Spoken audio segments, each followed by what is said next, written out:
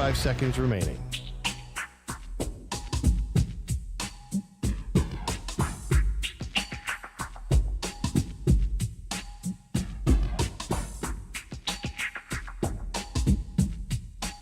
Seconds remaining.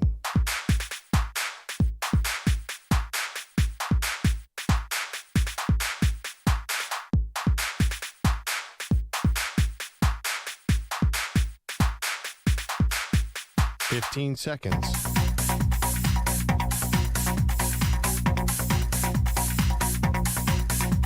Break ends in 5 seconds.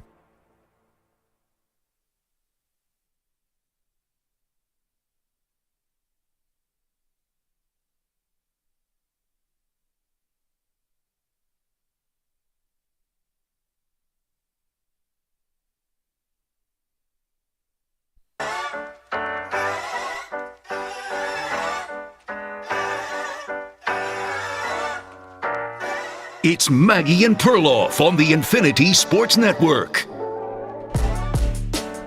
We've come to this portion of the draft process. We're hours away from the first round kicking off, so we are dissecting every part of these draft prospects, Perloff, including the character of Caleb Williams, who is going number 1 overall to the Bears tonight.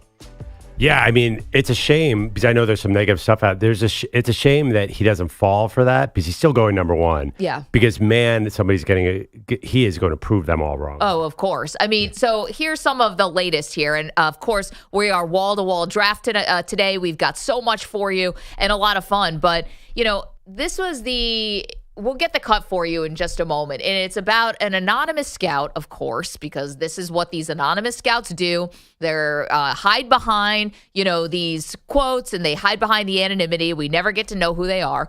But they see something, and they question it from a guy. And, of course, this is Caleb Williams and him crying after a loss by USC this year. And that is coming back around because Caleb Williams is going to be the number 1 overall pick. So the crying, painting his nails a certain color, all of this has now led to like a behind the scenes sort of questioning of his character.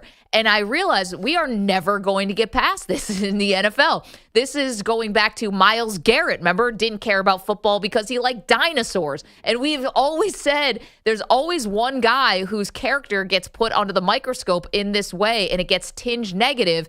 And for Caleb, this is all coming up right as the draft is about to kick off. Well, I know, but the key lesson here, Myles Garrett went number 1. Nobody really cared. And I don't think anyone cares about Caleb. I think 32 teams would take Caleb Williams. Do you think? I don't even believe this. We should play the quote because I do not think that there's a scout in the world who would not draft Caleb Williams number 1. Okay, so here is the quote from the anonymous GM who said this about Caleb Williams when he was crying and then went further. And I reached out to a guy who's really well-connected, a former scout, really well-connected across the NFL with GMs and front offices, and I was blown away by his reaction. What did the scout tell you that you can report? I hated it. Hated it.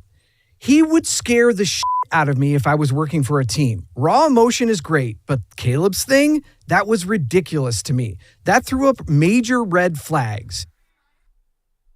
Okay, he goes on to say, so that's the crying and that's the red flags. And listen, Caleb got a lot of criticism after the crying because I think people were saying, listen, this isn't the first loss you've suffered. Things are going to be tough. You are going to incur losses. Why was the outburst of emotion that big at that particular time? And what's going to happen the next time you suffer a really tough loss? Are we going to be saying the same thing? It went on from there, though.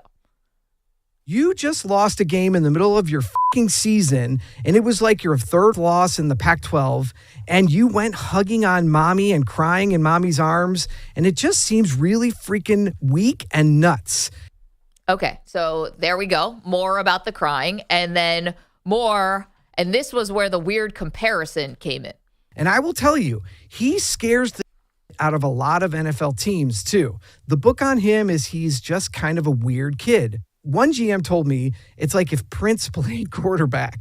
Prince played quarterback, and that was not meant as a compliment. That wasn't meant, oh, he's like a virtuoso who, is proficient playing 20 different instruments, and he's going to be an artist, not a surgeon. No. This was meant as a negative. Like, he's somebody who is going to be maybe, I don't know, flamboyant. Yeah. I don't know what the association you're making is, that he's a diva or something like that, where it's going to be a problem. Well, the whole thing is, what they're saying is he's not masculine. He would wear a purple frock on stage. Right. Blouses, right. Yeah, he would wear a blouse because he cries. He would go on mommy. I say that's all good and well. Like, if you generally, my rule is if you hear stuff like this, that means some team is putting it out there so they'll fall. But there's no reason. Caleb's been the number one. I'm telling you, 32 teams would take Caleb Williams number one. So this, to me, it's one, unfair to put this out there. It's stupid. And B, like, it's not going to affect Caleb Williams. Like, he's going to come out. There's never been a number one pick in a better situation. I don't think there's ever been a number one quarterback who's gone to a 7-10 team. Like, this is a celebration in Chicago. Yep. To me, I have no room for any negative on this guy. Did you buy into any of this? Okay, so I think that going after him about the crying and going after him about, painting his nails, that to me does nothing. That just is a generational gap, right? To me, that is maybe people from an older generation who were told, do not show emotion, do not express yourself in that way. And the idea of even painting your nails is probably even more foreign. And I kind of chalk that up to kids today, or what. That to me is nothing. Like, that wouldn't bother me even in the slightest. Now, the one thing you just said there, though, that I think is where people are going too far, is you're saying this is a celebration in Chicago. Oh, yeah. And a coronation. Big time.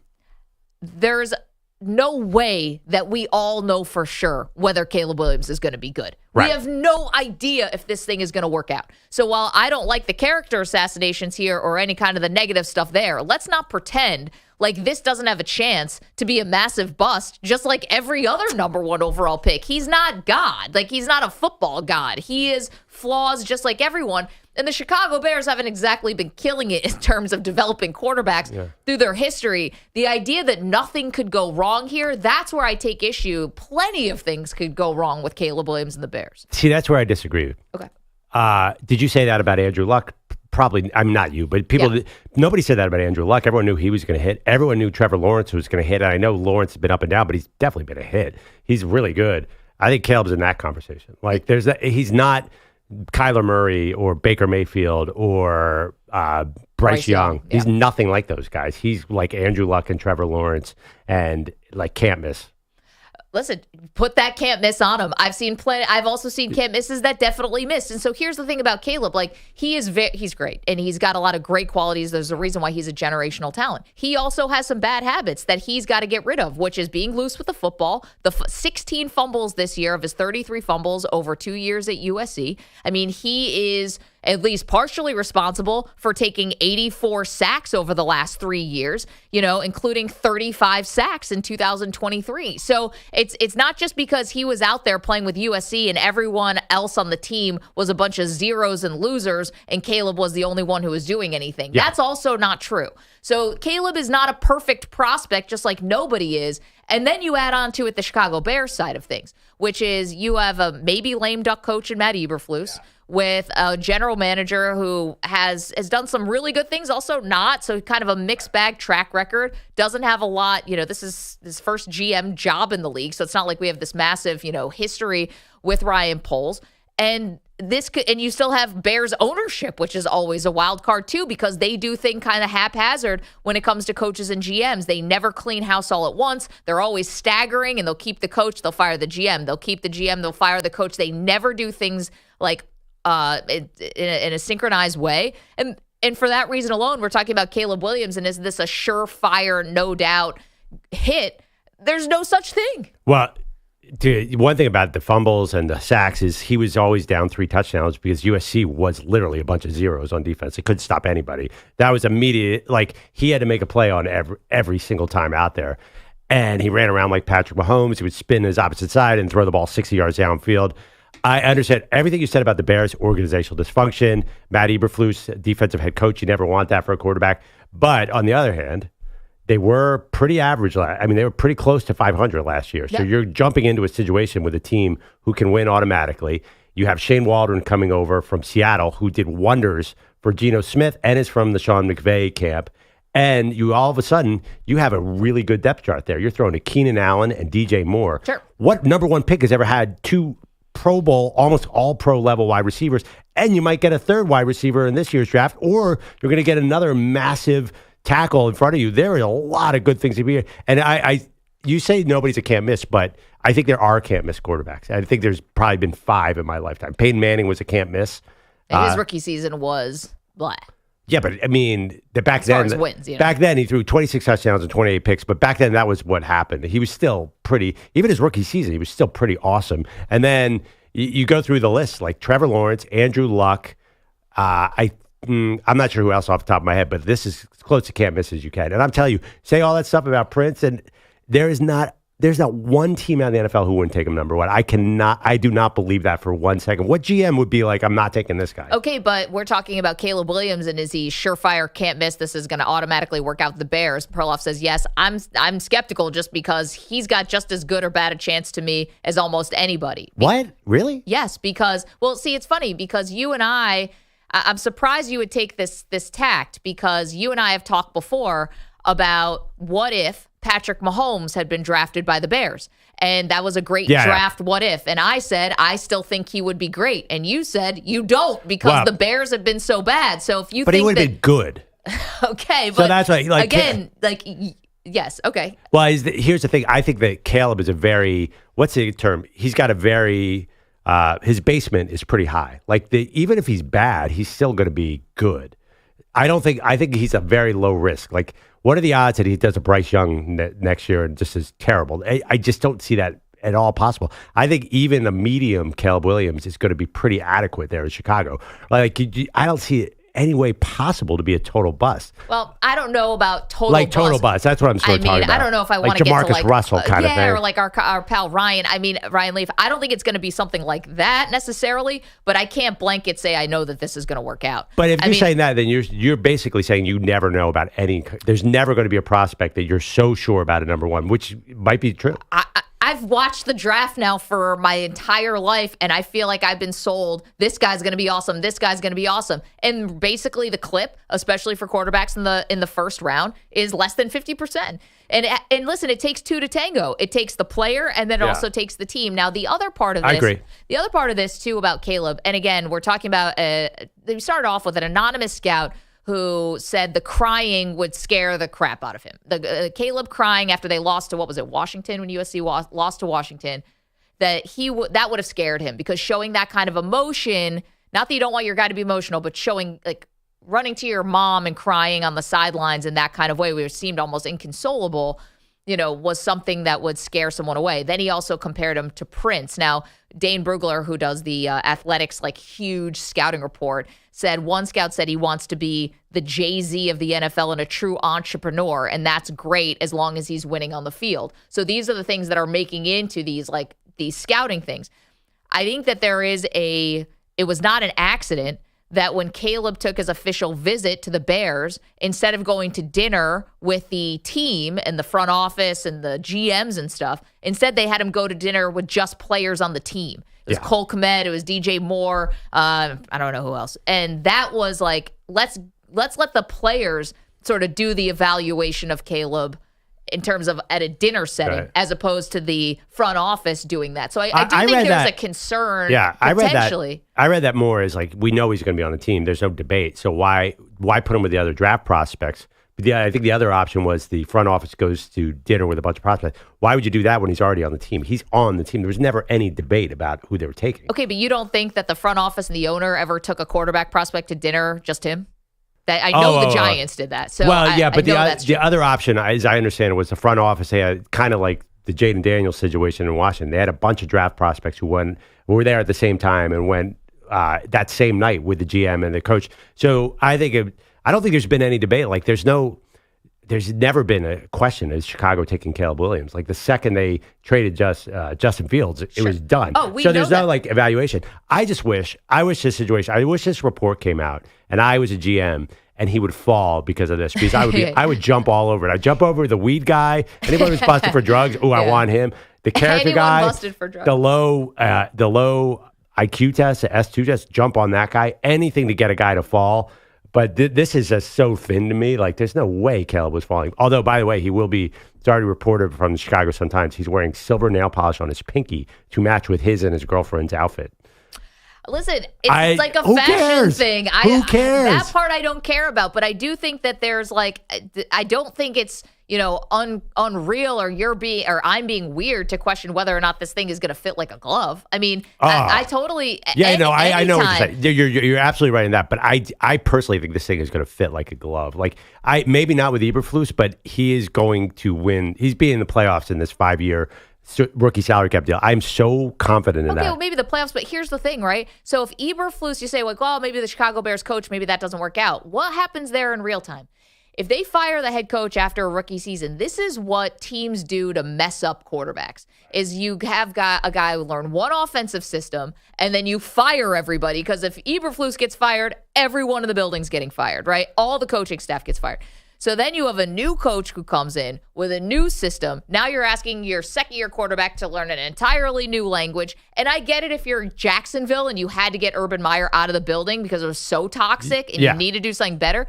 But this is, again, that's the sign of bad teams. That's how teams screw up young quarterbacks, is they keep putting different things on their plate every time and they never get comfortable. Yeah, so, I mean, listen, Justin Herbert is going to have a new coach this year. No one's worried about him. Well, he's now 4 years in.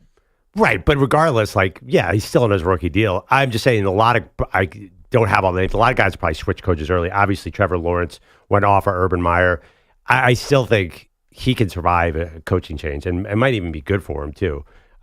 Just do 1 year with this Eberflus experiment. I think it's going to work. The only problem for me, is this, is the NFC North is so stacked. Yeah, it's good. So you're going to have to score a ton of points. But with that formula, I think he's going to have big stats because he's going to have to score a ton of points. They're going to be behind against Jordan Love and Jared Goff and whoever Minnesota gets. So I think it's going to be a great year. Chicago fan, every Bears fan I know, it's like today is Christmas wrapped up with everything else. They haven't. I mean, if you're a Chicago Bears fan, you haven't seen a good quarterback since Jay Cutler? Ever? Cutler, if you're old enough to remember Jim McMahon, but that really wasn't that kind of offense. And he wasn't even that good, right? So Sid Luckman, if you're 100. If you really are one Is of it our Sid older Luckman or listeners? Sid Gilman? I can't remember which one of those dudes. I think it was Sid Gilman. No, you had it right the first time. Oh. But I think that this is where we're going to disagree. You think there's like a 0 chance that this doesn't work, and I think that's crazy. Let's go to the phones, 855-212-4227. Shad's in Iowa. He's got a thought on Caleb Williams. Good morning. Good morning. How are you today? We're good. Haven't heard from you in a while. How you been? I've been trying to call, but no one be answering. Oh, that's on us. Okay, Shad, what's on your mind? But hey, well, Caleb, look, Caleb's going to be a bust. I got 4 reasons. Okay? Give us your best Number 2. 1, my best 2? Yeah. The fact, first of all, the division that he's going to. Okay. They're going to be 4th in that division. Mm-hmm. And the second thing, well, and I won't even talk about the USC quarterbacking thing, but the second thing is going to be you have a lame duck coach. Yeah. Which means after this first year, they don't go off the charts with him. They're gonna retread coaches, and he's gonna go through that coaching cycle thing where they're gonna be bringing in new coaches and new coaches. Yeah, I like to call this the Alex Smith. The Alex Smith who had 5 different offensive coordinators, I believe, in his first 5 years in the league or something crazy. It's not good. No, it's not. And I don't think it's going to be good for his development at all, especially in that division right now. He's going to be behind the 8 ball, and I don't think he's going to be able to catch up. Not on that team, not with Chicago's track record. Thank you so much for the phone call, Shad. See, the division part of it, that doesn't scare me as much. Well, I mean, the Vikings might be down a little bit. I'm not worried about the Vikings why would right the Lions now. and Packers not scare you? They do, but I've got 3 wild card spots. Like, if I really am good, it's the NFC. Let's not pretend the NFC is the AFC. I'm still competing, and I think in year 1, I think you just want to see, what does this look like? Does this look good and competent? If you don't make the playoffs year 1, no one's going to look at Caleb Williams and be like, wow, what a bust of a pick that was. No, it's going to really depend how it looks. Right. I mean, that's the thing. He's going to Chicago. It's not a get to the Super Bowl or bust expectation. No. He's just got to have positive stats, I think. Okay, could I sell you on one idea that I think can get you over here? What if they trade up from 9 to 4 with Arizona, give up a future first, get Marvin Harrison Jr. Wow. You're telling me Caleb Williams throwing to Marvin Harrison Jr., DJ Moore, and Keenan Allen, and you're still saying potential bust? I mean, what more of a sure thing can I do for you, Maggie? Is Marvin Harrison Jr. going to be great? Yes, of course he's going to be great. And the other thing, too, is Caleb can run. Don't forget that. He's got that superpower. As long as he stays healthy, he is going to be good at some point this season.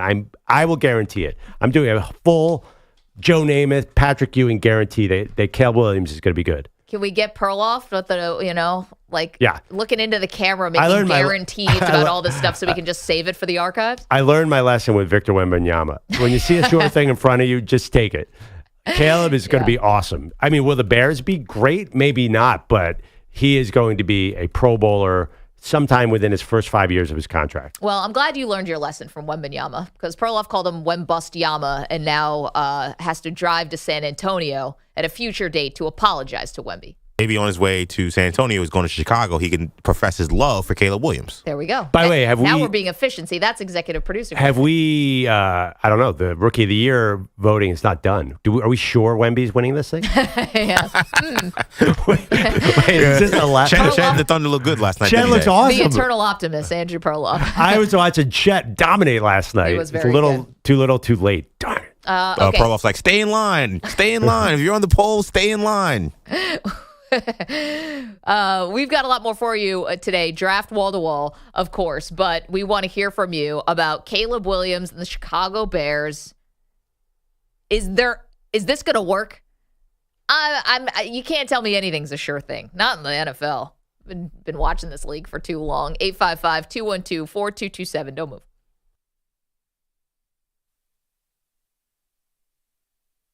You're in a 5-minute break.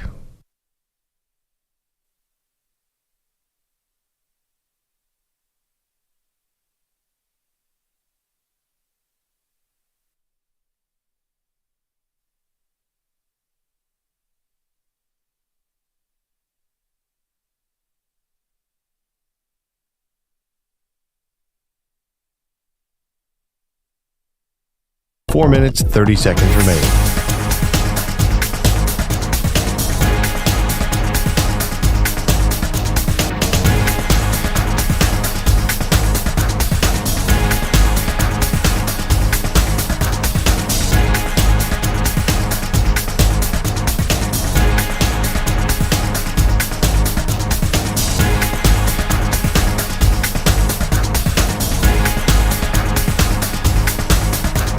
Four minutes remaining.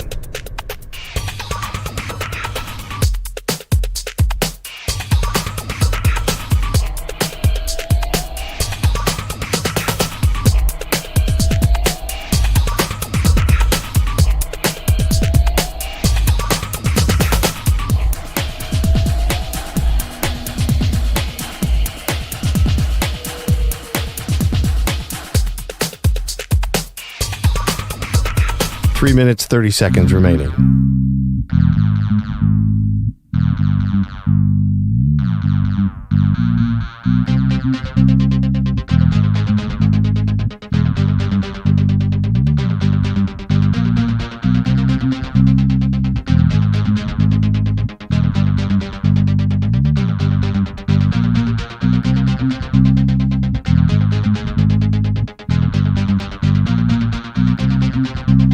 Three minutes remaining.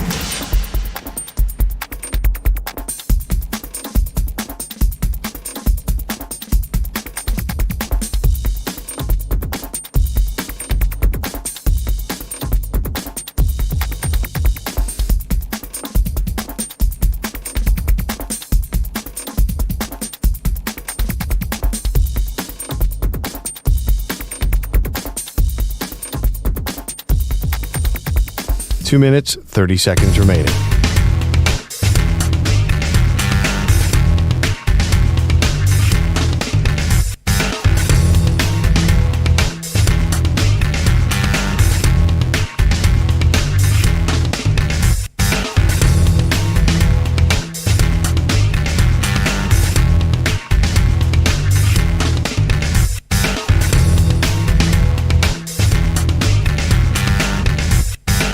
Two minutes remaining.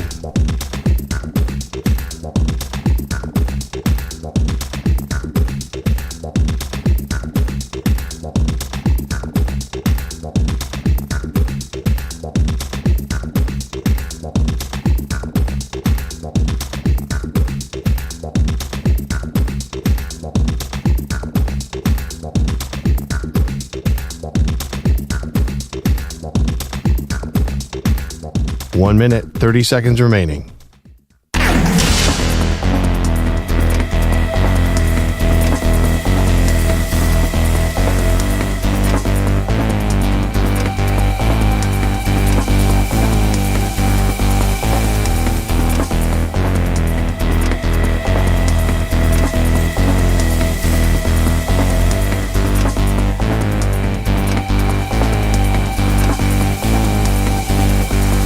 One minute remaining.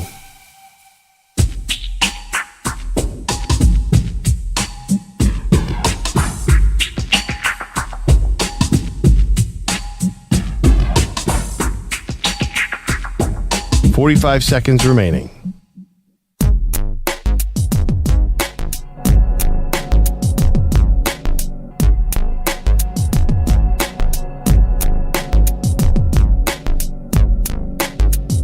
.30 seconds remaining.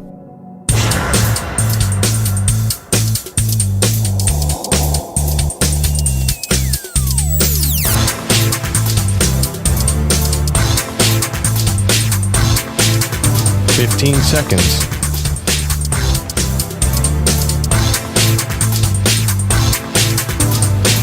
Break ends in 5 seconds.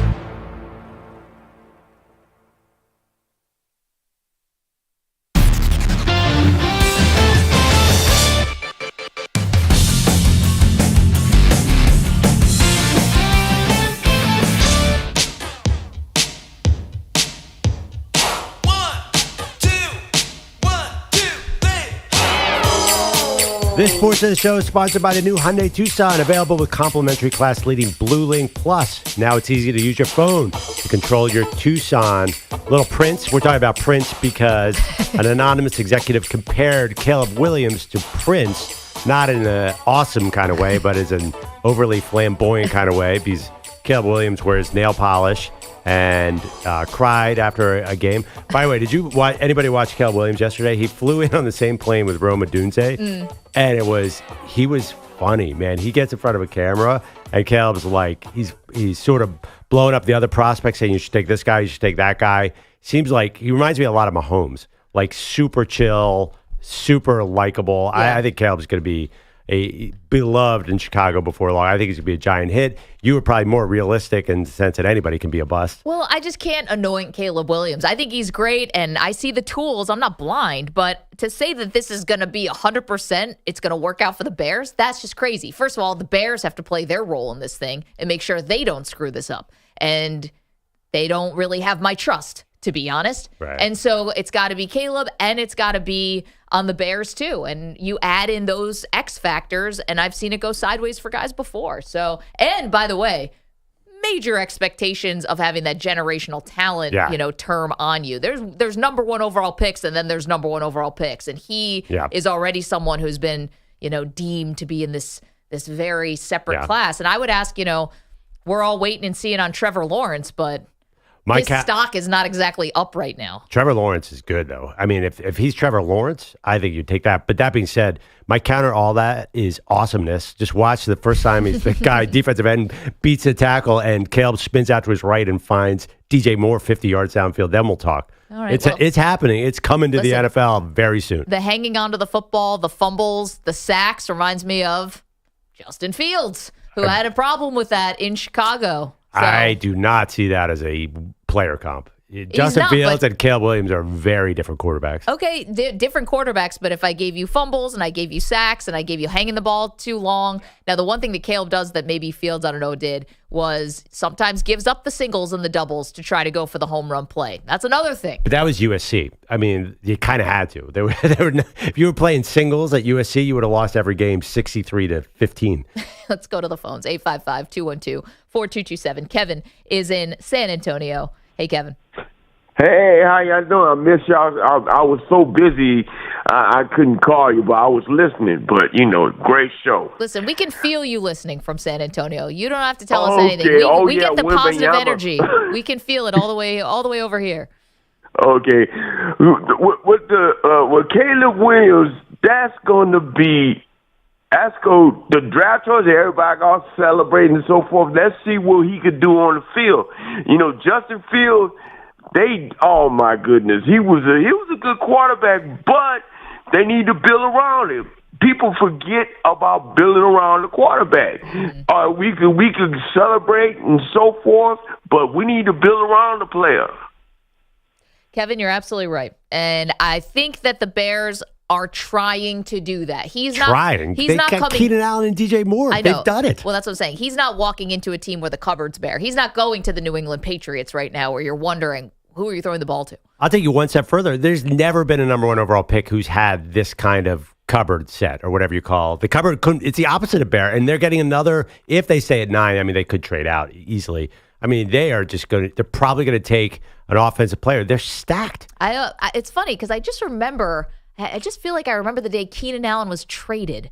And I feel like Perloff said something like, he's 31, he should be taken to the woodshed and put out of his misery or something like that. Yeah, no, that's Keenan Allen's not going to pay off. But wait till they get Rome Odunze tonight, or if they get Malik Neighbors tonight. I mean, it is going to be. I do like DJ Moore. It is a good spot.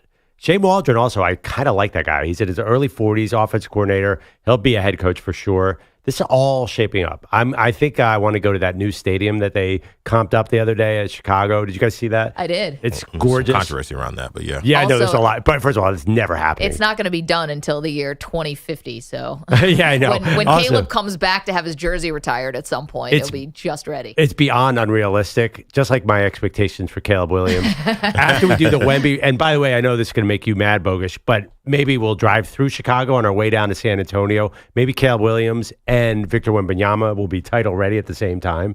Because everyone knows to get to San Antonio, you have to go through Chicago. When you're leaving from New York, I don't know if there's any other way. And did you hear the "we" that he just slipped in there, Bogusch? No, I'm not listening anymore. I'm not getting my hopes up. Nothing. I'm not reading between lines. It was. You're afraid he's going to rip it away from you at the last minute. Not getting hurt again. Just Perloff pulls up with the car. You're there with your suitcase. You go to reach for the handle of the door. It's locked, and he just drives away. Yeah, no, it's on the table. My bag is packed just in case. But up until that moment, I'm going to be as strong and as closed as possible, so he can't get to me. Amazing. Let's get to your update, and then we'll get back to the phones. We see you guys. Go ahead. Here come your headlines, sponsored by Progressive Insurance. Drivers who switch and save with Progressive save nearly $750 on average. Call or click today and find out if we can save you hundreds on your car insurance. The Boston Celtics might be playing their first important basketball games of 2024, and it showed in Game 2 with the Heat. Cross the timeline in time for Caleb Martin. Gets it to Tyler.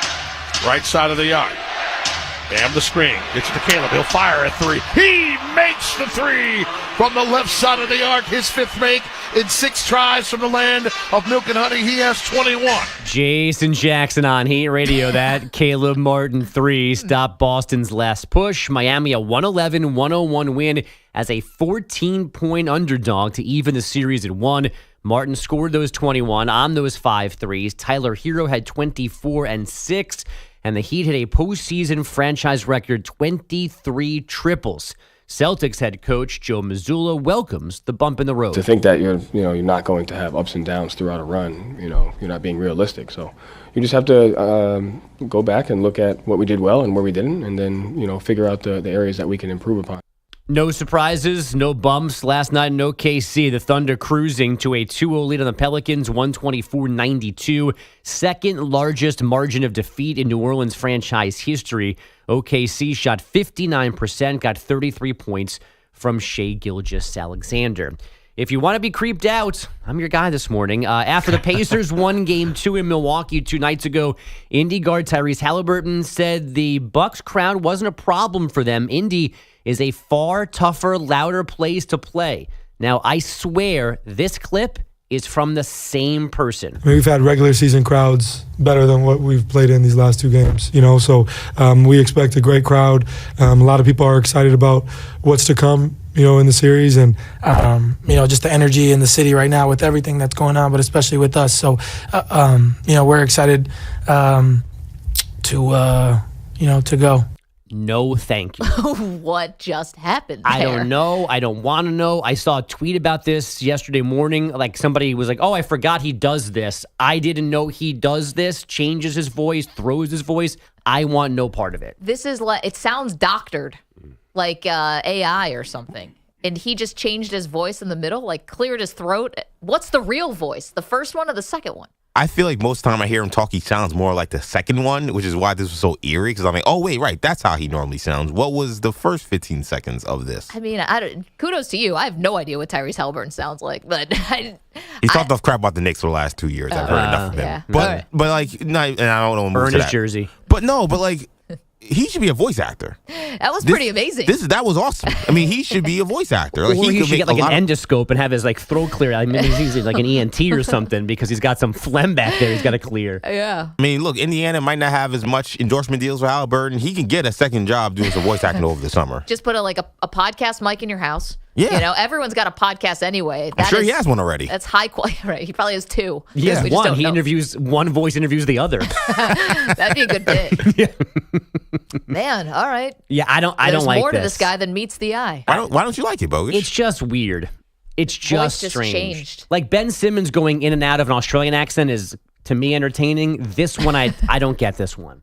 I like it, and again, I'm not someone who loves Haliburton, but I like that you're able to have fun with stuff like. I think he's clowning us. I think that's what he's doing. I don't think he did that on purpose. I think he cleared his throat, and then all of a sudden he was a different person.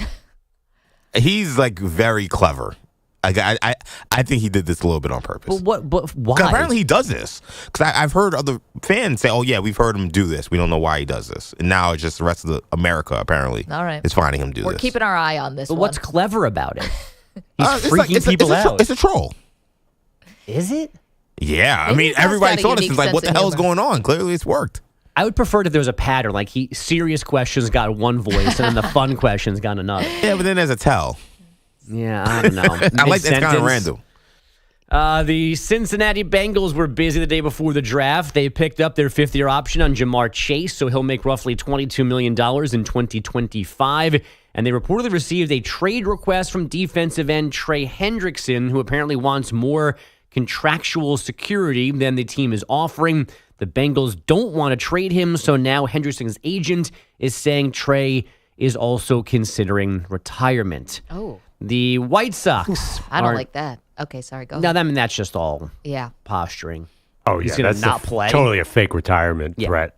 I will say though, I mean, You're trying to get a long-term deal by threatening retirement is a really weird strategy. it is weird. Also, he's a dog, so I mean, even if this is a short-term situation, the Bengals better get this title pretty soon. Like, Higgins may be gone soon. Now Hendrickson may be gone soon. Burrow's great, but he can't lift a whole team. I don't know. He needs some guys. This is what happens when you pay your quarterback a gajillion dollars. Sure. Joe Burrow said his window is open forever, right? Or He did something say As that. long as he's playing, As long yeah. as he's playing, he did say that. Yeah, I mean, listen, what you're saying is right, but I would count out Joe Burrow. It's Trey Hendrickson. They got Joe Burrow quarterback. They're I gonna be know. fine. Who's been healthier though? Bogusch, yes. The White Sox are now 3-21 after a 6-3 loss in Minnesota. But let's not forget about the Rockies. They're 6-19 after a 5-2 home loss to the Padres. Colorado has trailed in each of those 25 games. Only the second team who can claim that since 1900s, trailing at least a little bit in each of your first 25 I am offering games. my services to the Rockies. They don't want it either. To be a free GM for a year. Free GM for a year. Thank you. It'd be funny. Hear. It'd be funny if it was this is like a movie, like a Brewster's Millions kind of thing, but a reverse. Like they hire Pete. No, it's more like the plot from Major League. Can they hire Pete to make the team worse than it currently is? And let's see if he can could they be any worse?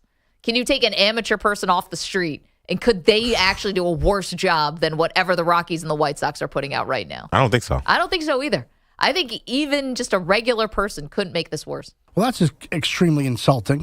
I'm just sorry. Did I call you regular person? I'm sorry. Let's take this ham and egger off the street and make him the GM. I was offering my services to make them better.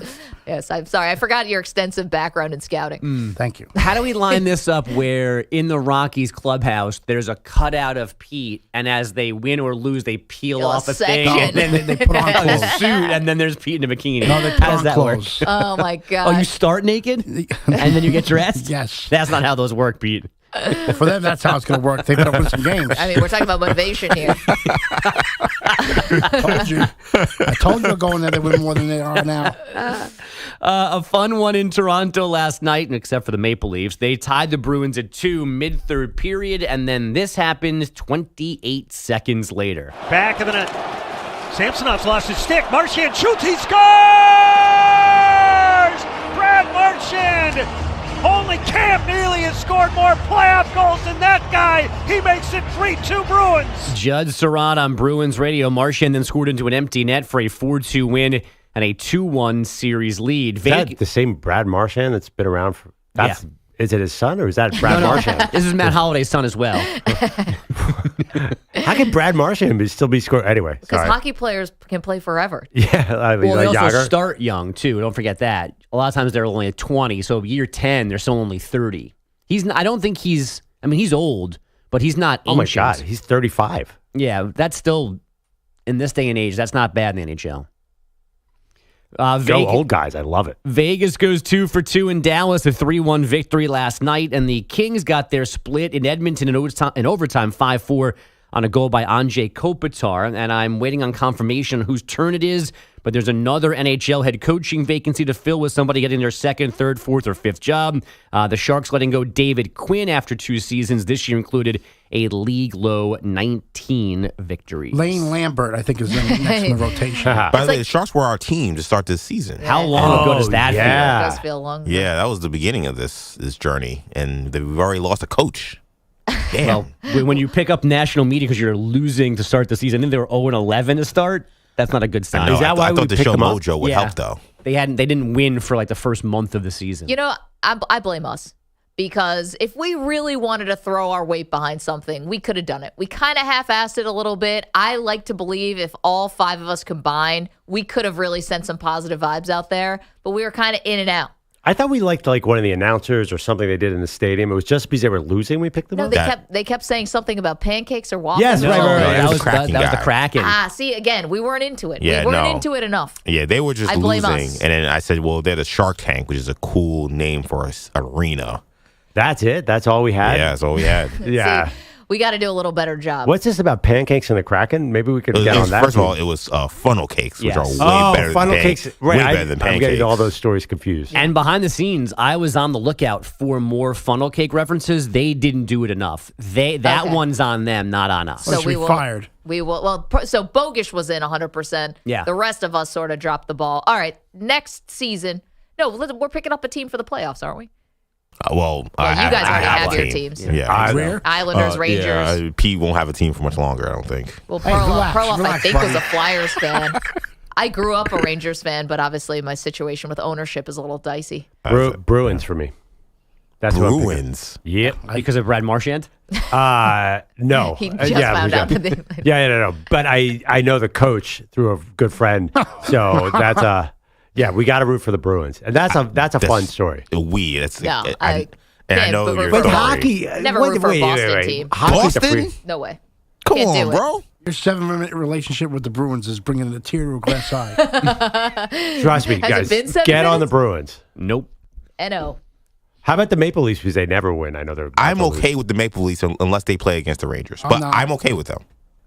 Love How about the John fact that they have Tavares. an American star, Bellotti? Do anything for you? No. Well, the fact that they get eliminated does a lot for me.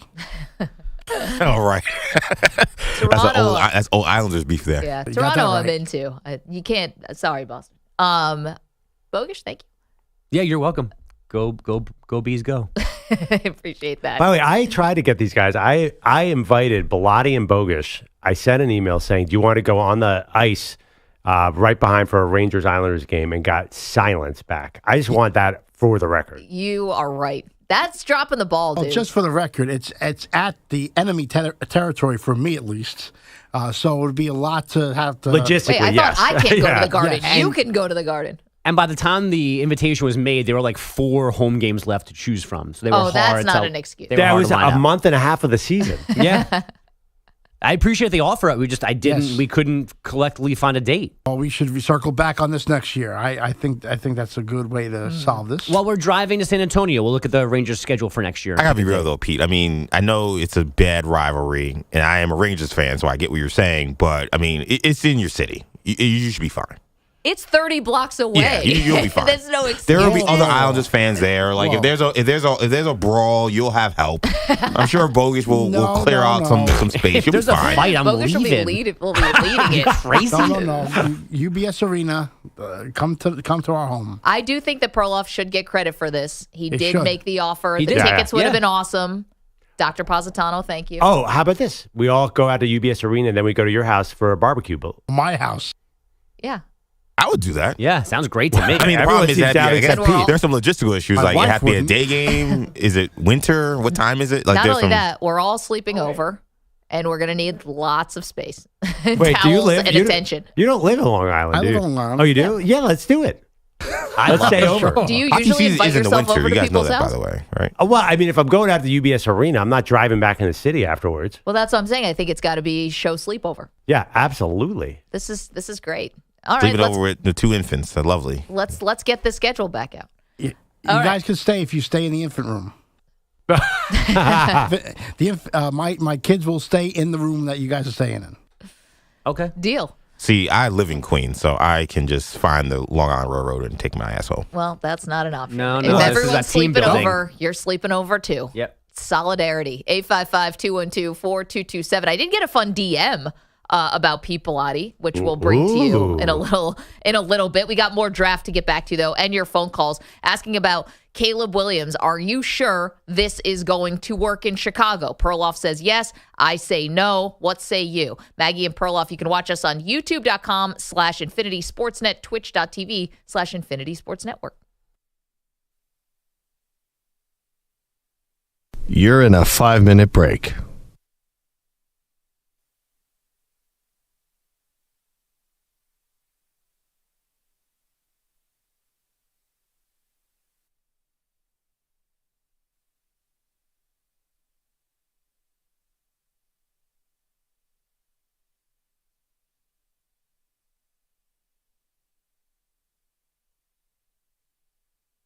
Four minutes, 30 seconds remaining.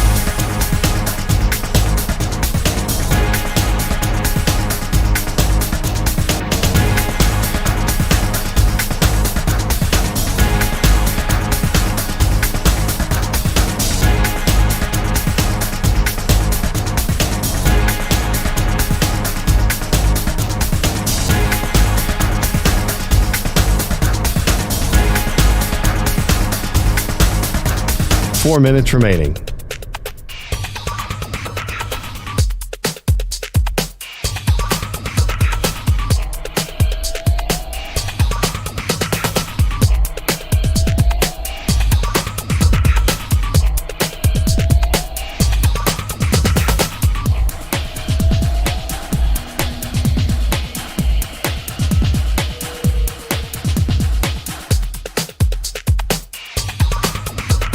Three minutes, 30 seconds remaining.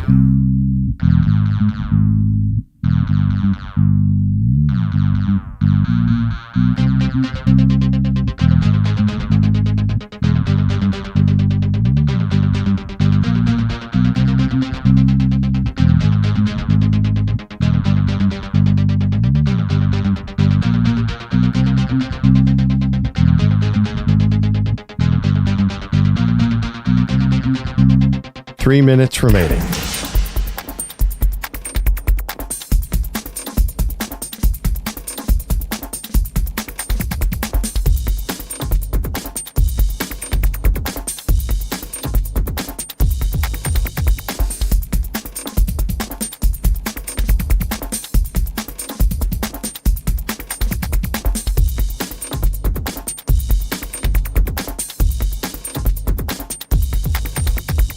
2 minutes, 30 seconds remaining.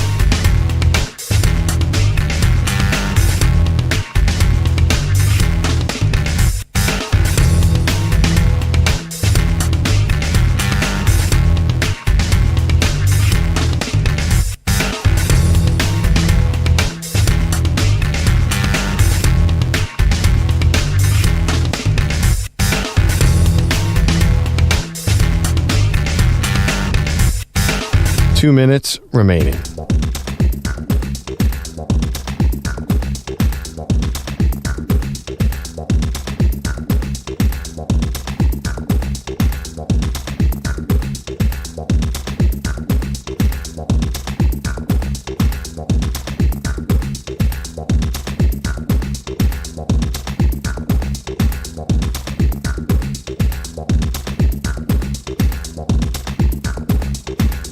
One minute, 30 seconds remaining.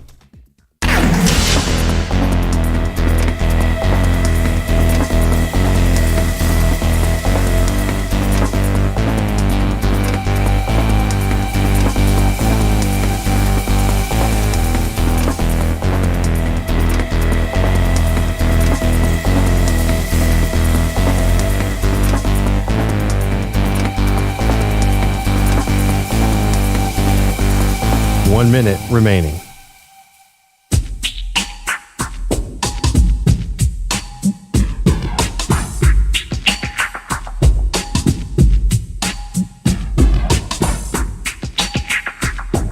$45 seconds remaining.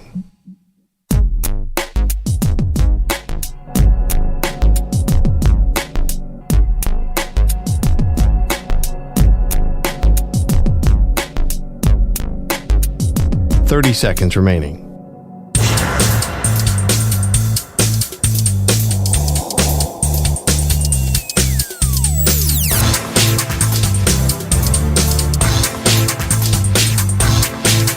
$15 seconds.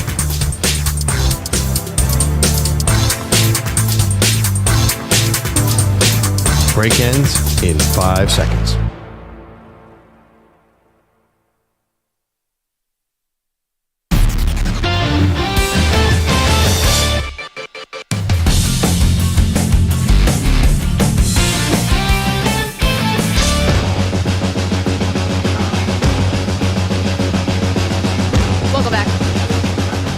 Andrew Perloff, NFL Draft Round 1 gets underway tonight. We're asking about Caleb Williams. Is it a sure thing this is going to work out in Chicago? Perloff says yes, it's going to be hit the ground running awesome. I have my concerns. Michael is in Indianapolis. Joins us now on Maggie and Perloff. Good morning, Michael. Good morning, Maggie and Perloff. I dig your radio show. Thanks for taking my call. Thanks for making it. What's on your mind? My question is about, it's kind of about with Caleb Williams and all the other new players entering the NFL tonight, that are going to get drafted.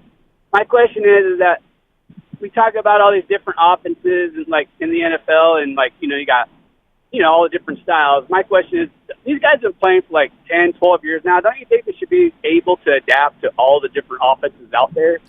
Oh, that was I see what you're saying. My question. Yeah, so like how, thank you for the call. It's an interesting point. So how like, we were talking about this is a way that teams can ruin young quarterbacks is when you're constantly changing coaches and offensive coordinators and you got to learn one system, then learn another system.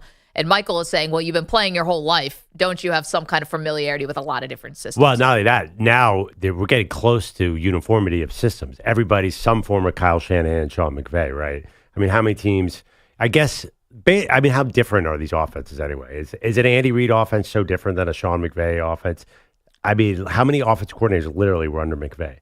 No, Like, I get that, but there's definitely differences in college. I mean, what J.J. McCarthy was running is definitely different than what Jayden Daniels was running. I mean, some guys never go under center their entire college career. Most guys never go under center. Or J.J. McCarthy is under center all the time. Right. Huge adjustment. But basically, a lot of NFL offenses are now very, very similar. I mean, they're all kind of some form of a McVay coast offense. Yeah, I guess this is what I would say. I think this is universal. I think the teams that adjust their system to their quarterback are the best ones. Like kind of like when Cam Newton got to Carolina, they took some. Yeah, but I don't think you even need to do that anymore because the systems are way. basically NFL has become a lot like college. Like people are spread everything out, RPOs. Like I just don't think that it's not like it used to be. I feel like everyone's very close. Okay, but you want to know what else is happening? Scoring's down. And the defenses are in some ways catching up to some of these offenses and how it's because there's so much, these coaching trees are so spread all around the league, it does create a uniformity in some ways, and then it becomes easier to predict for the defenses. So then you're always trying to tweak it and tweak it and tweak it.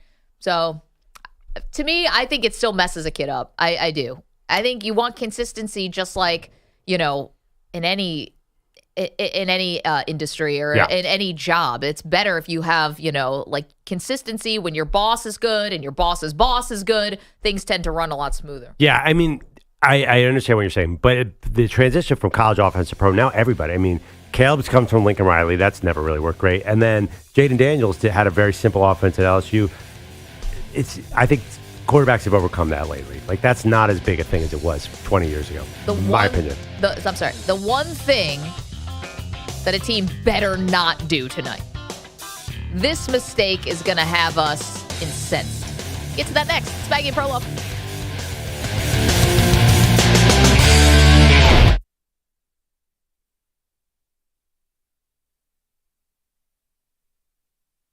You're in a 5-minute break.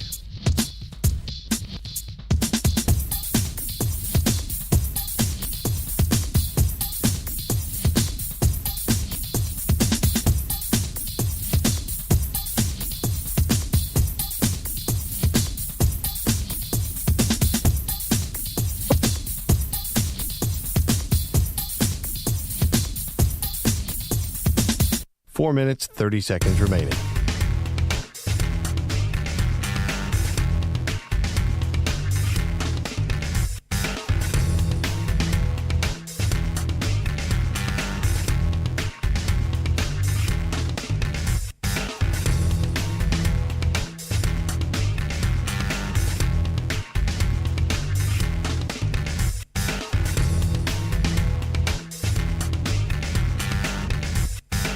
Four minutes remaining.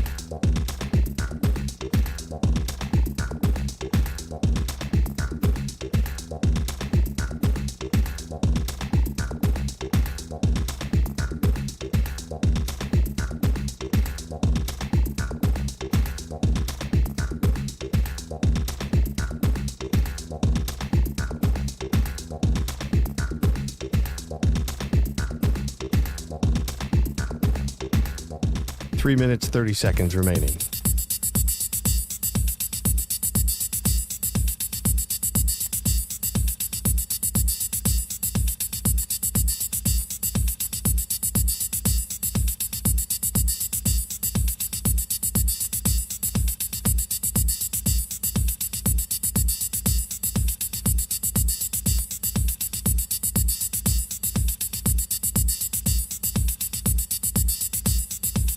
Three minutes remaining.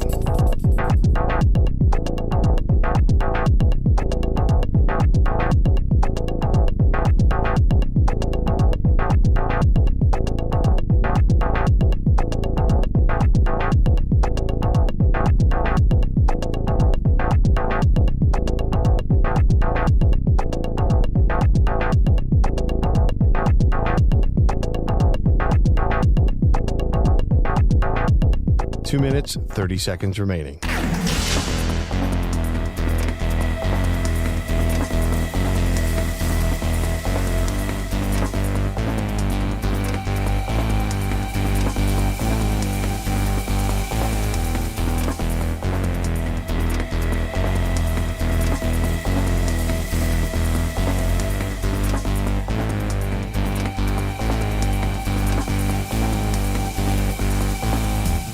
Two minutes remaining.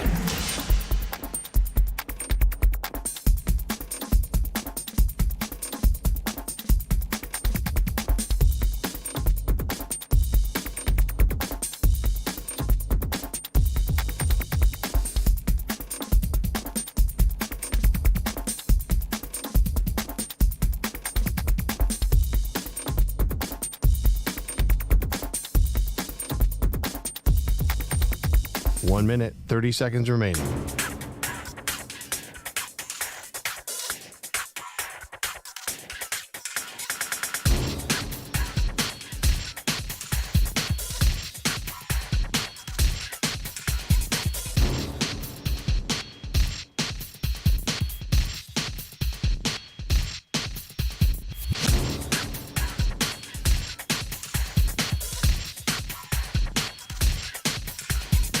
1 minute remaining.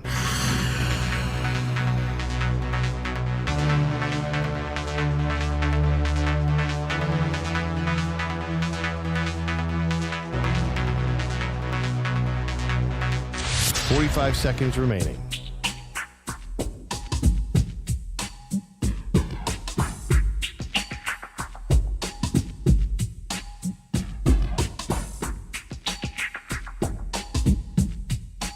Seconds remaining.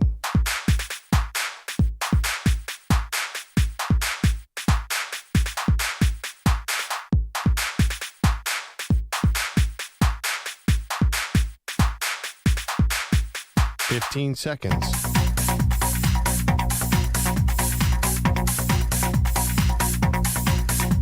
Break ends in 5 seconds.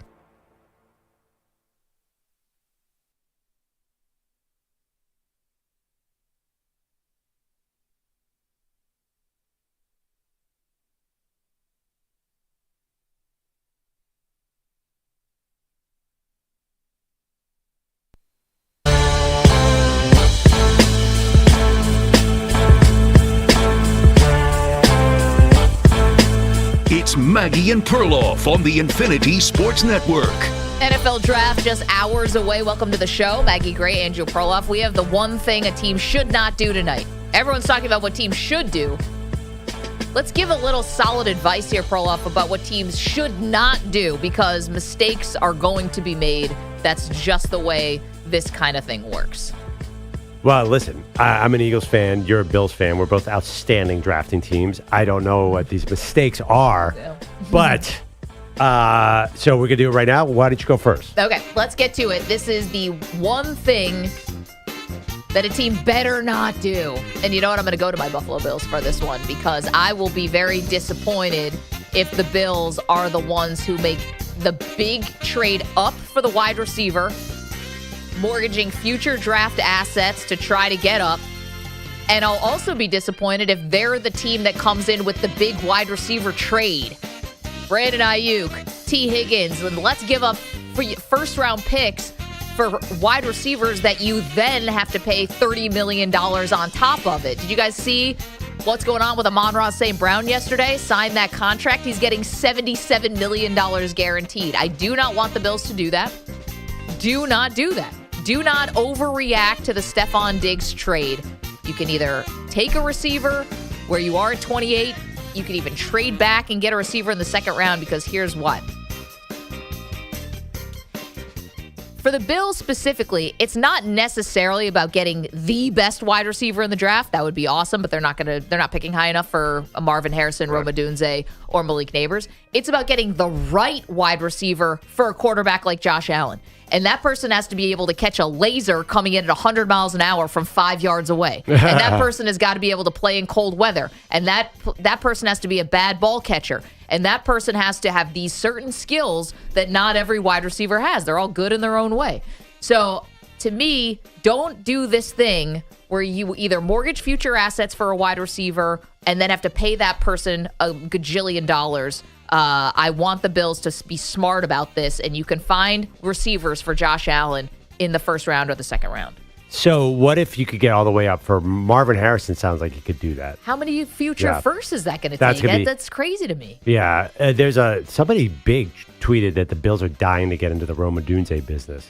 No kidding. But at what cost? Because here's the other thing. I understand what you're saying. There's, when you pay your quarterback, and everyone around the country, if you have a quarterback that's expensive, you understand what I'm talking about.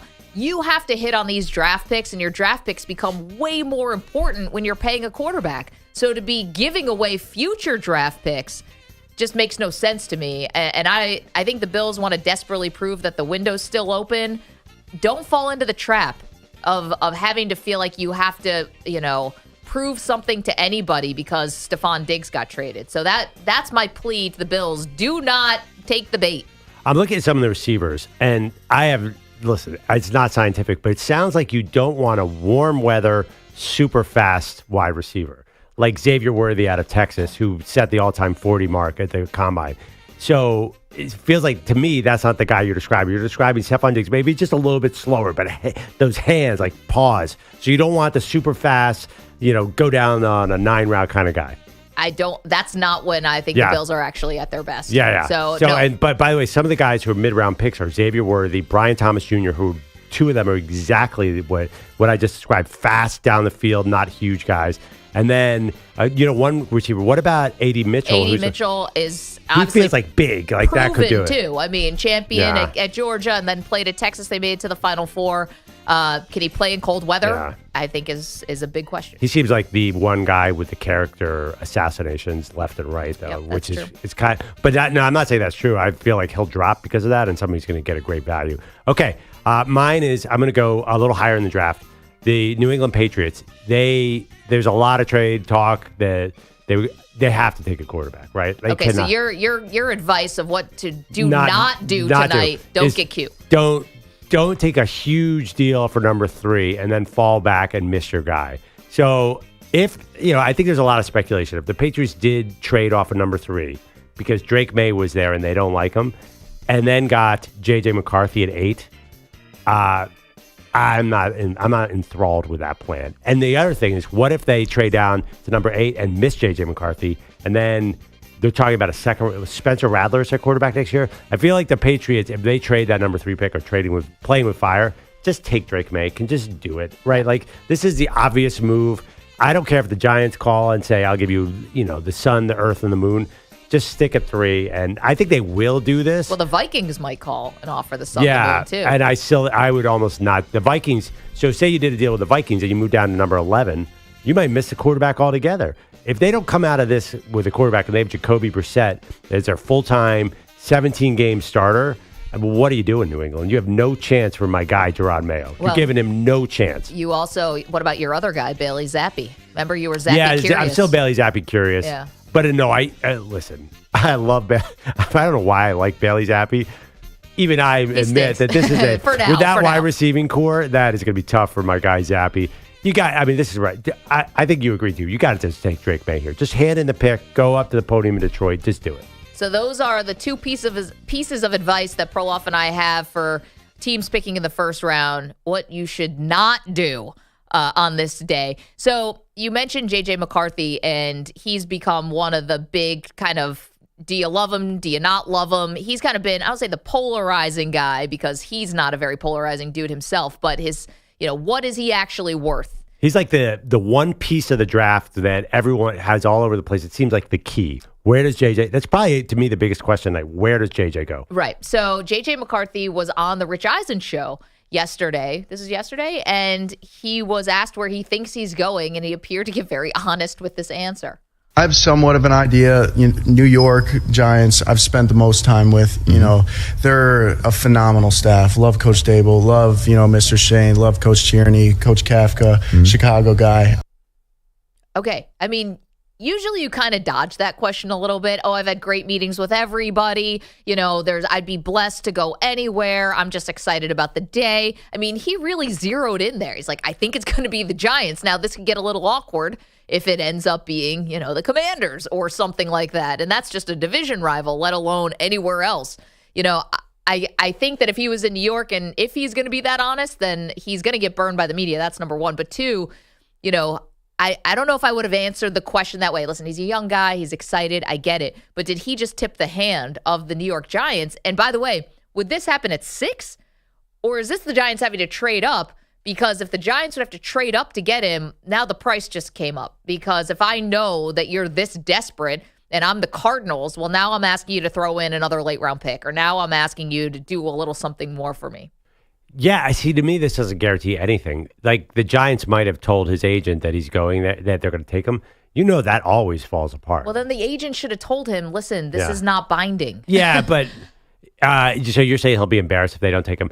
The funny thing, too. Especially, say he falls. Say he keeps falling and the Giants don't take him, and say there's some world where J.J. McCarthy is the new Aaron Rodgers and he's sitting in the green room into the 20s. Now that's going to look really silly. Well, okay, so you look at mock drafts, and of course, there were guesses, but Peter Schrager always gets the Giants right for some reason. Yeah. He has him taking, he knows full well, he put it out this morning that J.J. McCarthy said that, and he put Malik Neighbors, the LSU wide receiver, there. So to me, that says, ooh, it just makes so much sense for me to to me that they take a wide receiver because you got Daniel Jones and you're paying him $40 million this year. Why are you bringing Daniel Jones 2.0? Because you're going to need, whatever you get the quarterback, you're going to need a receiver. The receivers stink. Yep. So to me, I just think there's so much logic that even after hearing that, I'm like, oh, I don't know that they're taking him. I really don't believe it. We're talking about J.J. McCarthy basically came out of Rich Eisen and said he thinks he's going to the Giants. Never underestimate the Giants' ability to keep drafting Daniel Jones over and over again, by the way. Never underestimate that. They are always looking for the next clone of Eli Manning. Like this is, if you can talk like Eli and you can give a vibe like Eli, you will be winning major brownie points in that building. I know that from firsthand experience. Right, but they also want to draft Odell again, and that's what Malik. I mean, the parallels are crazy to me. Malik Neighbors, the speedster out of LSU, is literally the same exact thing as Odell Beckham. So I think they need another Odell more than they need another Eli. I totally agree with what you're saying, but I think there's a lot of logic to the receiver. So the one thing about the Giants, they are, to me, we talk about teams that are desperate for quarterbacks right now. We talk about the Vikings, and we talk about the Denver Broncos, and maybe the Saints, or the Raiders, and maybe the Saints, but less the Raiders. Teams that are desperate for quarterbacks going into tonight, I think the Giants are right there. I do think they're like desperate. The Patriots? Yeah, kinda. Because here's why. Daniel Jones is coming off of an ACL injury and has previously had a neck injury that has kept him out for more than half a season. He is a runner. He's a runner. I mean, and he gets hurt when he runs. He has not been able to protect himself. That's been proven now. We have a long track record now with Daniel Jones getting hurt. So to me, all right, you brought in Drew Lock, I guess, behind him, and you still have Tommy DeVito there and Tommy Cutlets, but you do need a quarterback. And that contract that they signed Daniel Jones to, while it was the eye-popping number of $40 million, this is basically the last year of it. So I don't want to go into next year when I literally don't have anybody and think, oh my gosh, I've got to get a quarterback in a class that's not projected to be as good as this one. Yeah, I hear what you're saying. I just think they are more desperate for wide receiver. I mean, here's the starting: Darius Slayton, Wan'Dale Robinson, Jalen Hyatt, and they got your guy Isaiah McKenzie. I mean, that's bottom 3 or 4 in the league, a receiver. So you bring in a quarterback, it's like a Bryce Young situation in Carolina. You're totally screwing him over, and he probably won't play this year anyway. Now, EJ thinks the Giants are using J.J. McCarthy as a pawn in the 3D chess that they are playing with the media. Yeah, this is potentially. I mean, I don't know if it's brilliant because I don't know if J.J. McCarthy is going to work in New York, but this is actually potentially brilliant work by both J.J. and the Giants. Because if J.J. is willing to go out on a national publication and say, I know I'm going to the Giants and I love their coaching staff and I love their guys. They got Chicago guys on the staff. This is great. That's where I want to go. Well, won't that make it a lot harder for another team who may already kind of be on the fence about this guy? I mean, the guy threw for 2,500 yards in college last year. Maybe a little harder for them to say, hey, I'm willing to trade up for a guy who's willing to go on national TV and say he wants to go somewhere else. Mm-hmm. So if you're the Giants, you say, hey, go out there and say you're going to be a New York Giant. So we don't have the Vikings or we don't have the Broncos, one of these teams going up there to trade up for you and letting you fall right to 6. He ain't going in the top 2, probably ain't going in the top 3. Let him fall right to 6 and we don't got to give up nothing. Right. I think that this potentially could be a genius move by the Giants. But if you're the Broncos, I don't think they do, but if you're the Broncos and you want J.J. McCarthy. What do you care? Wouldn't you trade up to 4 because of what he said? I think it's the opposite. No, because I think because it works the other way. I'm sure J.J.'s people behind the scenes could be telling Denver, look, man, he wants New York.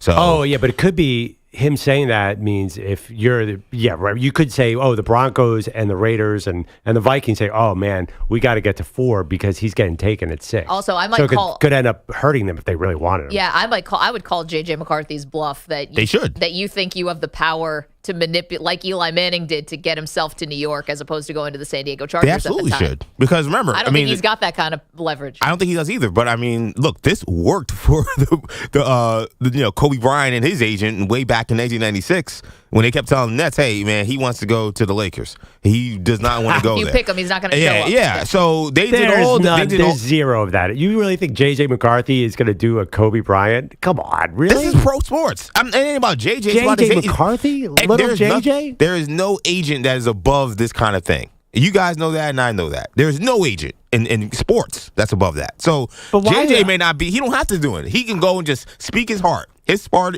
is that he wants to be a New York Giant. Right. He didn't bash those other teams. He didn't say anything about anything else. He just said, I love the New York Giants. Yeah. And that's where I think I'm going. But it makes no sense. Why would anyone want to be a New York Giant? The team stinks. It's New York. He would definitely want Minnesota. The New York Giants are one of the premier organizations in the NFL when it comes to image, when it comes to it's more than the Minnesota Vikings. I'm sorry. No, I think that at one point was true. I don't think that is true right now for the Giants. Now, there's like the legacy franchises that are always be, like the Steelers and the Green Bay Packers and stuff like that. I think the Giants at one point were on that wall, and they've just been god-awful franchise lately. They've been just like everyone else. They're cycling through head coaches. They're not able to find a successor to Eli.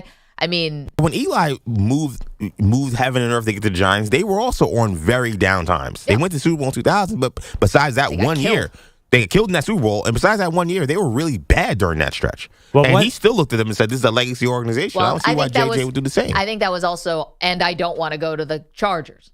I think there was two things. Right. There. Do you want to go to the Broncos or the Patriots right now? Well, I don't want to go to the Patriots.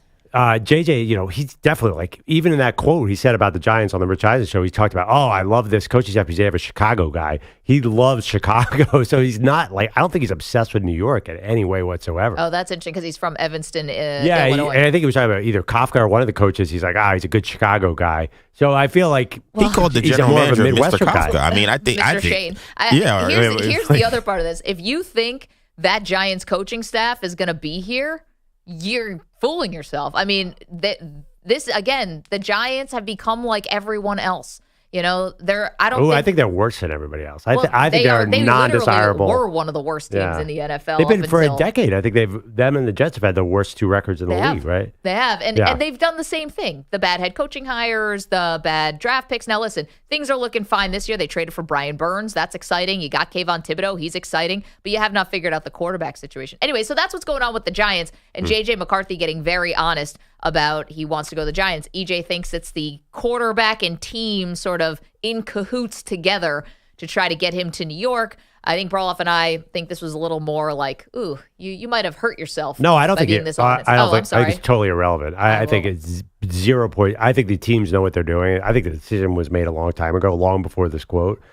I don't think the Giants probably see this and probably laugh at it. You really think I think it has no impact whatsoever. Maybe I'm naive, but I think the Giants already made the decision long before JJ made this call. And honestly, I think they still could go receiver. I understand what you guys think their core. I think they have a little crush on Daniel Jones, which is weird to me. I think they still. I think they can't let. They can't let that guy go. I think they secretly want him to succeed. They can't quit that guy. In the chat, YouTube.com/Infinity Sportsnet. Twitch.tv/Infinity Sports Network. Of course, you can always download the absolutely free and crystal clear Odyssey app. It's a beautiful user experience. It's awesome. We would not steer you wrong on that. Also, SiriusXM channel 158. But our pal Daly is in the chat. He said, this Vikings fan is still wondering, does McCarthy equal Christian Ponder? Got a huge Ponder vibe out of him. And by the way, Bo Nix looks exactly like Jake Locker. I know you got the Jake Locker, Christian Ponder, like Blaine Gabbert. Physically or his hair, face, he got the same haircut. He's got the same haircut as Locker coming out of. So basically, in that draft that he's talking about, Locker went 8 to the Titans. Blaine Gabbert went 10 to the Jags, and then Christian Ponder, they needed a quarterback, went 12. And then my guy Andy and Kaepernick went in the second round. But this does feel a little bit, you're of this school that maybe teams are overdrafting quarterbacks because they need a quarterback. Definitely. And maybe I'm the opposite school. I think these guys are so much better than, say, the Mac Jones draft. These are way better prospects than Mac Jones and Justin Fields and Trey Lance and Zach. We've seen so much more of these guys and Zach. It's going to be 4 Pro Bowlers in this. I'm telling you, I know that sounds crazy. There are 4 Pro Bowlers who are about to be drafted tonight, Maggie. Okay, well, as far as how many QBs are going to be taken in the first round, that is of very special interest to this show specifically because there is a show bet on the line. Got a little update to that show bet and who is going to be running the gassers with Pete Bellotti at the whistle. Get to that next. 855-212-4227, Maggie and Perloff.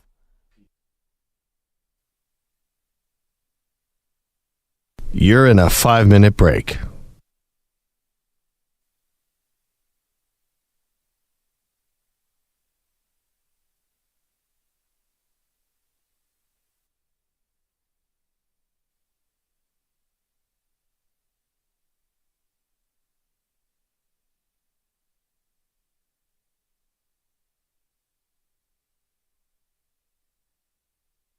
4 minutes, 30 seconds remaining.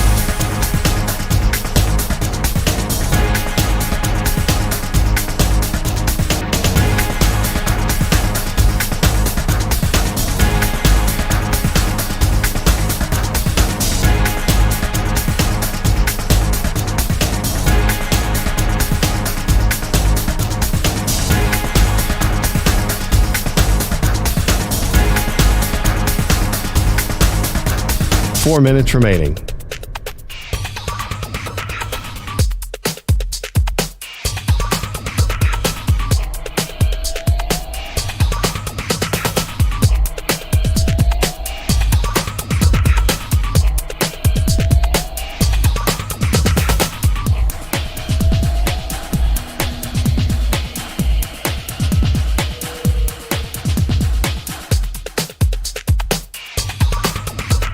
Three minutes, 30 seconds remaining.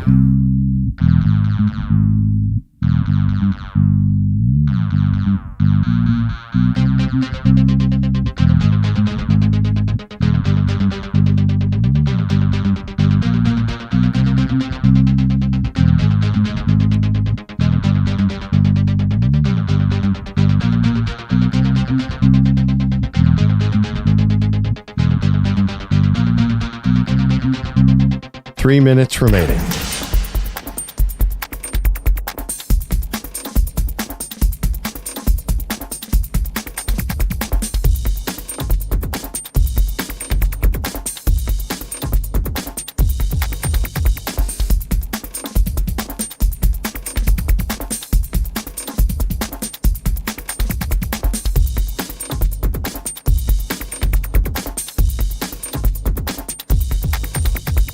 Two minutes, 30 seconds remaining.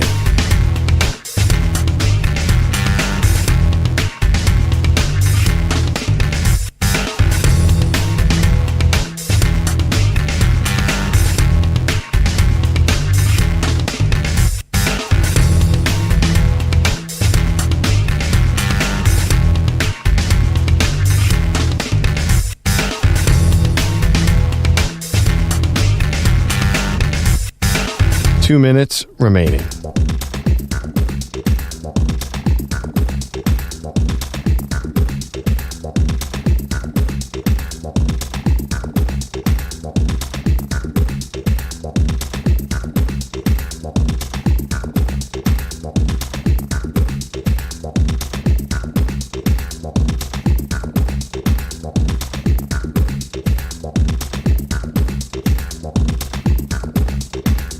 One minute, 30 seconds remaining.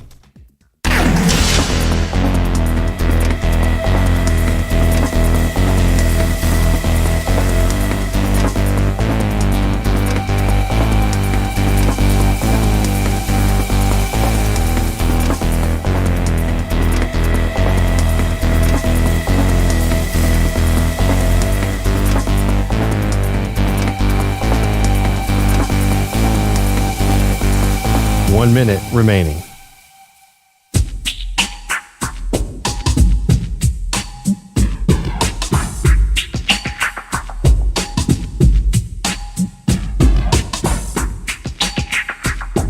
.45 seconds remaining.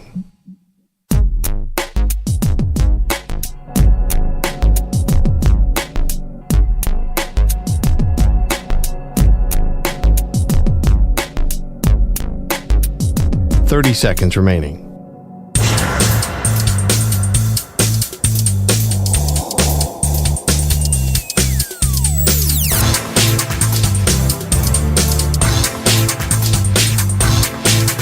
.15 seconds.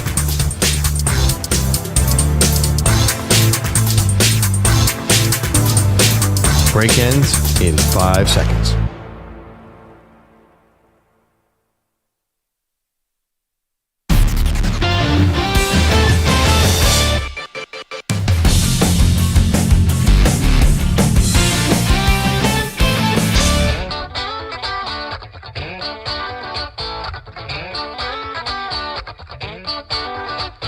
Welcome back to Maggie and Perloff. So, EJ and I have had a show bet on how many quarterbacks will go in the first round of the NFL draft tonight. The Vegas over-under is 4.5.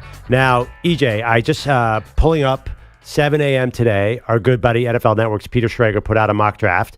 He has number 1, Caleb Williams to the Bears. Number 2, Jayden Daniels to the Commanders. Number 3, Drake May to the Patriots. Number 7, via trade, J.J. McCarthy to the Vikings. Then he's got Bo Nix, 12, to the Broncos. Michael Penix, 13, to the Raiders. That's 6 in the top 13. So I am a generous person. Okay. I have a huge heart, and I'm going to give you an out. If you want to do a sprint in the studio with Pete Bellotti whistling at you to get out of this bet, I would do that. Whistling at you? I thought Pete was holding the whistle. Yeah, whistling at you sounds a little weird. Yeah, look at those calves. Get off those blocks. I would accept this because I think we're getting at least 5. And probably What 6. am I going to do? That's what I can just stand there. Oh, hey, you're going to sprint. Now, the caveat about this is I'm out of the bet. So if it goes under, I don't have to do anything. Yeah, no, I don't cashing think out. I'm winning this. I think you can cash out on this. I'd prefer not It's to really 100 up to yards. Pete. It's up to Pete, though. Yeah, wait a minute. No cash outs. Thank you. What are we doing here? None of this get out of jail free cards. I mean, come on. Look, it's still embarrassing. I'm running in a studio like an idiot, and there's it looks like a football field out here anyway with the turf and the weird carpet we have. You're It'll be not the fine. first person that's done it. We had about 15 people that have run down this hallway. Yeah, it's not unique enough. Yeah, I mean, no, this is not changing at all. This is the bet. The bet is on. I think what we should do is we take it out to the street and we, block off a street in New York City because people love that. Do we have the capability of doing this? Listen, a couple cones and people who are cursing and acting like they know what they're doing, you could block off the street in New York for a couple minutes, and then EJ has to do the win sprints there if he loses. Or if Perloff loses, then you've got to do it. Okay, can I be honest here? What I'm doing? There was a report that has me nervous. I'm going to be honest. I'm a little nervous. That you are going to lose the bet because fewer than 4.5 are going to go. Schrager's a great mock drafter. A lot of mock drafts have these guys. But then there's one person, and I think you know who this is, who's not mock drafting as much as saying what he knows. There's one guy who knows who everyone's going to pick. His name is Jay Glazer. Yep, he does. Jay Glazer apparently said on a show yesterday, and it was just one offhand comment, 13 feels a little rich for Michael Penix. That's not news. That means I like Michael Penix a lot, but that's not news. I mean, he's been a second round quarterback with a second round grade this whole time. Well, here's the problem. That means that I don't want to sit there and stress and hope that somebody trades into the back end of the first round to make that 5th quarterback. I need him to go early, or my blood pressure is going to be through the roof because I do not want to run gas. Before you, I do not want. I think that there's going to be more than 4.5. But now that Penix could fall because Jay Glazer said it's going to happen, I am worried. By the way, that being said, Dan Graziano said the Giants might jump on Penix at 6. And then Schefter said that the Falcons like Penix at 8. So there's all sorts of crazy speculation on Penix. But then you Jay are an Glazer says encyclopedia that. of who said what. I know when. name a mock draft. I'll tell you exactly where the quarterbacks have them. But honestly, I just Perloff think would crash his car to read a mock draft. Like, please stay safe out there. Jeremiah had Penix, I think, at 13 and Bo Nix at 22. But you have to admit, like, I don't want to sit there. If we get past 13, the Raiders are the last team that needs a quarterback, and they have not taken Bo Nix or Michael Penix. That's a sweaty night for me. Right, and a great one for the rest of us. Right. That is the thing. I couldn't care less about you running for the most part. I want to be in that spot where we're on 4 and we're going in the last 90 minutes of the draft wondering if someone is going to swoop back in. That's what this is about. What if it's 28 or something and your Bills are there and they're like, they're not taking them. A trade has been announced. My worst would be, I need a quarterback to go. A trade has been announced. And with the 29 pick, the Denver Broncos select Tyler Guyton or something like interior lineman. I would die. That's great TV. So Maggie, you know how stressful these things are. Losing a bet sucks. Well, especially because the payoffs are kind of big around here. And by the way, running gassers and Pilates. I also feel like just for my own sake, and I know Perloff made his Wemby bet early. I mean, this was like, what was it, February? Like, and it's finally here. No, it was early in the draft process where I'm like, I think it'll be 4. Excuses. Pete, what do you got? Well, I could change the exact things you will be running if that helps. Yeah. What do you mean? What do you got? Instead of running gassers, you guys can do the pre-practice drills that I used to run in middle school. What are those? Oh, okay. You had to run like holding bricks up above your this head? sounds dangerous I to you? don't tell you. I don't tell you what they are. Where was your middle school particularly ruthless? Did you go to military school? North Korea? No, Yeah, football. well, that It's doesn't a make sense. When I demilitarized played zone in football. Long Is Island. this Oklahoma drills with Peter Schwartz? Is that in the offing? No, Peter Schwartz is not involved. Before practice, we had our drills that we ran for football. So you can either do that or run gassers. So pick one. Well, hit the ground. But I'm not telling you what they are. Up But then downs. what's the upside of not knowing what they Right. are? It doesn't make sense. It could be Could be light. light. Kind of fun for us. Could be a jog. Right. Maggie, like, what do you want? Because either me or EJ is going to have to do this. Which would you prefer besides to see us struggle? I mean, now I kind of want you to do the Bellotti middle school drills. I want the up downs. I'd rather I just want do the gassers. It's short. It takes they're painful, but they're short. You do them for a minute and it's over. You I don't, would take- wait, you don't want to run a mile? No. See, that's I the want easier the, one. No, I'm not doing long distance. I want the these knees Bellotti can't do drills. long distance. I want the Bellotti drills. Gassers are hard because I have a sprained MCL, so I We can only know. do limited things. So I would prefer the drills. Okay. I think. All right. Which is easier, Pete? He's not telling I'm us. not Not telling saying. you. That's the part of the whole thing. All right, by the end of the show, we've got to get that nailed You know down. what? We should have Bogusch and Maggie decide this. All right. What? What was wrong with the original bet? What? The original setup was perfect. Well, the other thing could be perfect too. Well, listen, if it's me and Bogusch making this decision together, y'all are doing both. because Immediately. the evil duo. I don't have a problem with that either. We got headlines we have to get to. By the way, we change the terms of we tweak every single thing about every bet and Not try you to make. eating chili. That you put your face in. Yeah, but there's always a detail that makes it worse, like how much cheese was on the chili. That was hard because I could have lost an eye. I forgot about the whole cheese. Yeah. No, there's controversy. always like, remember the peanut? I had to eat a jar of peanut butter. Was it going to be chunky? Was it not going to be chunky? You had to eat jelly. How much sugar content? Because you were worried about your figure, and so you went organic. Like that made any difference? I still went into some kind of shock. Yeah. You're like, don't worry, it's healthy. It's organic. You just ate a jar of jelly. You're a mad woman. It's like you just put down 16 ounces of it. It's organic. It was Good. That's like it was a fruit spread. It's a little like ordering 2 Big Macs and a Diet Coke there. You just get a different type of diabetes. Yeah. That's all. Yeah, I'm not sure which The type. more organic diabetes. Yeah. Okay, headlines. Well, as Infinity Sports Net NBA insider Andrew Perloff said so smartly this morning, the Pelicans could really use Zion Williamson. Something was missing last night. You should be doing hits around the country for that. Yeah. Move over, Shams. Here comes the NBA analysis. They did survive the play-in without Zion. They did push the Thunder in Game 1 of this series as well, but Game 2, not so much. Shea giving the ball, drives right, blows by Marshall, lays up and in a gorgeous right-hand layup. Gildas Alexander with 28 on 11 of 17 shooting. He's spectacular. And he's got 2 working hamstrings. Matt Pinto, Thunder Radio, SGA, 33 points in the 124-92 rout. Only one worse playoff loss in Pell's history. Here's head coach Willie Green. Tough one for us. Give them credit. They took care of home court. It was a dominant win from them, so we'll get home. We'll regroup and get back after, but tough, definitely a tough loss. The Heat fared much better in their Game 2 in Boston, stealing a split with a 111-101 surprise. Miami hitting a postseason franchise record 23 threes, 6 of them from Tyler Hero, who scored 24 points.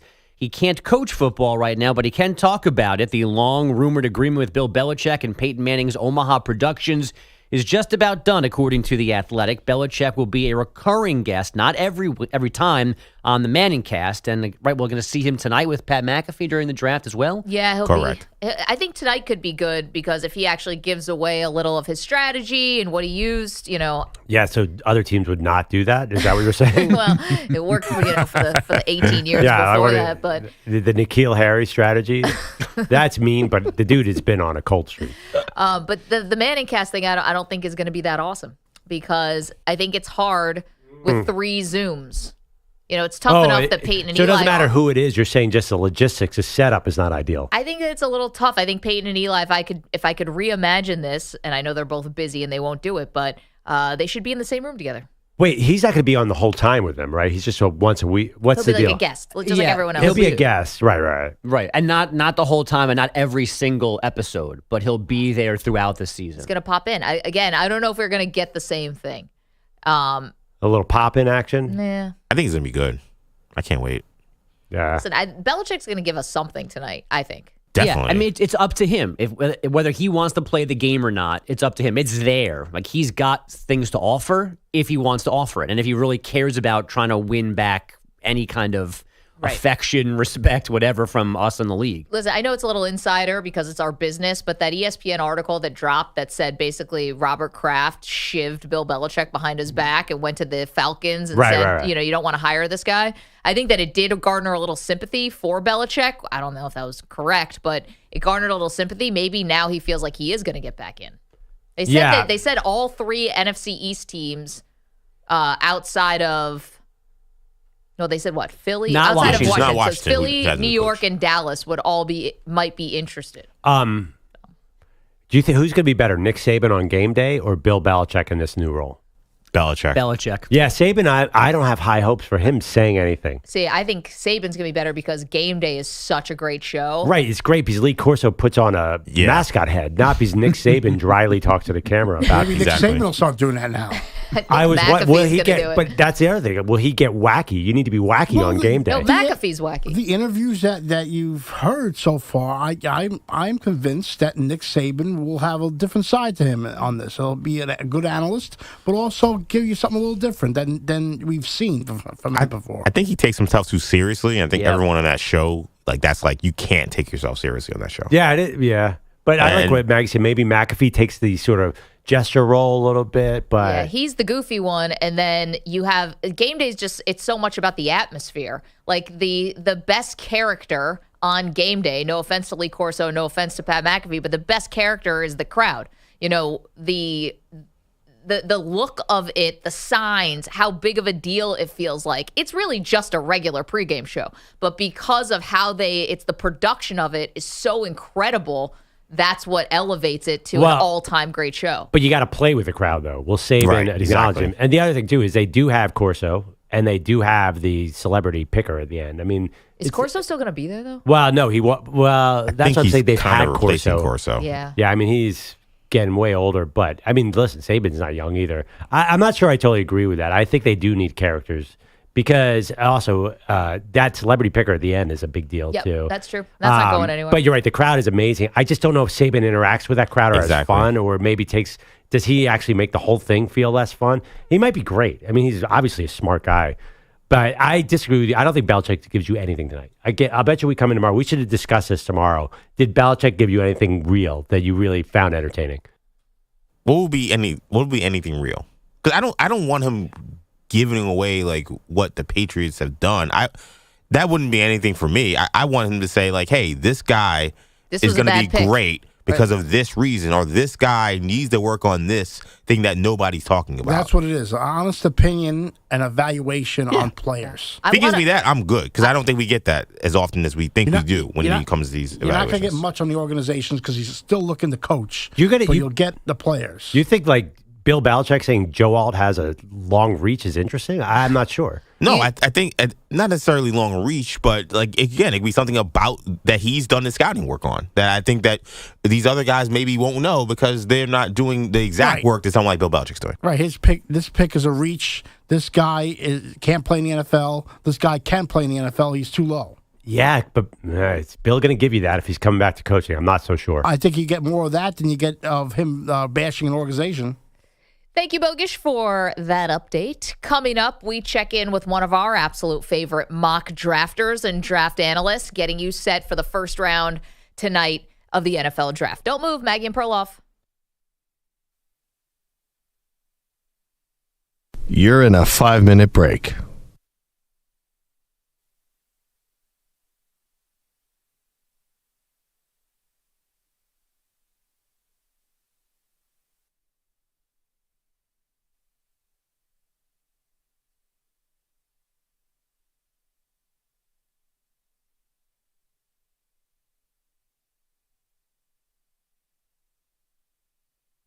Four minutes, 30 seconds remaining.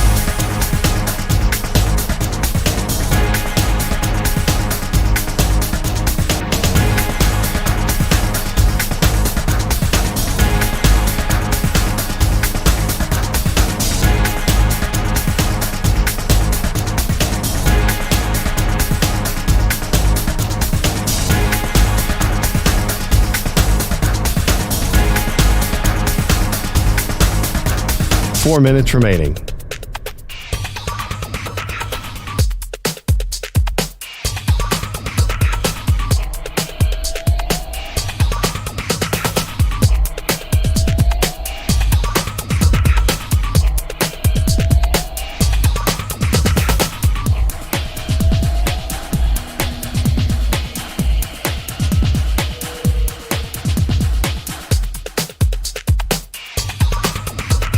Three minutes, 30 seconds remaining.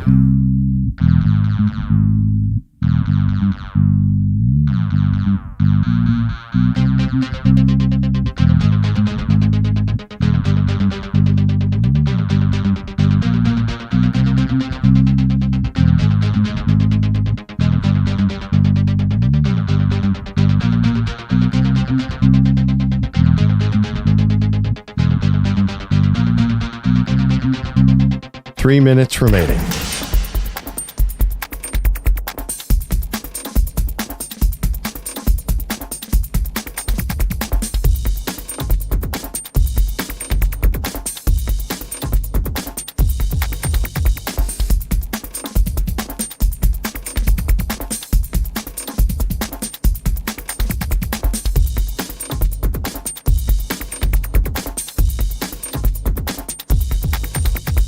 Two minutes, 30 seconds remaining.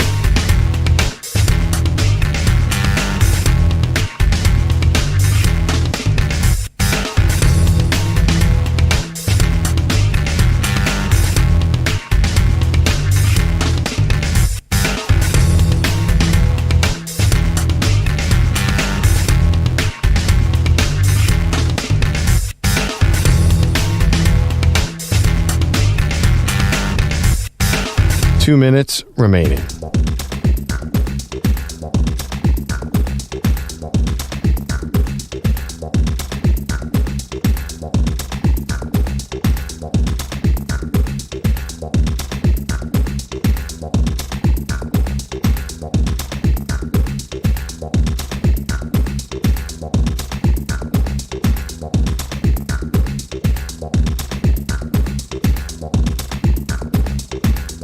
One minute, 30 seconds remaining.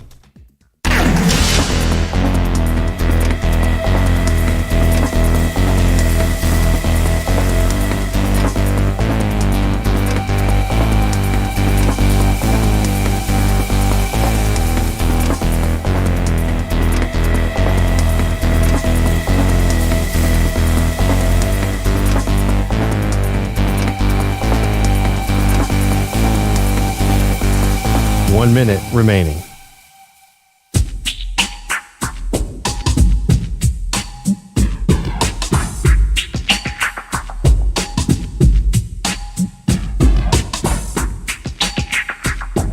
Forty-five seconds remaining.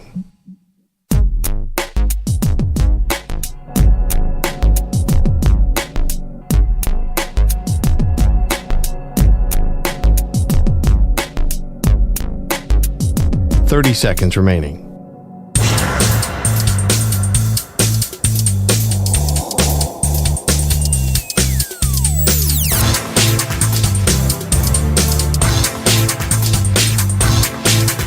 Fifteen seconds.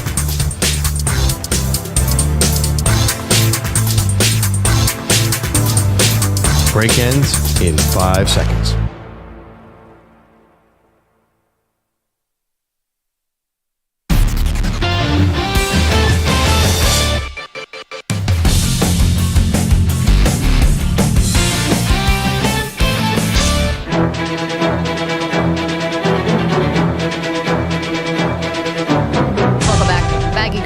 Perloff, the draft, first round, hours away.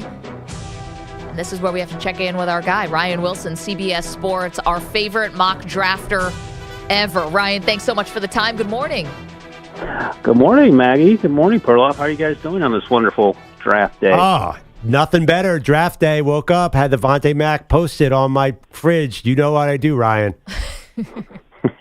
Do you have your kicks on from Las Vegas, Perloff? Yes. Perloff's favorite shoes that he bought at the fancy sneaker store in Las Vegas. No, that's Perloff's version of the Ray Lewis entrance. Is what he just did there. That's how excited he is. Ryan, We got to start here with something a little personal to the show. It's a show bet between Perloff and EJ about whether or not 4.5 quarterbacks are going to go in the first round. Perloff says over 4.5. EJ says younger. Win sprints are on the line. What do you think? Oh, God. Knowing that, I would be praying for the under, but I think the over is going to hit. The wild card is going to be Michael Penix Jr. And I've seen a couple of mock drafts this morning from Daniel Jeremiah and Peter Schrager, Bo Nix in the first round. I would be shocked if Bo Nix made his win in the first round, but it's not like DJ and Schrager are lightweights. They know what they're talking about. So this is going to be fun. And if Bo is in there, that gets you to 6, you feel like. I think most teams have Penix ahead of Bo. And the other math you're doing is when I was talking to teams last week as we were full on the smoke screen, I got a lot of, Michael Penix Jr. is great value in the second round. And my follow-up was always, well, why don't you, take him in the first round? He's such great value there. So I think I would be shocked. And I talked to Roma Dunze at the Combine. I talked to Troy Fautanu, who's going to be a first-round pick, the Huskies left tackle last week. And they were both like, why are we not talking about Penix as one of the best players in this draft? Why are we talking about day 2 type situations? I think the over and 4.5 hits. And I think maybe even the more interesting question, guys, is, it seems like the steam is coming out of the J.J. McCarthy train, and he's not Will Levis, but there's no longer talk of him going top 5. I still think he's going to be a top 10 pick just because of the need at the position. Well, I was going to ask. He was the guy who I thought was going to be the Will Levis of this draft. Do you think, Ryan, do you think the Vikings could wait to 11 if they really want McCarthy, or the Broncos at 12? Do you think he honestly could be in play at those spots, or do you think someone's going to have to do a little jump up to get him? Well, right. So 11, 12, and 13, if you're worried about Minnesota. I heard the Seahawks sniffing around Michael Penix Jr., so there's another conversation to be had there. They go wild, too, at times with the draft picks that don't necessarily follow what conventional wisdom thinks. Maybe at 11, I just think you're risking it, but I think it's funny that we've come full circle where we were all trying to figure out, I know, Maggie, you've been talking about this a lot, trying to figure out why are we talking about J.J. McCarthy's top 5 pick, and then you talk yourself into it, and then the moment arrives, and everyone's like, well, you know what, maybe we should stay at 11 and just see what happens. I think also I've heard that the Vikings love Drake May, and they're going to try everything in their power to get to number 3. And then, the Patriots at 3 are going to be in the catbird seat because they can fix that roster at everywhere but quarterback if they feel comfortable with it. Maybe they think about a Michael Penix Jr. or Bo Nix later. But there's so much in my latest mock draft, which is going to come out hopefully in Mullets. I was up till 11 p.m. and I have 7 trades in the first round. I couldn't stop, and it's a problem. What happens with teams like New England, Minnesota, Denver, who don't really have a big-time starting quarterback? Can they afford to come out of this draft without a QB? Does that put pressure on them to take somebody? I've heard that Minnesota, the expectation is that they're getting a quarterback from the people who write the checks. So I think that would be a worst-case scenario. There have been reports that Quessy, the GM, wants to keep pick 23. They traded back into the first round a few weeks ago. That probably isn't realistic if you're moving up to 3 or 4 or 5. Denver, meanwhile, so that's a little more interesting. They lost all the draft compensation because of the Sean Payton acquisition and the Russ Wilson acquisition, and since reassigning to Pittsburgh, I think they might be in on JJ should he slip a little bit. The reports, and I've had people tell me this as well, that Jayden wants to play for Vegas. He likes that idea, but I think 2 is going to be where Jayden Daniels goes to the board. So unless something insane happens that we're not even talking about, I think that the thing is going to be Minnesota and Denver perhaps making the biggest move for JJ, unless there's a mystery team that we're not even considering later in the draft. Ryan Wilson is joining us. CBS Sports does a fantastic job. Mocks are a must. And joining us here and carving out some time on this very, very busy day. Okay, in terms of teams at the top, you mentioned trades. Like this could be a trade bonanza tonight. Where does the first one start? Do you think someone is trading with the Arizona Cardinals who have said they're open for business? Does it start with the Chargers at 5? Where do you think our first trade is happening? I think the Vikings are going to try really, really, really hard, and you could also throw the Giants in there to get to number 3. I think both those teams really like Drake May, and I think that's where it starts. Now, I was talking to my buddy Rick Spielman about this. I said, "What do you think the chances are of the Patriots come off that pick?" We were at dinner last night. He said, "I said 20%." He goes, "Maybe a little higher." So maybe there's a chance, but realistically, Maggie, I think you're right. I think at 4, we know Arizona and Monty Rosaport aren't afraid to move up and down the board. And then at 5, the Chargers, I had them taking J.C. Latham, but I had them trading down to get J.C. Latham with Joe All still there. So that would be a situation where perhaps they trade down if offensive tackles where they want to go, especially on the right side. So I think that's about right. I think if the Giants aren't able to trade up from 6, they may just stay put and take a Malik Neighbors, for example. Then I think the Saints are going to trade up from 14. I think the Eagles are a team that people are talking about trading up to get a cornerback. And I think even all the way down the board, and I'll throw you guys a fun one here. Brock Bowers slips for me, not because he's not good, just because of the position. I had the Panthers trading back up to the bottom of the first round to get Brock Bowers. Love that. Okay. I have a question that is going to be kind of boring for everybody. I think it's a thing that's going to be boring tonight.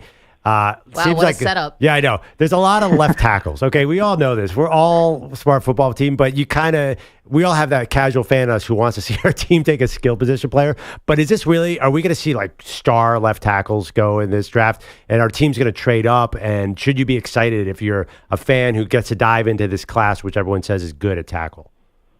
Look, if I'm the Chargers, I'm a Chargers fan, and I want Malik Neighbors or Marvin Harrison if he's there somehow, and Jim Harbaugh takes J.C. Latham, the right tackle, I get why you would be frustrated, especially when you lost Keenan Allen and Mike Williams. But the other side of that conversation is you have Rashawn Slater left tackle, you have Zion Johnson at right guard, and now you have the bookend at right tackle, or left guard, left tackle, excuse me. Then now you have the bookend of J.C. Latham at right tackle, and Justin Herbert is going to be in the best situation he's ever been in terms of protection, and they were going to run the ball anyway. So you should feel really good about that, because the fact that Justin Herbert's 6'6" and 240 and struggled to stay on the field at times because he's taking such a beating, that's worrisome, especially in that division where you have to have your franchise quarterback on the field.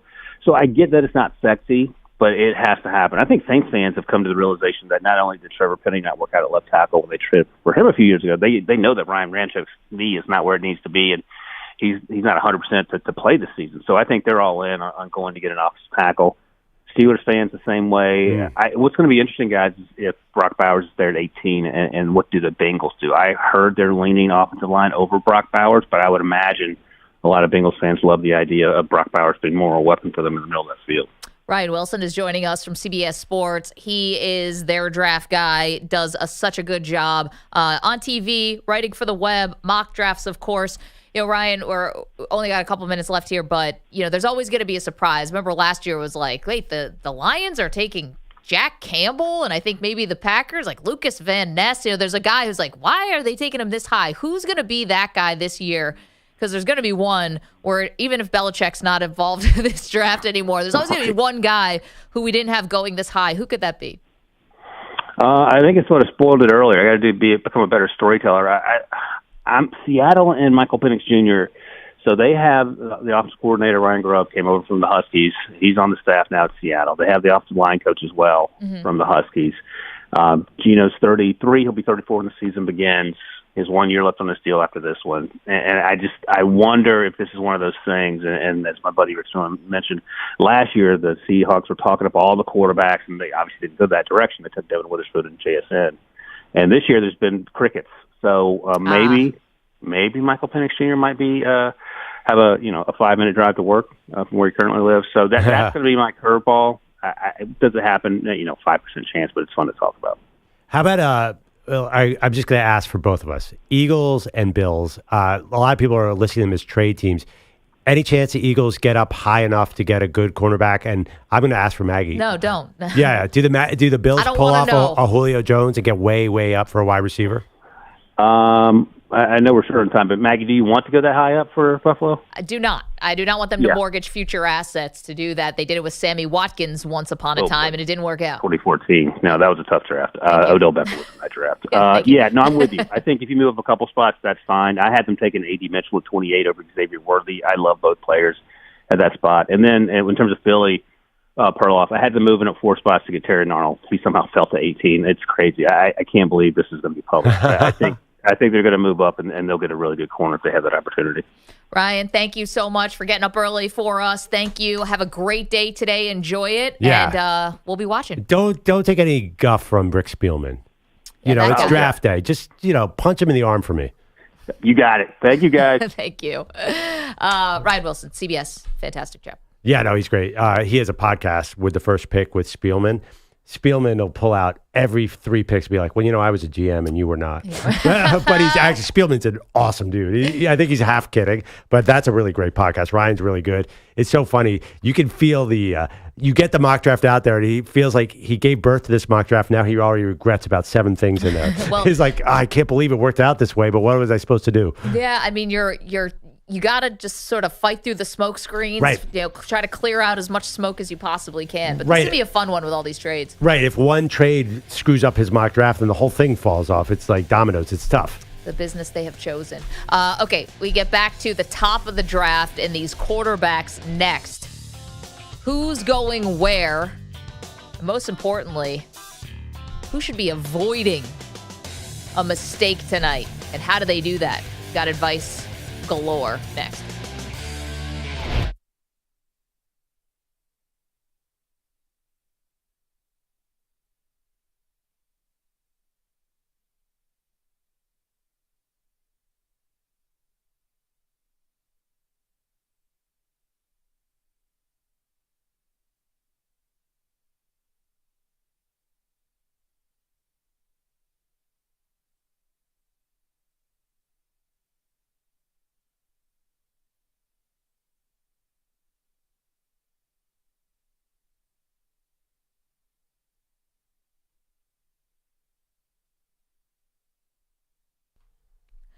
This is Maggie Gray with an Odyssey Sports Minute sponsored by Wrangler. It's Wrangler season out there. Open roads, endless.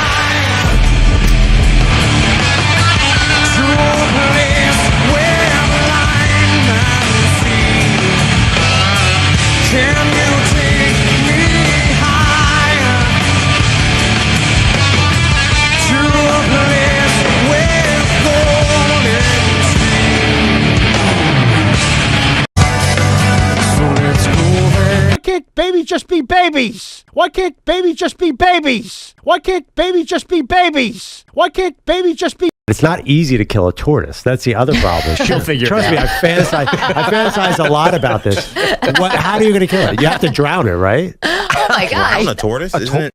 Wasn't something that he said. All the voices in your head calling Gloria, Gloria.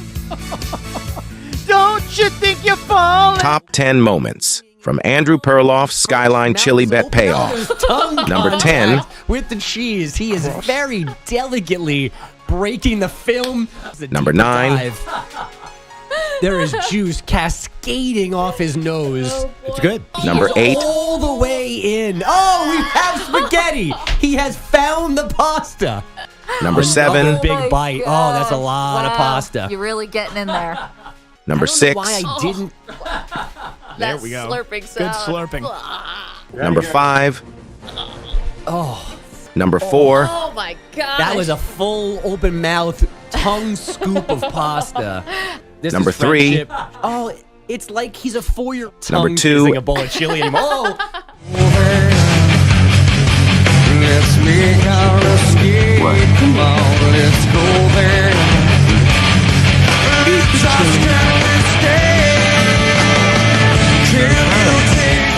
What are we waiting for? Take this!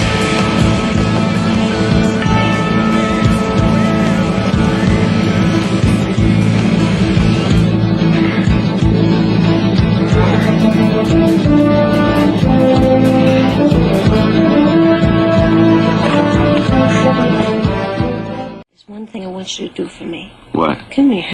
Honestly, who knew that Perloff not only owned the shorts? Where is HR? Do we have HR? You got to blur this out. Loaded question. How do I get over it?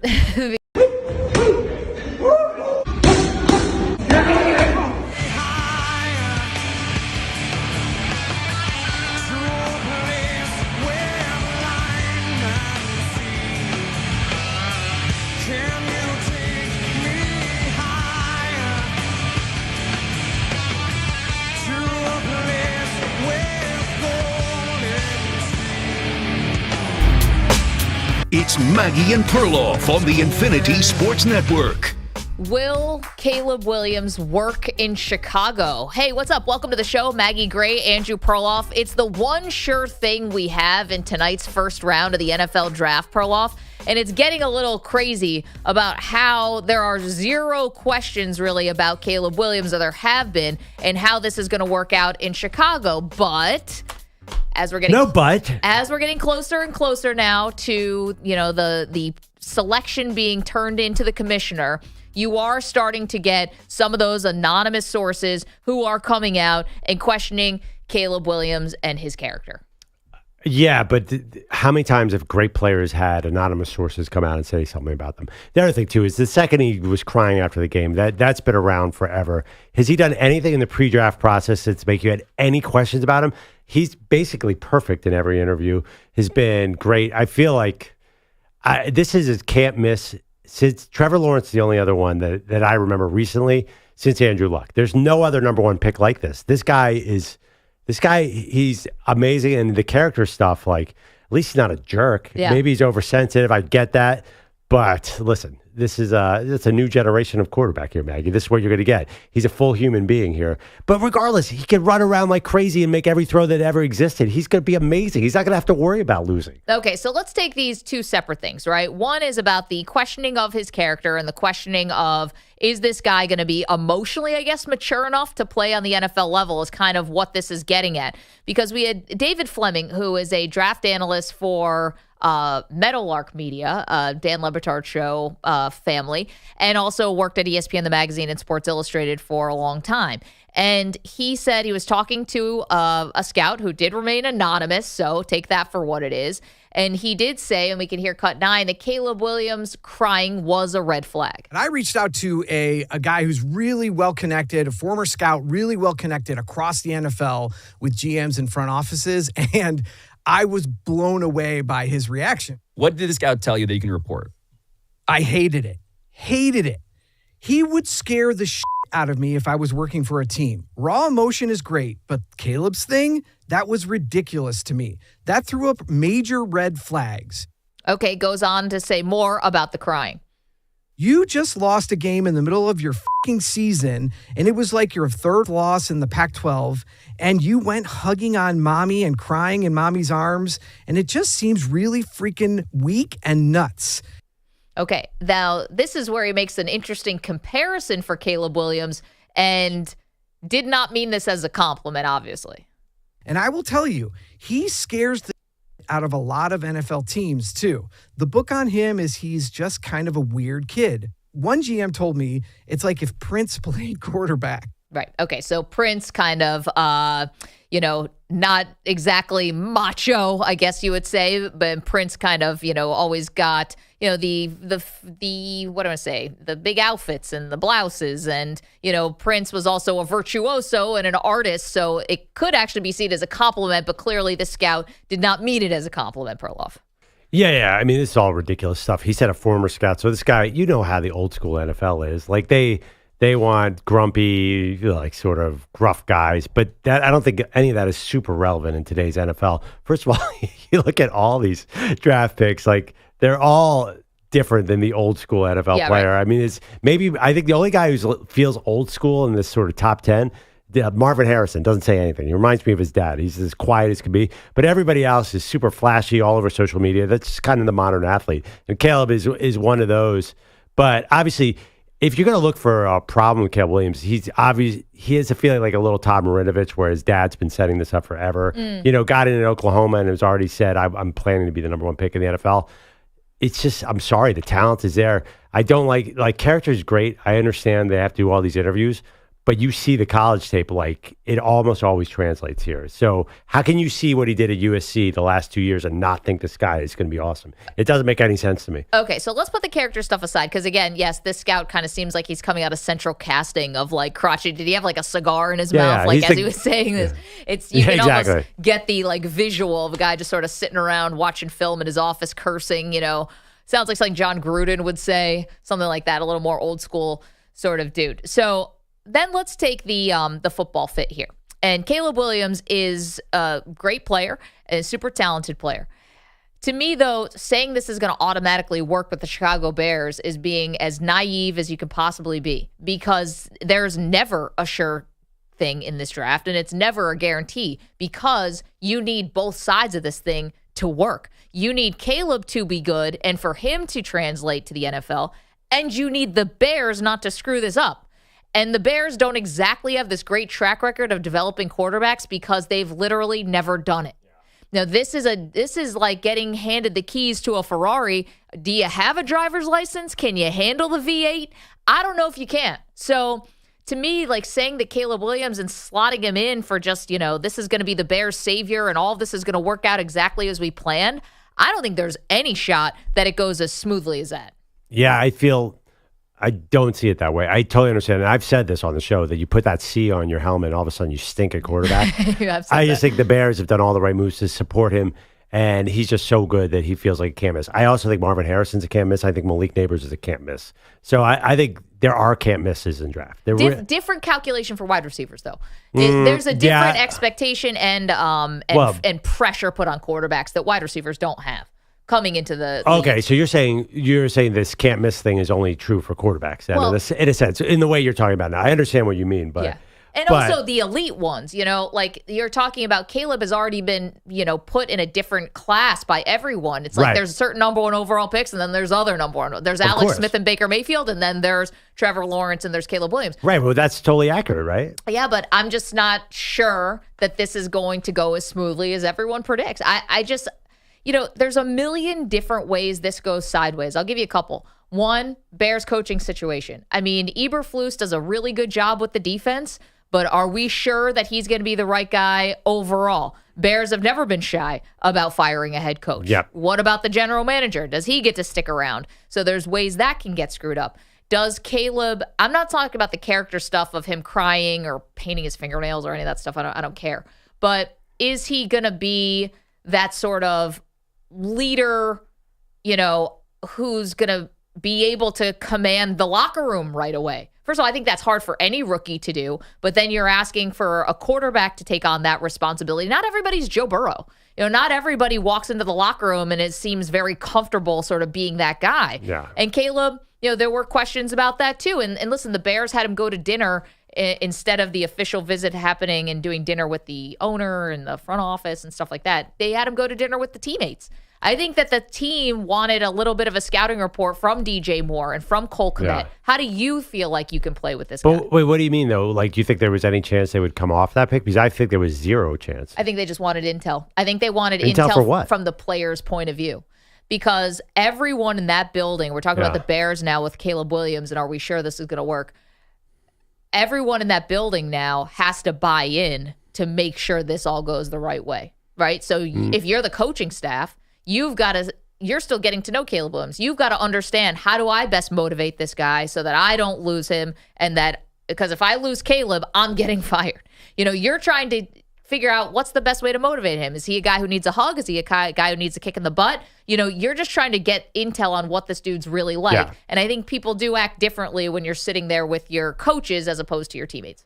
Yeah, no, I mean, I think honestly, the big thing that's going to be for these wide receivers and quarterback to work out is, are you going to have a group celebration in the end zone with like 4 guys dancing, or are you going to have one? Okay. By the way, I'm looking at a lot of these number 1 picks. Like a lot of them had coaches turnover early, and it was okay. Like Jared Goff came in with Jeff Fisher, not with Sean McVay, and then next year came McVay. I don't think that's a rule. I think he could be totally fine with a coach change. In fact, I would kind of hope he has a coaching change. Jared Goff, though, was kind of careening a little bit towards bust material until the trade to Detroit kind of revived his career. Did he get MVP votes his second or third year? Yeah, but then why'd they get rid of him? I mean, if it was going so swimmingly, then why'd they decide to trade him? But still, that was kind of a hit. I mean, they went to the Super Bowl in his third year. I mean, if the Bears got that, geez Louise, they didn't score a touchdown in that Super Bowl, but sure. No, okay. If he's a hit, he's still with his current team. I mean, okay, yeah, but if Caleb Williams goes to Super Bowl in his third year, that would be pretty cool for Bears fans. I think they would take that. Regardless, it definitely didn't hurt Jared Goff's development when Jeff Fisher got fired and Sean McVay came in. In fact, they're the exact opposite. It's funny, too. I'm looking at Joe Burrow went number 1 in 2020, and they were going to fire Zach Taylor, but they brought him back because Burrow was hurt. Anyway, I just think that if you're a good quarterback, you could deal with this kind of turmoil. Trevor Lawrence dealt with Urban Meyer. I'm not so worried about the coach thing as you are. I still think he's going to be a hit. Here's the thing. They know they have the quarterback for 5 years, so they can work with the quarterback, not the coach. I don't think you need this strong support staff for Caleb Williams. I think he's that good. I really do. Oh, I don't think anyone doesn't need it. They just get new guys then around him. Okay. I mean, and how much confidence do you have that the Bears are really good at this in terms of picking coaches? Listen, was the Rams good before they picked Sean McVay? That's the thing in the NFL. Bad coaches get fired, bringing in good coaches. There's no rhyme or reason there. I mean, I don't know. I mean, I think at some point you have to say you've got a bit of a track record, And the Bears, what was their last great coach? Was who? Ditka? I mean, well, yeah, but I mean, who's the last great Cowboys coach? Well, Jimmy. We criticize them all the time. I'm just saying, this is where when you say Caleb Williams, this is going to automatically work. I'm presenting the case that there's plenty of potholes here that are going to have to be navigated that are in the way, and any one of these could blow a tire, if you will. Yeah. All that being said, oh man, this is going to be awesome.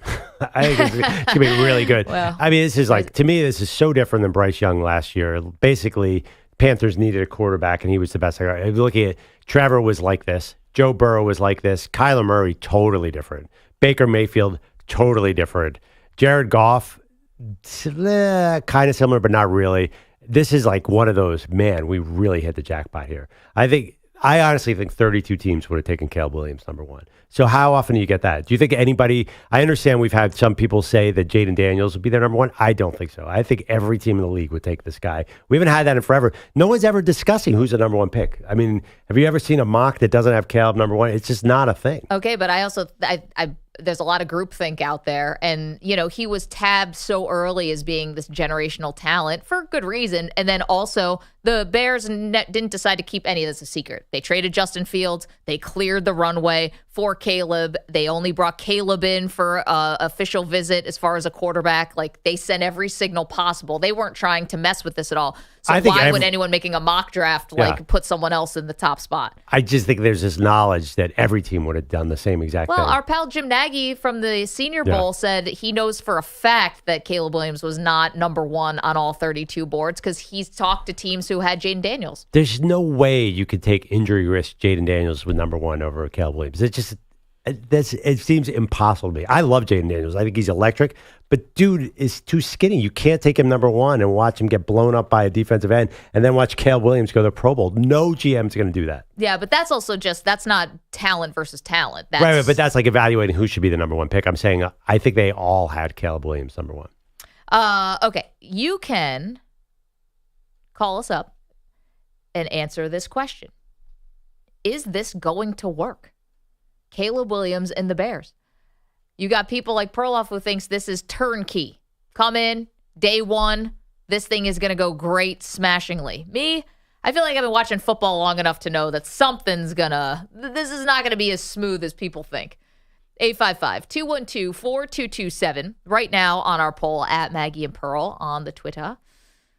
Will the Bears drafting Caleb Williams work out? It's very simple. 57% right now saying no. No, it will not work out. You can go there and you can vote. Let your voice be heard. Again, honestly, yes. I think a bigger question. Are you putting out a competing poll? No. I think a bigger question. I think Caleb's going to work out. I think Jayden's going to work out.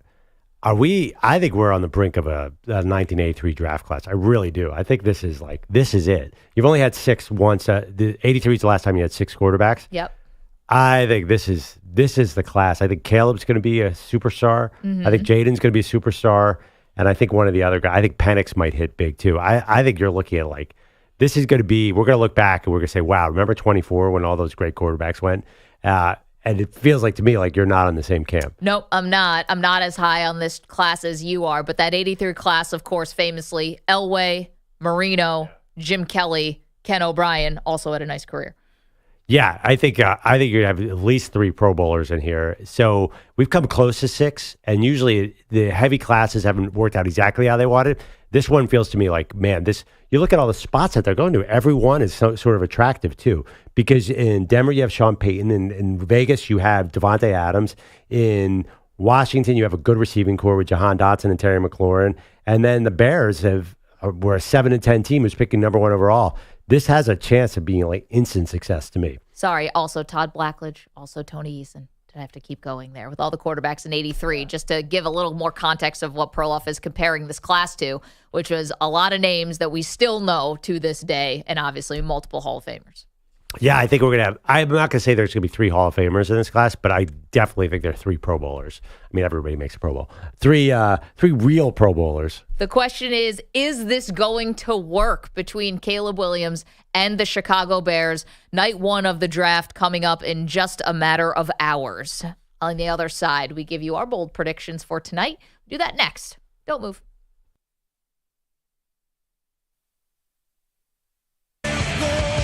You're in a 5-minute break.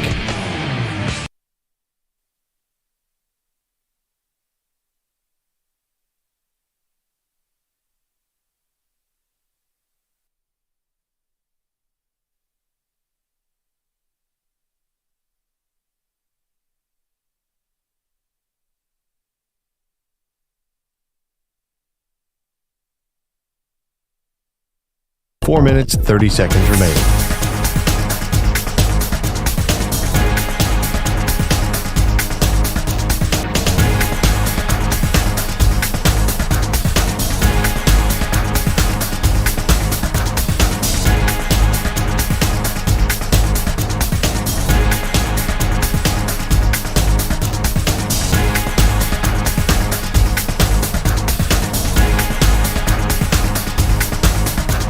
Four minutes remaining.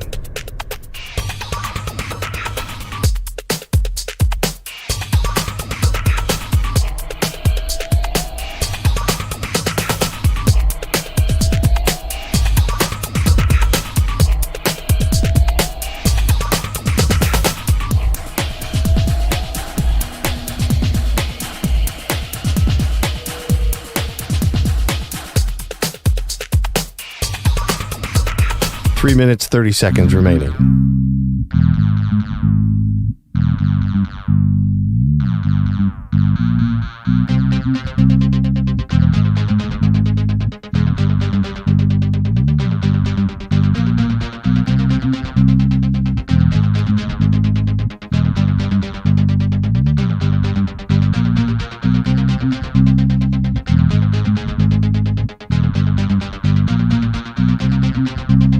Three minutes remaining.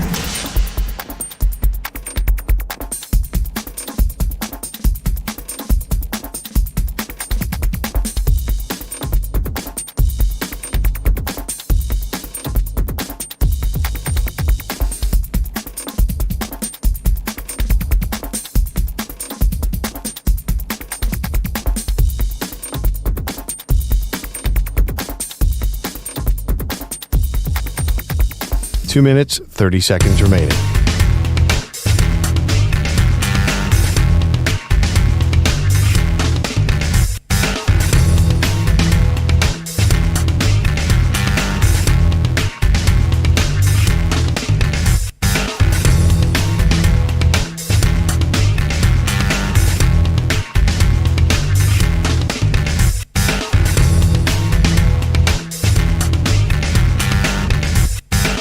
2 minutes remaining.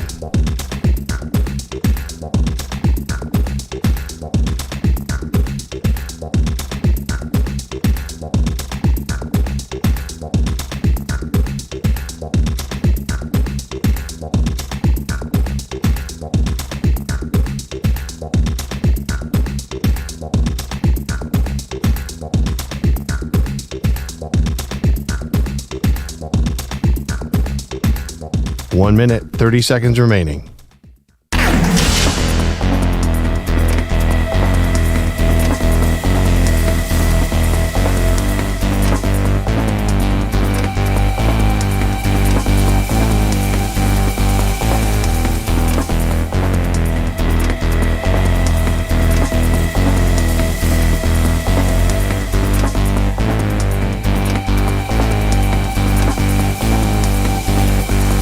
One minute remaining.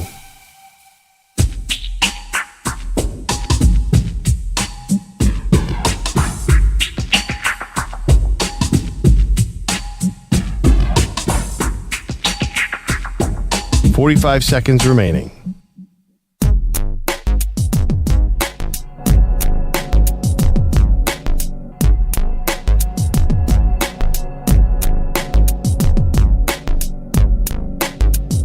.30 seconds remaining.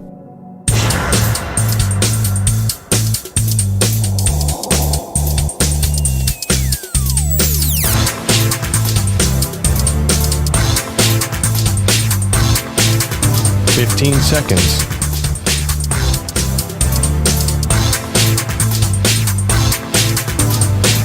Break ends in 5 seconds.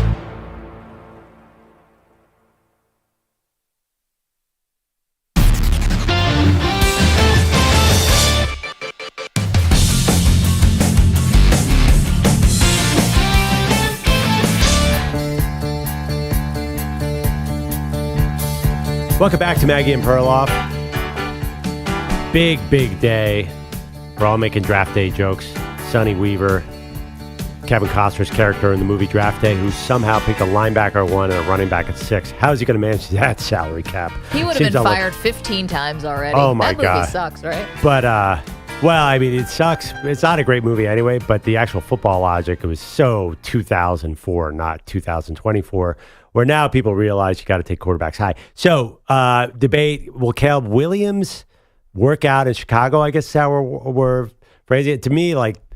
Will this work? Yeah, I feel like that's a good question, but like, it's so positive to me. Like, I can't even see it. Am I being such an idiot right now? I'm blinded by the number oneness and the awesomeness of him that it doesn't even register that this isn't going to work. As someone who told me if Patrick Mahomes had been selected by the Bears, not the Kansas City Chiefs, that you don't think Mahomes would be having the career that he's enjoying now. Definitely not. 3 Super Bowls?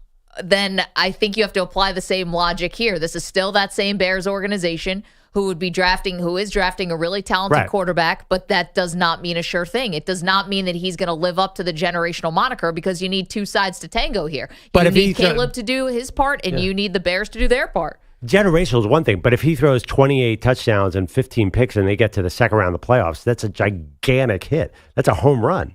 I'm not saying 3 Super Bowls. Like, what is your expectation here that all of a sudden he has to be Patrick Mahomes? We're calling him a generational talent. What else would my expectation be? That he's going to come in and throw a couple nice passes and then go home? This is big. If he takes the Chicago Bears to the second round and is a Pro Bowler within his first 3 years, that's a hit for sure. This is a quarterback draft. Like, he doesn't have to win the Super Bowl to be a success here. Like, if he's a top 10 quarterback in the NFL, that's really good. What do you think we're judging Trevor Lawrence off of?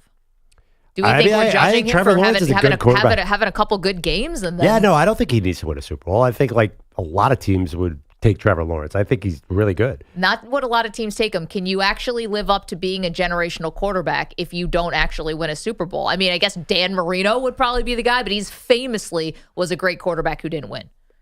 I think the expectation, if he's like an all-pro quarterback, then that was a great draft pick, right? Like he needs to win the Super Bowl for it to work out for you? I think he's got to be damn close. How do we judge Josh Allen? Well, I just think, I think Caleb Williams at some point has to get the Super Bowl, but he's got a lot of time. Like, Yeah, I mean, I think he will. I think he's got like a 18-year window here. He's really good quarterback. Matt Ryan made the Super Bowl. Yeah, Caleb's going to be good, but he doesn't have to be like Dan Marino to be a successful pick. The Bears bars, that's what you're talking about here? We're talking about generational quarterbacks here. I'm talking about, is this going to work out? Is he going to, are he and the Bears together going to be able to get this thing over the finish line? Which of course means Super Bowl. What else are we doing this for? I don't think there's a single Bears fan alive who would not be thrilled if Caleb Williams led them to the wild card this year. I mean, thrilled. Okay, that's year one. If you get to the playoffs, that is very rare for rookie quarterbacks. CJ Stroud showed you that he turned in an all-time great season last year. But no, this is, if we're putting somebody in the elite category, the goal is Super Bowl. Why else would we be doing this? Because you're Chicago Bears. You need a star. You haven't had a Pro Bowl quarterback. Maybe Cutler made one. I don't even know if he did. In decades, you want a guy who's really good and is going to throw 35 touchdowns like the modern NFL. You want a star quarterback. Okay. And that's the expectation there. I don't think there's any pressure on him to get the Super Bowl in the first 3 years. That's quite unrealistic. Well, now we're just changing the time. Like No, you're saying 1 year, 3 years, 5 years. He's got to make it. If you're telling me right now, if you're a Bears fan and he's going to come in there and throw a lot of touchdowns and be a Pro Bowler and leads in playoffs, so you're like, yes, you are so stoked with this pick. Right. And then what happens with that success? It's a different discussion. You're getting down the road here, but we have totally different bars here. If you're telling me you could get CJ Stroud here, like what Stroud did last year, oh my God, you're over the moon. Right. And what's the expectation for Stroud this year? I mean, they're 7th in odds, so divisional round. Okay. And what's the other strategy now that has become the norm for people? Why are these quarterbacks getting chosen so high? Trying to get the Super Bowl with a cap, but no. Let's spell it out for everybody. Trying to get to the Super Bowl on the rookie deal, and that in the first round is 5 years technically, but really it's like 4. Yeah, right. But if their defense isn't good and he throws 47 touchdowns and is amazing, like Bears fans are going to be excited about this. I mean, Caleb, I think we have way different bars here on what's going to be a hit. If he's a Pro Bowler in the first 3 years, then this is a successful selection. That's all I'm saying. Go to Adrian. He's in Maryland. Good morning, Adrian. Hey, guys. Hey, Perloff, are you a lawyer? He was a paralegal. He's got more excuses for his person not going to jail for some reason. If I ever got in trouble, I would bring Perloff in to defend me. My thing is, I'm not going to say he's going to be a bust or he's going to be great. This is not turnkey. And Maggie, you're right. He's got a 4-year window. He's the number 1 pick. If they don't get to at least the NFC Championship, they may move on from him eventually in that 5 years. I don't like his demeanor. I don't like his attitude. Just like that, whoever that reporter is, it's a red flag, especially if he loses games. They got a team around him. We're going to see. They had a team around Justin Fields last year, and if they won 1 or 2 more games, they're in the wild card. So I'd rather have them move down, get more picks, and kept Justin Fields than take this pick. But they're at number 1, so they have to take the pick, and we'll see in 3 years, 4 years, if he pans out. Yeah, Adrian, thank you. I was on the Caleb and not Justin Fields train for a lot of reasons. I was a little opposite there of Adrian. But I do agree, I just don't think it never goes as smoothly as anyone thinks it's going to. What if he was Justin Herbert? Would that be a good pick? What if he becomes He's Justin like Herbert? a career like that where he has great numbers, but the team isn't quite there yet. That'd be pretty sick. If you got Justin Herbert in Chicago, oh my God. He'd be the best Bear. He's going to be the leading Bears passer by year 4. Of all time. For real. I'm actually not even making that up. Caleb is actually already closing in on that record. I think there is, though, when the winning for Caleb, there is one caveat to it, though, particularly with this division. This fan base is tired of losing to the Packers. And if Jordan Love is going out there winning divisions, possibly winning Super Bowls, if the Lions become the new NFC dynasty and Caleb's throwing for 4,000 yards and they're not going into the playoffs, they're sometimes going to the playoffs but losing in the first round, that will get old fast. Yeah, but the bar is so low at quarterback. My friend Big Cat, longtime famous Bears fan at Barstool, he's like, if you get me a quarterback who can walk and chew gum, I'm going to have a parade. But they had that in Jay Cutler and they hated him. Well, but Jay Cutler was a very complicated figure. Well, again, and that's what I'm saying. The obstacles here could come in any different direction. I'm not saying that Caleb has the demeanor of Jay Cutler, but again, like you're never really sure. And then the other part of this too is I would love to check in with Big Cat if once it's 3 or 4 years down the line, and once you have gotten a little taste of it and you have either gone to the playoffs and maybe you won a game or maybe you lost a really tight game, then let's start talking because your expectations change a lot once you get a taste. Yeah, but I don't think they'd blame the quarterback in this situation. They would say, oh, he's a star. Everyone around him is disappointing, kind of like the Justin Herbert model in Chargers. Everyone thinks he's awesome. By the way, Caleb didn't win a thing in college, and he had one of the great college careers of all time and didn't win at all. But think about it, though. Justin Fields also didn't win anything with the Bears, and if you won just one game to win 8 wins for the Chicago Bears, he may still be the quarterback because it was against the Packers, who they can't stand, who they didn't want to see in the playoffs and have more success. I always thought that was flawed anyway. The idea that you win that final game and now all of a sudden you're making a decision for the next 20 years of your franchise was so stupid. As much as they want a good quarterback. So I think, if Caleb is he's racking up numbers and the rest of the division is eating on titles, that will, and especially when he's the number 1 pick, I think that would rub them the wrong way. I totally 100% disagree. If they have a quarterback who throws 35 touchdowns in a season, they will worship that guy for the rest of time. No, I'm living that. I'm living that same model. The Bills had no quarterback for 20 years, my whole life basically, and now all of a sudden they have Josh Allen. And he's not won anything. And he hasn't won anything. Worship him. And they still worship him. But the expectations have gotten much bigger on him. It's no longer, hey, you're just happy to be here and be in the conversation. Now it's, how the hell are you going to beat the Chiefs? Right, but if they don't put that, like last year, I don't think anyone put that on Josh Allen. He played great in that game. It's just the team can't beat the Chiefs. Like, Josh Allen's still a god in Buffalo for life. Yes, but now the expectation is Super Bowl. But so I feel like that will happen to Caleb. But we all secretly know the problem is not Josh Allen. The problem is the coach and the rest of the team. Like, did anybody rip Josh? Get a couple opinions for the bad throw in the end zone at the end of the game against the Chiefs. I mean, he played a hell of a game. I'm just saying, you act like these guys are Teflon, not thinking that in the moment and as their careers go on, people start to get expectations and start to get frustrated if the winning doesn't come. Is there any Bills fans frustrated with Josh Allen right now?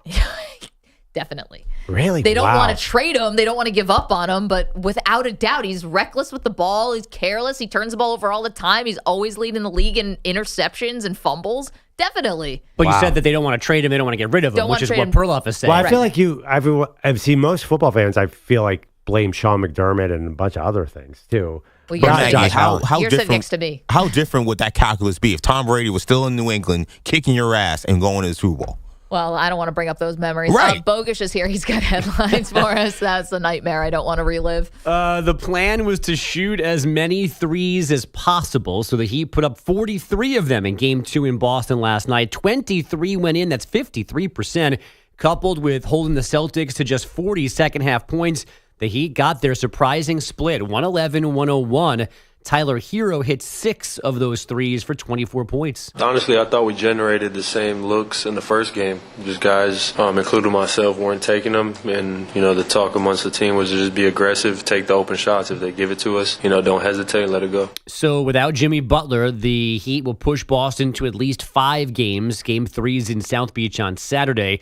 The Pelicans, without Zion Williamson, could not do the same thing, getting trounced in Game 2 in OKC, 124-92. Shai Gilgeous-Alexander scored 33, but enjoyed holding New Orleans under 100 again, even more than that.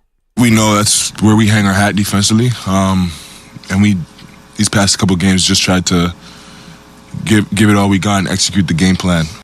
T-Wolves forward Naz Reid is the 6th man of the year, winning the narrowest vote in the current version of this award. Reid got 2 more first-place votes than Sacramento's Malik Monk.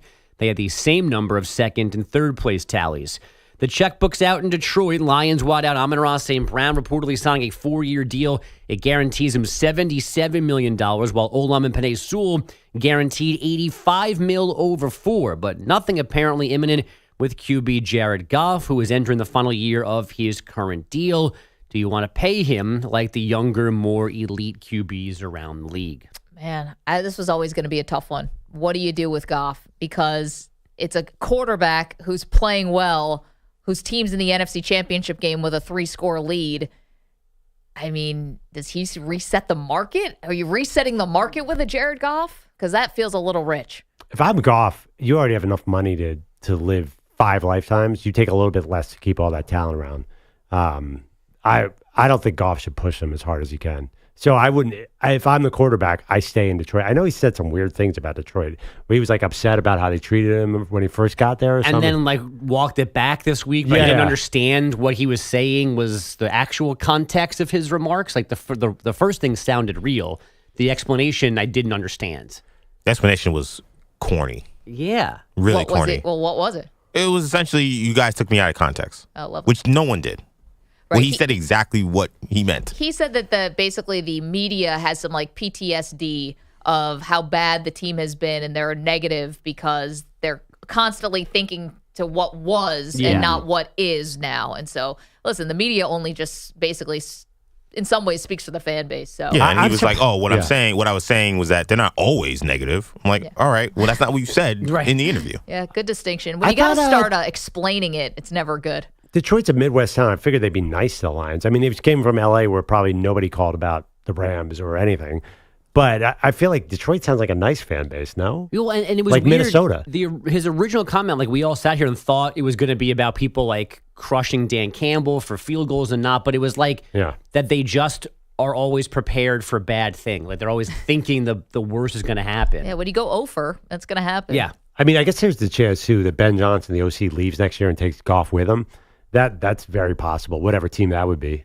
Whoever doesn't get a quarterback tonight, get ready for the Goff-Johnson team. He said, next year. It's like a political ticket. Yeah. He said in this quote, "I was speaking about our local guys, but I think that's kind of the world. Not to get really grand right now, but it wasn't necessarily specific to Detroit. It was the world, the media, sports world, certainly the NFL media, and the roller coaster that it is, and what it sells, and sells clicks." Like what? All accurate, by the way. But he was talking about Detroit in the original clip. Right. He said our local guys here. Yeah. Maybe But it's so funny because I was a little watching. less interested in what Goff thinks about the media. I was watching a highlight of the Red Wings, and they were chanting Jared Goff, Jared Goff. They seem to be into Goff. Just take your W's, dude. Yeah, take right. your W's, and I agree with Pearl. Take your M's, but they don't got to be. It don't got to be $60 million a year. He's already made 188. Right. His wife's a millionaire too. Just you're fine. His wife's a millionaire. She's a model. Kristen Harper is probably a millionaire. She was an SI swimsuit model. Yeah, she's a pretty big model. I mean, I don't know. I feel like he should. Who cares if she's a millionaire? He has 188 million in the bank. I'm saying that if he retires tomorrow, he probably will be fine. To EJ's point, everything's positive. Just keep it moving. Right. What are we doing? Don't pause on the negative here when there's nothing there. We can move on. Wideout Rashad Bateman signed a 2-year extension through 2026. Yesterday in Baltimore, they did this instead of the Ravens just picking up their 2025 option on Bateman. He becomes the first-round wideout to sign a second contract with Baltimore. The Phillies' 7-game win streak's now a 2-game skid, 7-4 losers in Cincinnati last night. Ellie De La Cruz had 3 hits, stole 3 more bases for the Reds. He leads the majors with 15 steals. The Cubs topped the Astros 4-3 after putting Cody Bellinger on the IL with broken ribs from a collision with the outfield wall 2 nights ago. There is no timetable yet for his return. The LA Kings got roughed up in Game 1 in Edmonton. They bounced back last night. Off the wall, Byfield tipped it, moving in, shot, score! Anze Kopitar! Overtime winner! Game 2! The series is tied at 1! Thanks to this 5-4 win, courtesy of Anze Kopitar, Nick Nixon called the OT winner on Kings Radio. Vegas took a 2-0 lead with another win in Dallas 3-1, and the Bruins won in Toronto 4-2 for a 2-1 series lead. And Tiger Woods expected to receive $100, he said, $1 million, $50 million for Rory McIlroy, $30 million apiece for Jordan Spieth and Justin Thomas, all through the PGA Tour's new loyalty program. 200 players in total will get something. The top 36 unevenly splitting $750 million. This is all mostly a reward for not bolting to live golf. Okay, here's the question on that. First of all, do you think Tiger Woods really needs $100 million? You're talking about Jared Goff has enough to retire on. I think Tiger's cool. But where's that money coming from? I think it's the money that they chose not to pay out in the first place. I think this was part of the thing. Like there was more money out around the tour that people weren't getting. Oh, that's why Phil got mad in the first place. Yeah. I wasn't sure if ironically that money was actually coming from the Saudis. No, they were going to dole out the money. Thank you for staying. No. Here's some oil money for you. I don't think there's an official PGA Tour Saudi allegiance yet. I don't think that's happened yet. Okay. Yeah. But soonish. Yeah, I think there's more. Again, it just feels like had the PGA Tour taken Live Golf seriously before it was an actual thing, we never would have gotten here. Because all the things that golfers were mad about that they left the PGA Tours at least now try to fix, or like, oh, we do have more money to pay out in purses and whatever. So it's all such a dumb fight that seems completely unnecessary. And it ends with Tiger Woods making $100 million. Yeah, is amazing. And playing 3 times in the last 2 years while not going to Live Golf. Tiger Woods making $100 million at this point from your PGA, I think shows your sport's not in a good spot. No, but it's money well spent. Oh, I don't know. It is. Oh, if he was connected to Live Golf, they'd have to PGA's close. dead. Yeah. Oh no, I get that, but what are you paying for? Survival. Him. You're paying to stay alive. But how many tournaments is he Doesn't going to matter. play? He's Because still- the yeah. majors have nothing to do with this. He's This is still- the Masters. That doesn't matter. He's still technically a PGA Tour player. Bogusch is right. I agree with him. But if you're okay, you just talked about should Jared Goff give back, not take every dollar because of Detroit and what does he need it for? Why does Tiger need this? Well, shouldn't it go to some other guy? It's not about needing it. It's about him being Tiger Woods and the impact of him leaving. Oh, I get it, but he doesn't have to accept the $100 million. Like that, could it be Yeah, reinvested in a different? I'm not saying give it to Jay Monahan or whatever, the commissioner of the PGA. I'm just saying could it be reinvested in a different spot that maybe helps the health of the sport as opposed to just like, hey Tiger, thanks. Well, again, the health of the sport there is no health without him. But they are putting it in the thing that is keeping the health high. That's not a strategy. The guy barely can walk. Doesn't matter. That's as long as actually he's around. Pretty good bargain. $100 million. He took like a $700 million pay cut off of that. Yeah, I know. Right. Based on what the offers might have been from Live Golf. Yeah. He's taking pocket change. Dude can barely get through 4 rounds of golf. Like, where's the long-term thinking here? I mean, they're holding on for dear life. I get that.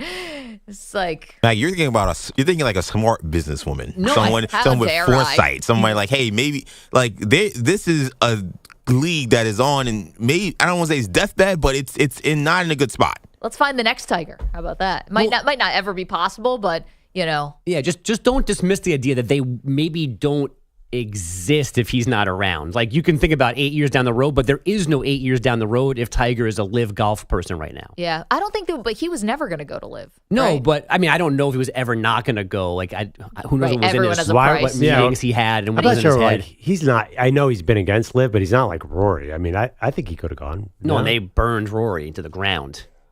I just think eventually these two are getting together anyway.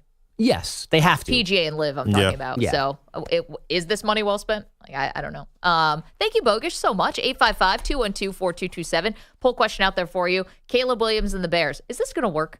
We get back to you in just a moment. Don't move. More Maggie and Perloff. You're in a 5-minute break.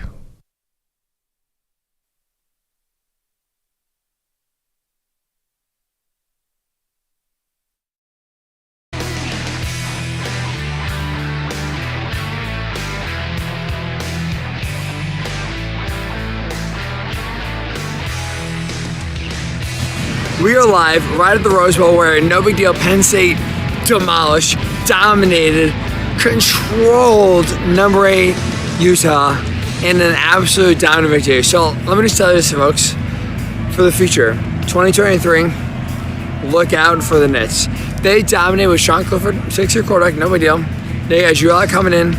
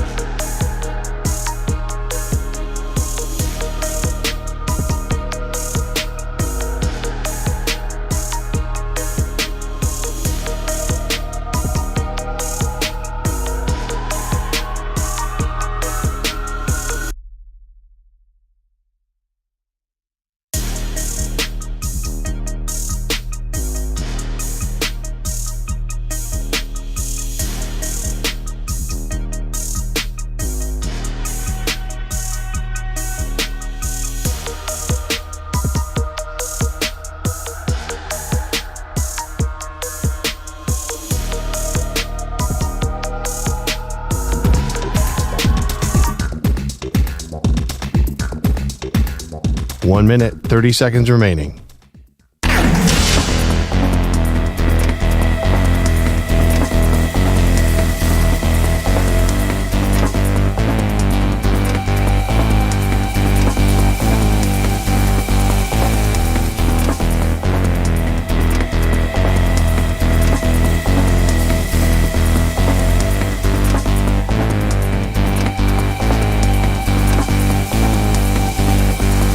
One minute remaining.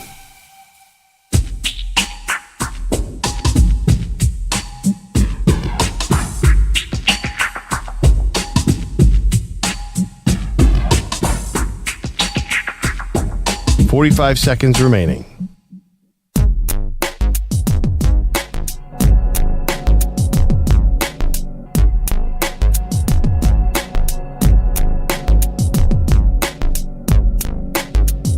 "30 seconds remaining.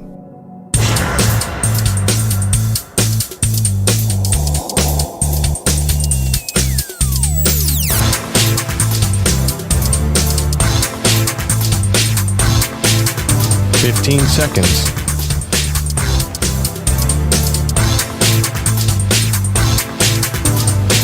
Break ends in 5 seconds.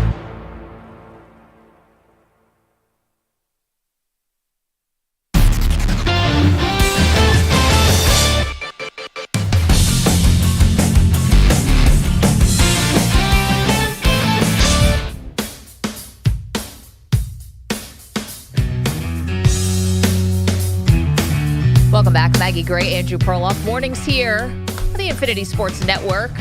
Want to watch the show? Come on in. Good hair day for both of us today. YouTube.com/Infinity Sportsnet, Twitch.tv/Infinity Sports Network. We'll get to our bold predictions for the NFL draft's first round in just a moment. But Rich is in California. You're up on Maggie and Perloff. Hey, Rich. Hi, how you doing? We're doing great. So many things have to happen for a draft pick to be successful. You got to have a stable front office. You've got to have stable coaching staff. You've got to have the personnel there. I can pretty much guess that the Chicago Bears are pretty much a dumpster fire because they're actually picking first. Well, we know the reason why. That was a good trade for them. They traded with the Panthers, and the Panthers were terrible, so... Yeah, well, the Bears maybe not much better. Fair. But for them to sit there and say that that season or that pick is going to be successful if the Bears make it to the Super Bowl is a little silly. There are way too many factors that are all coming together. Yeah, it can happen if you're really, really lucky. But in the case of, we'll say, a Brock Purdy, you dumped him into a stable situation. He grew to be a pretty damn good quarterback. You take that same guy and you put him in an unstable situation, and you're going to say, well, he's bad, and he's not a great quarterback, and he's not a great leader. Well, Rich, hold on one sec, though. Here's the question. We're talking about Caleb Williams. It's kind of been the question of the day today, which is this going to work out with Caleb Williams and the Bears? Perloff is very bullish that this is going to go great, and I'm not sure. I think there's going to be a lot of obstacles in the road. And then we start talking about, well, what determines whether or not this is a success? And to me, this is not a run-of-the-mill number one overall pick. You know, this is not, oh, gosh, it's a year where we're not sure. So in the void of that, well, we'll push Caleb Williams up to the top. That's not what this is. This is a deep quarterback draft with lots of great prospects who are rated very high, and he's even separated himself from that. So if you're going to put him in the category of John Elway and Andrew Luck and Trevor Lawrence, of course Super Bowl is the expectation. And I know things have to go very right, Rich. Thank you for the phone call. Well, only one of those guys made the Super Bowl, and he got destroyed in his first 3 Super Bowls. Okay, well, Luck retired early, so we don't know what, and got very injured. Again, a million things could happen. He got hurt a lot. But nobody's calling Luck a bust. No, nobody is, but you have to agree that the expectation is for him to come in and be the heir apparent to Peyton Manning, and that's winning Super Bowls. Well, yeah, but I think people are savvy enough to know, like, you can be a successful quarterback without getting to a Super Bowl, because I think we're talking about a different expectation. I think Justin Herbert's been a great pick for the Chargers, and he's done nothing in playoffs.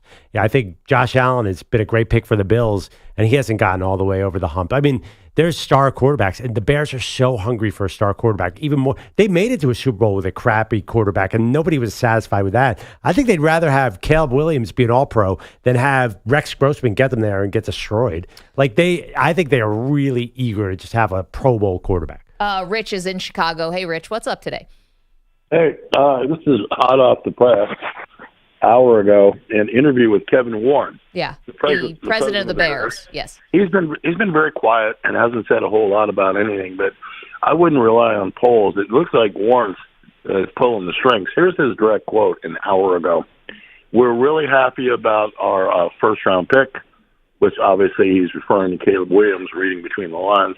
And then the second comment was, "And we're going to put some real weapons around him at 9." So here's the play.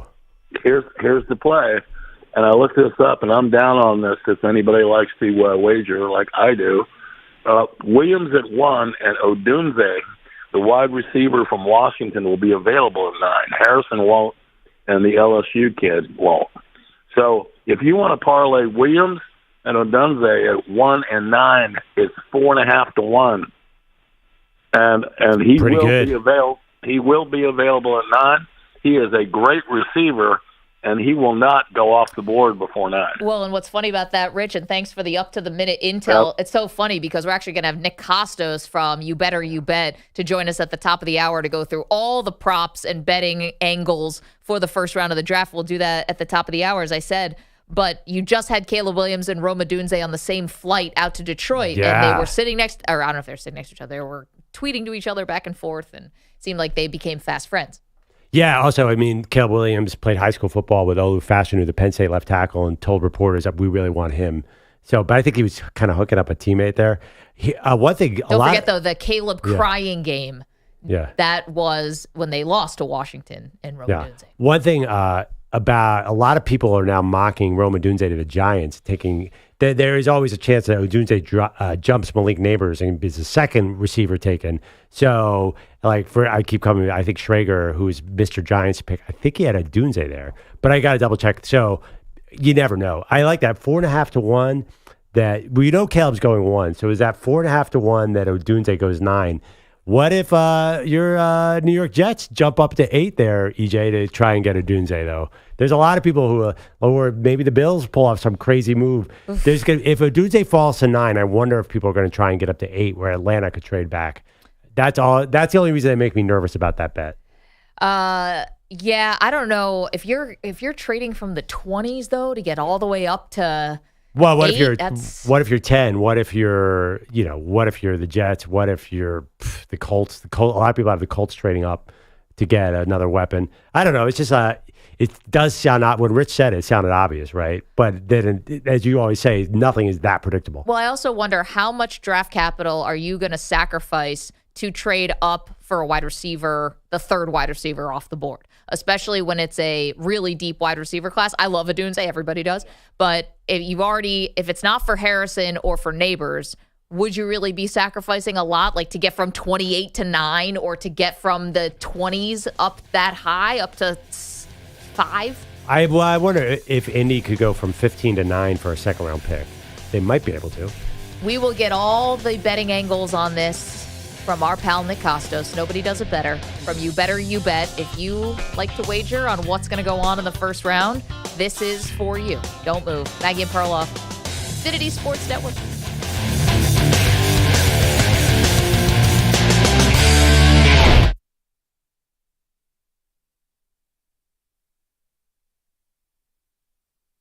You're in a 5-minute break.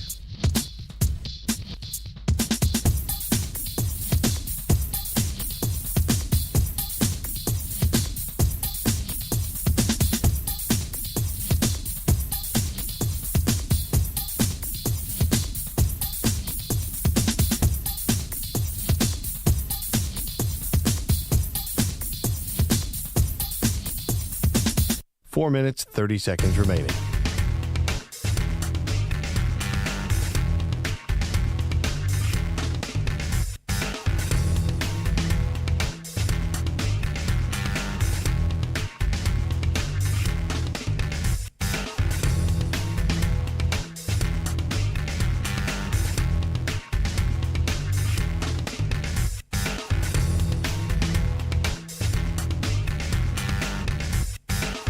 4 minutes remaining.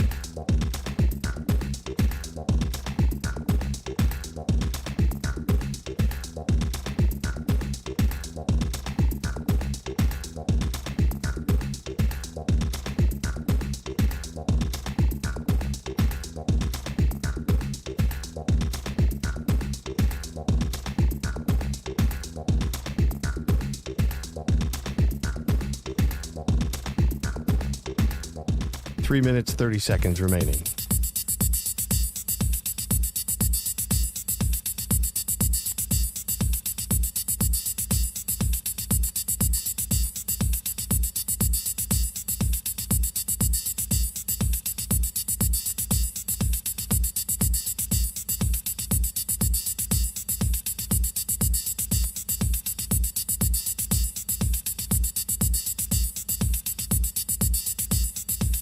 Three minutes remaining.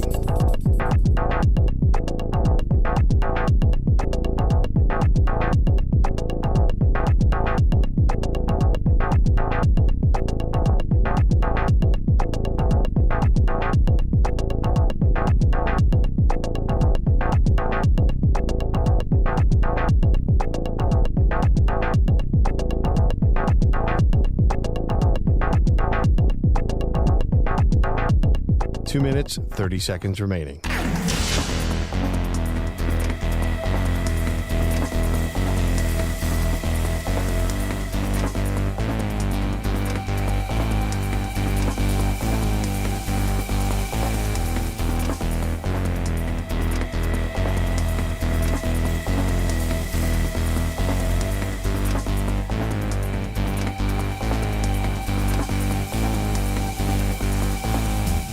Two minutes remaining.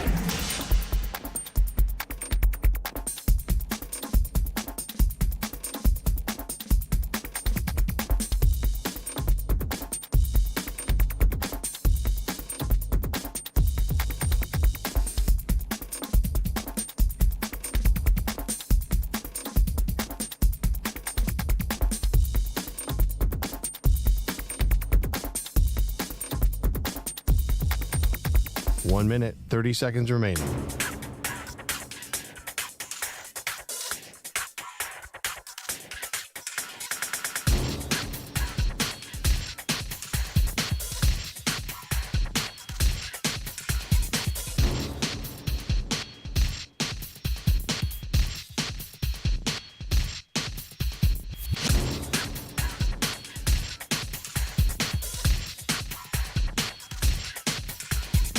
One minute remaining.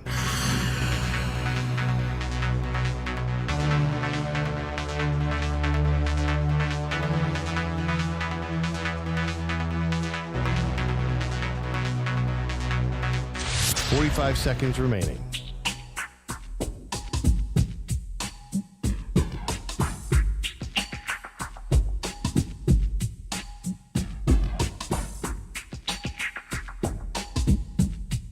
Thirty seconds remaining.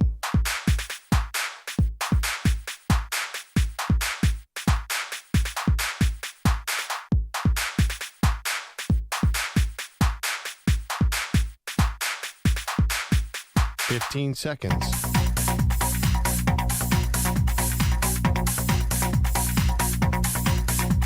Break ends in 5 seconds.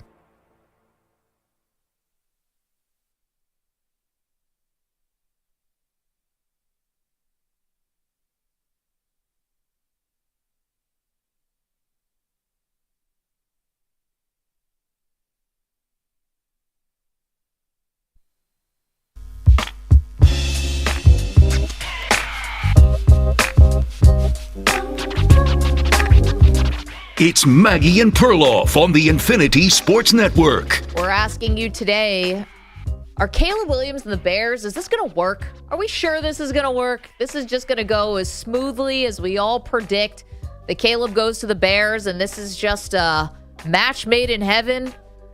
Or holding hands, skipping through the dewy meadow, Perloff? I know you think so. Well, I think the Bears are super lucky that they get to draft this guy. I mean, this really couldn't have worked out. It's going to go down with one of the great trades of all time last year with the Panthers, that they fell into this pick.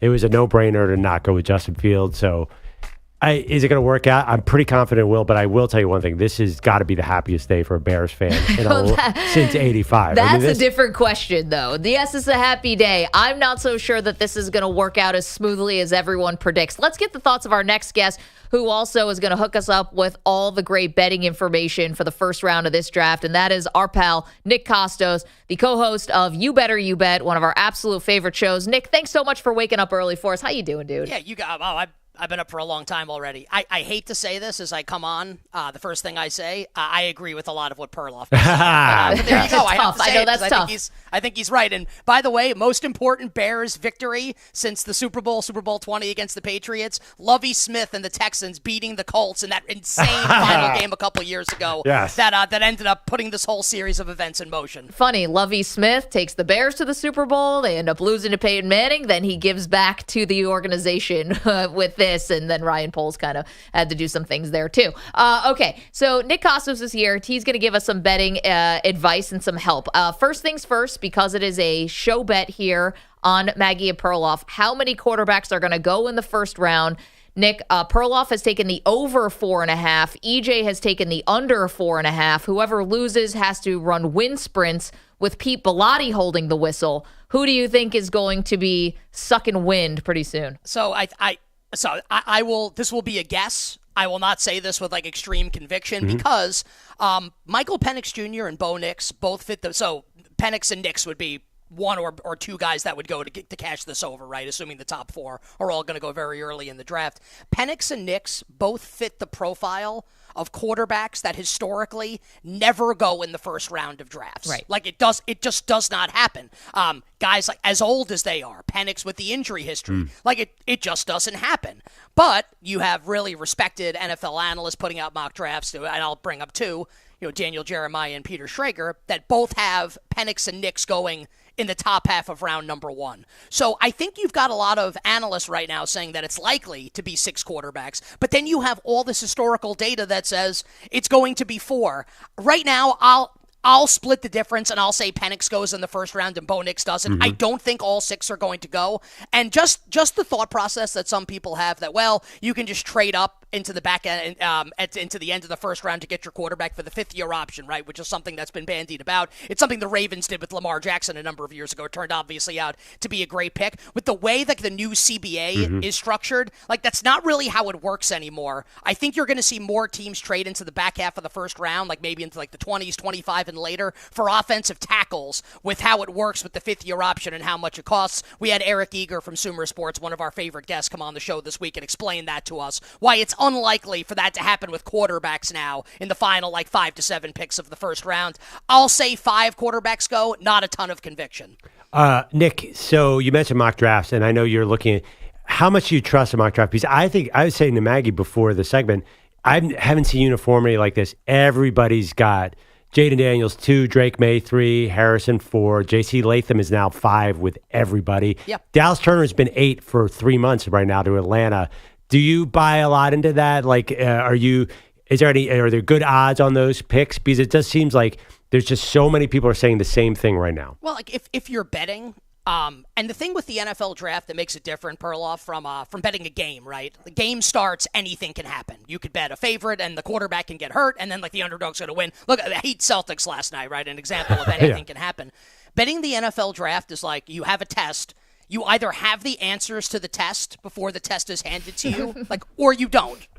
Like, you bet the draft based on information. So I really think that people should know that going into it, right? So you might think you have the answers to the test because everyone putting out a mock draft, and we talked about this on the show on Monday, Perloff. I think it's an awesome question. I'm complimenting you a lot. I don't like this. But we talked about this on Monday. I've never seen, and the first NFL draft I watched was 1991, the Dan McGuire draft with Seattle. I've been watching and covering this for a really long time. I've never seen uniformity across the board like this where you could ask like a casual fan, hey, like, what's the top 10 of the draft going to be? And that person's probably going to know exactly what it is because every analyst has been saying the exact top 10 for a really long time. Just something that I would urge people to consider.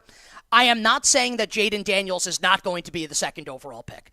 If you put a gun to my head, a water gun to my head, and make me pick, like, for my life who's going 2nd, I'd take Jayden Daniels. But, like, Caleb Williams is unbettable to be the first overall pick. Like, people know Caleb Williams is going first overall. That is, like, the only sure thing.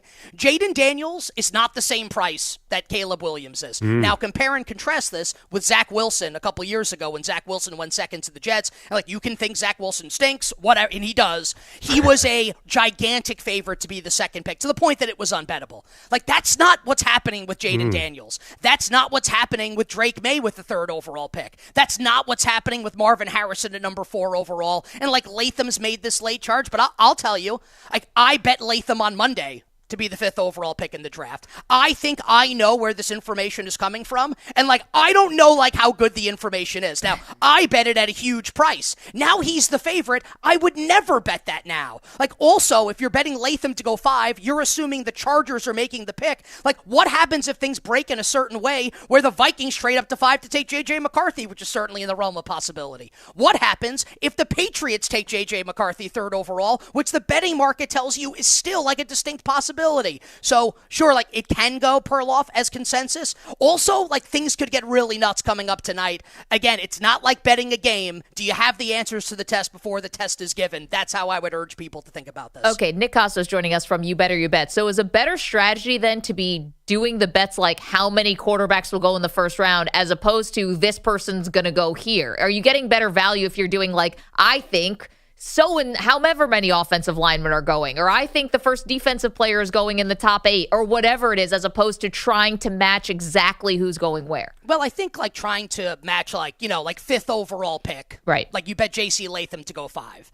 And then the Chargers trade back to 11 and take J.C. Latham at 11. Like, you were right that the Chargers wanted J.C. Latham and draft J.C. Latham, but you lose your bet. Sure. Like, you lose because J.C. Latham does not go 5. So, like, there are... Yeah, I think that's a really good way to think about it, like betting a draft position, meaning like J.J. McCarthy's number right now is 5.5. And to be fair, the under on that yesterday was a much bigger favorite than it is today. And I think that's based on mock drafts that have come out. Like a couple of the mock drafters have McCarthy going like 11 to the Minnesota Vikings. This stuff is really flimsy.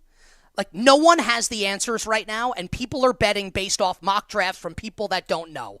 I'm not denigrating Schrager, Jeremiah, etc. These guys talk to more people than I do. Just that, like, if they knew, they'd be right about everything all the time. Like, and they're not, and they aren't. A way that I would like to bet the draft, Maggie, I want to bet big prices. Like, if I don't know the answer, then let me bet a big price. And that's trying to, like, recognize volatility and bet into volatility. So I do think, despite what I said, I think Daniels is going to go second. I've had enough people say that to me where I feel not a lock, but I feel pretty good about it. So if we think it's Caleb 1, Daniels 2, so now we get to 3 with the Patriots where the draft could start to get like a little nuts, like go a little haywire, right? We know that Jonathan Kraft, like Nepo baby, you know, Robert's son, is now involved in the process. Like, this ain't like Belichick. Belichick would have kicked his ass out of the draft room faster than you could say Tom Brady. Just saying that, like, Elliott Wolf, Ron's son, might not be making this pick. It might be the Krafts making the pick. What if they take J.J. McCarthy? Like, is that so insane to think that could happen? So maybe you want to do an exacta with J.J. McCarthy as the 3rd behind Caleb Williams and Jayden Daniels. There's also a lot of smoke. And I buy this because I heard this like 2 months ago, that a lot of teams have Malik Neighbors as their wide receiver 1 over Marvin Harrison. What if you put Neighbors as the 4th pick in an exacta? The bet is likely to lose, like it's probably not going to go like that, but you get such a massive price that the juice could be worth the squeeze in case it goes haywire. So again, like, if you don't have the answer to the test, then I think playing into volatile outcomes makes sense. Small amounts of money to win a lot of money. Nick, there's one guy who does seem to have the answers. Jay Glazer has a history of seeming to know everything that's going to happen. He did an interview on AM 570 in L.A. where he said 13 feels rich for Penix. He also said the Patriots are all in on May, and he said a couple other things. The wide receiver order is sort of up in the air, 1 to 3.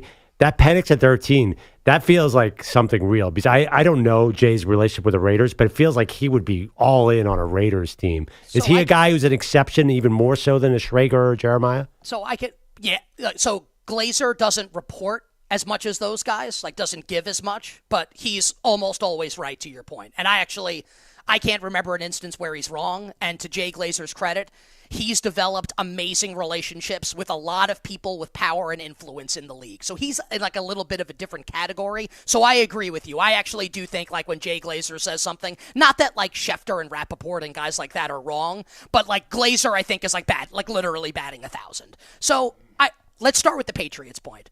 Okay, he thinks that they're locked in on May. He might be right. I'm not saying he's wrong. Just that, again, there's like a variable introduced into the equation here, which is like an owner getting involved with things potentially here. Mm-hmm. So like May, I think, is more likely to go. The betting market tells you that. I would be a little reticent to say that, yeah, like we know for sure that Drake May is going to be the third pick. Because again, if we knew that, people would find out, people would bet it, people would blast it, and he wouldn't be like a minus 300 favorite. He'd be minus 30,000. Like you wouldn't be able to bet it. Now on Penix, I was told by someone a couple months ago, and I just want to say this, the NFL is the league where I actually do have sources. I worked at NFL radio for a decade. So like I would never come on and say this. I have NBA sources for the NBA draft. I don't. But for the NFL, I do. I was told a couple months ago that Antonio Pierce loves Michael Penix. So I think when Daniel Jeremiah's first mock came out, he had Penix to the Raiders at 13. To me, that's like he has the same information I do. And he, at that point, is probably like, I want to get ahead of this being the fit, even if it's the second round, by putting Penix in as the 13th overall pick. So I do think there's some fire to that smoke as it regards the Raiders and Penix. But something I can tell you, almost beyond a shadow of a doubt, we had Herman Edwards on our show earlier this week, the former Arizona State head coach, right, among other things. Coach Jayden Daniels there. Antonio Pierce was on his staff. He said flat out, the Raiders want Jayden Daniels. And that corroborates a report from Ian Rappaport and Tom Pelissero of NFL Media that the Raiders talked to the Commanders about moving up to 2. So here's the question I don't have the answer to. We know the Raiders want Daniels. Are they willing to settle on Michael Penix as their franchise quarterback if he's not their number one option? I don't know the answer to that question. My gut tells me 13 is rich for them to take Michael Penix. Again, a player with that profile has never been selected at that point in an NFL draft. Nick Kostos is joining us. He is the host of You Better You Bet with Ken Barkley. They do a fantastic job. We're just big fans. You know that's true, Nick. Okay, last one for me, and this one got people a little crazy earlier in the week. What did you make of the ESPN bet odds that all of a sudden had J.J. McCarthy as 8-1 to the Chargers, and then the Chargers' first pick as a quarterback just went to 6-1? This feels ridiculous because they obviously have Justin Herbert. So when the betting market moves like that, what did you make of it? Yeah, I think it's all like based on, again, like this stuff is based on nothing. It's good to remind people. But like I'm being serious, and I'm not trying. It's a lot of fun to talk about, and like you can bet into this stuff. So I will say this again. The only thing that we know for sure is that Caleb Williams is going first overall. We think Jayden Daniels is going second. Like, that might not happen tonight. If we knew, it would have been bet into oblivion already, and that hasn't happened at least as of right now. So look, like, that could literally be someone betting J.J. McCarthy to go to the L.A. Chargers. Like, the betting market, like the offshore will move it because, like, they've taken money on it, and then people say that and go, oh, my God, like, someone must know something. No, like no one knows anything. And if people did know for sure, like you wouldn't be able to bet it right now. It would be, bet into oblivion. So, yeah, like I don't think there's any like malfeasance from like ESPN Bet. Like I don't think they're trying to like trick people. I don't think that's what it is at all. Just that like these markets are really stupid, candidly. And I can give you a quick story. Ken Barkley, my co-host on You Better You Bet, has told the story that when Kevin Durant in 2016, right, before he signed with Golden State, there were betting markets up like where's Kevin Durant going to sign? Right. Where's he going next? And I think Ken, and I might have the details of this wrong, I think he bet like $100 on Durant to sign with the Knicks. Maybe that's whatever. And as a result of that $100, Durant to the Knicks became a favorite. And then people are saying, oh my God, like Durant's going to the Knicks now. Like it's based on nothing. So again, I don't think any malfeasance here, just someone bet it and then people like take it and run with it when it's not based on anything. Nick, I love your level of draft nerdiness is inspiring. I just love it. But I'm looking back. Your first draft, you remember, 1991, Dan McGuire goes 16 to the Seahawks. It is the worst draft I've ever seen in my life. Can you name any of the top 10 picks of that draft off memory? Well, the Giants took Gerard Bunch with the final pick of the first round, for sure. Who? Gerard Bunch. Yeah, who was What did he do? He was an absolute jabroni because O.J. Anderson, I think, retired, but Rodney Hampton became like the Giants' main running back at that point. 91 is Jeff George the number one pick? No, 91? It's a Russell Maryland draft and a bunch of nobodies. You picked the wrong draft to jump in. Yeah, Eric Turner, Bruce Pickens, someone named Mike Crowell went number 4. Well, Mike Crowell, good linebacker with the Denver Broncos, right? Was that right? Or Colts, maybe? No, you got it, Broncos. Todd Light and Eric Swan. Oh, my God. Eric Swan, then the Phoenix Cardinals. Yep. Charles McCray. Saints? Buccaneers. What? Okay. I mean, wasn't he a basketball player out of Louisville?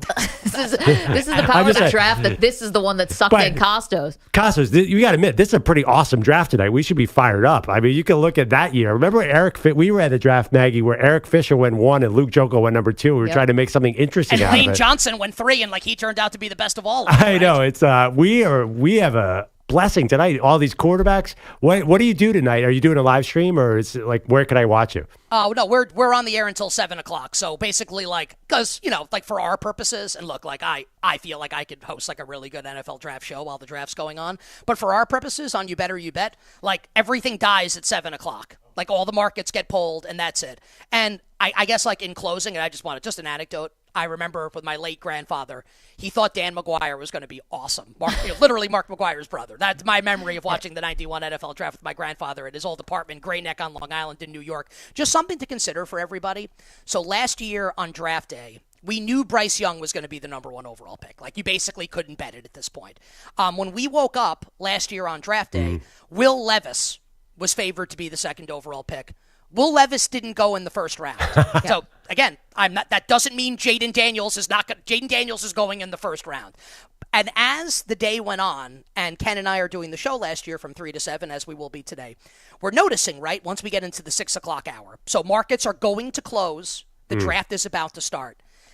C.J. Stroud all of a sudden goes to plus 150. Okay. C.J. Stroud's even money. All right. C.J. Stroud's minus 150. Yeah. Eyebrows raised. C.J. Stroud minus 250. Someone knows something. C.J. Stroud minus 400. People are betting like they have the answer to the test. By the time we went off the air, you couldn't bet C.J. Stroud anymore. So people had the answer to the test. So for people out there interested in betting the draft, I think it will be very fast. It doesn't have to play out like that. But from 6 to 7, we'll probably start to get some clarity. You will know if the answers have leaked before the test starts. Nick, can't tell you how much we appreciate this, your expertise. Nick Kostos, You Better You Bet. BetQL does a fantastic job. Ken Barkley moving markets. I mean, with $100 bets. I'm pretty sure that I have that story. I think it's basically correct. Awesome. Wow. Okay, I didn't realize that we were one step away from such a powerful person. But doesn't that make the whole thing seem so stupid? The stuff that's based off information. People are literally betting Jeremy Fowler on ESPN said he thinks the Eagles like Amarius Mims, and then people bet that he could be right. Just really? That's what people are betting on? That kind of stuff? Just saying. Listen, I already told you guys that I lie to my family on the weekends just so I can make sure that I'm listening to Ken when he gives his NFL picks on Sunday mornings.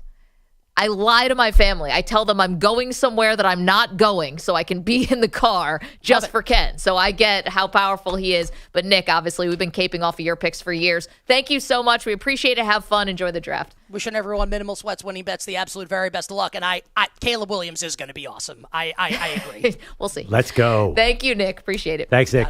All right, there you go. Why did Jeremy Fowler have to take a shot there from Nick? Jeremy Fowler, friend of the show, awesome dude. And by the way, all I heard there was Eagles might take Amarius Mims.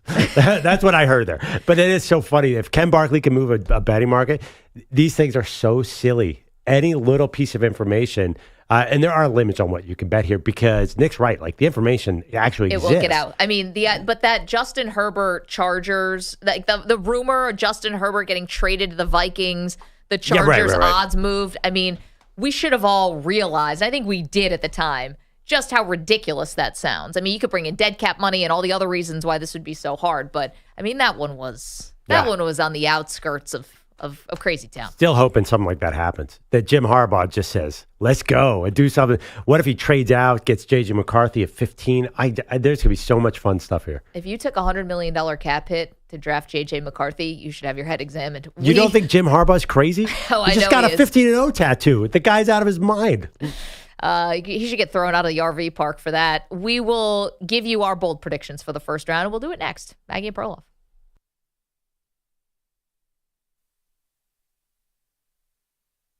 You're in a 5-minute break.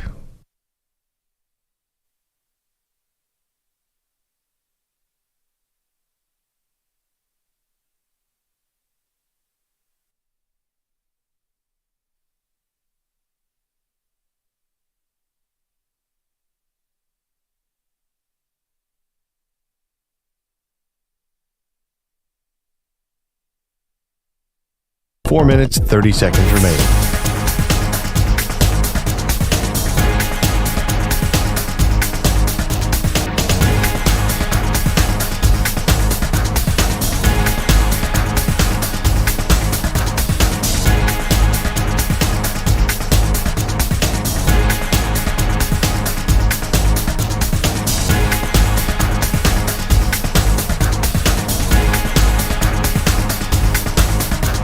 Four minutes remaining.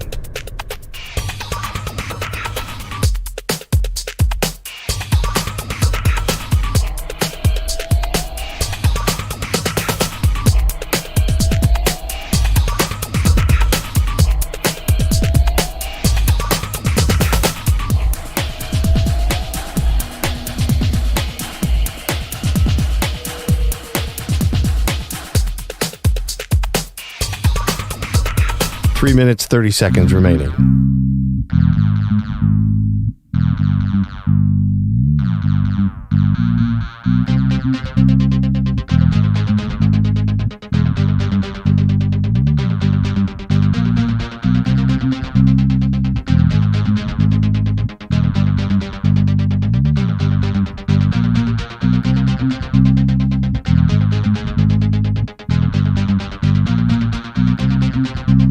Three minutes remaining.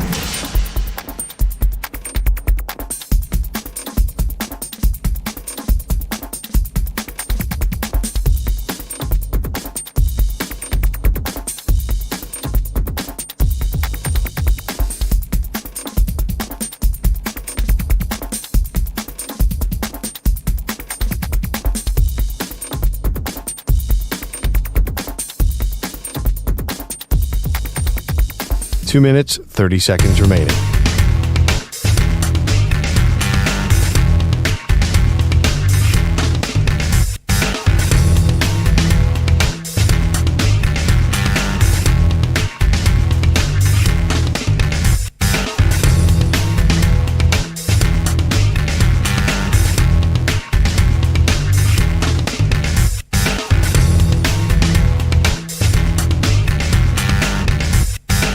Two minutes remaining.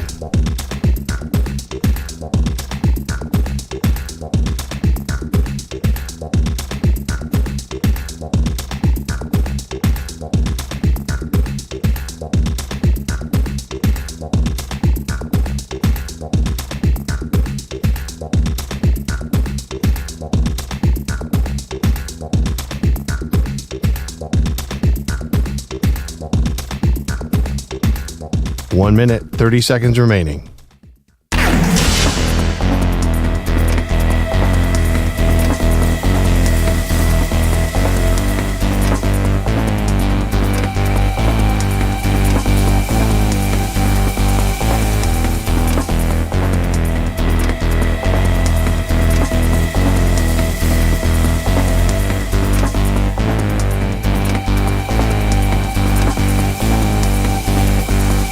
One minute remaining.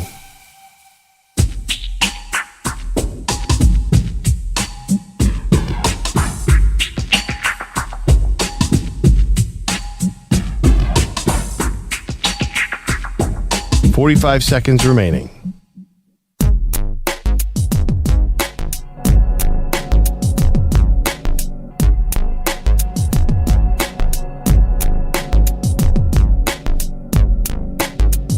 .30 seconds remaining.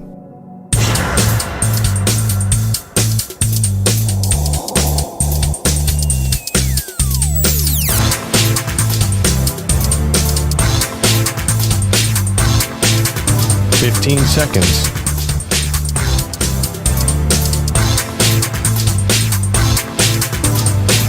Break ends in 5 seconds.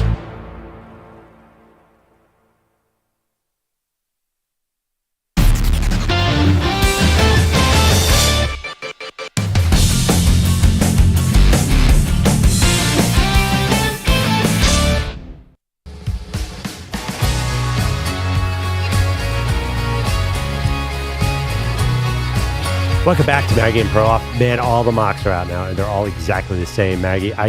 I guess this means the opposite is going to happen, but... The mock drafts you're talking about. Yeah, so it's so funny. The Chargers, apparently, they are so set on this guy, J.C. Latham, that they'll get him at 5 or something else. We should talk about Jim Harbaugh at some point tonight. Is there an over-under? Does he do something wacky when they show the Chargers facility? You know that Jim Harbaugh has become like that uncle who has to come to every dinner and say something funny, or he's going to disappoint everybody.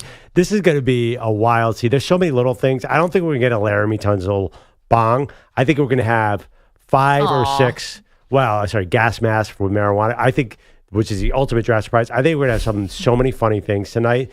Because everyone's got a camera, everyone's doing something. You're seeing girlfriends. Apparently, Caleb Williams is painting his pinky fingernail silver along with his girlfriend to match his outfit. Okay. There's all sorts of shenanigans. Social media has made this all so wonderful. I know some of these, some of the scouts are a little more the older generation wants to point at the nail polish and call that a negative.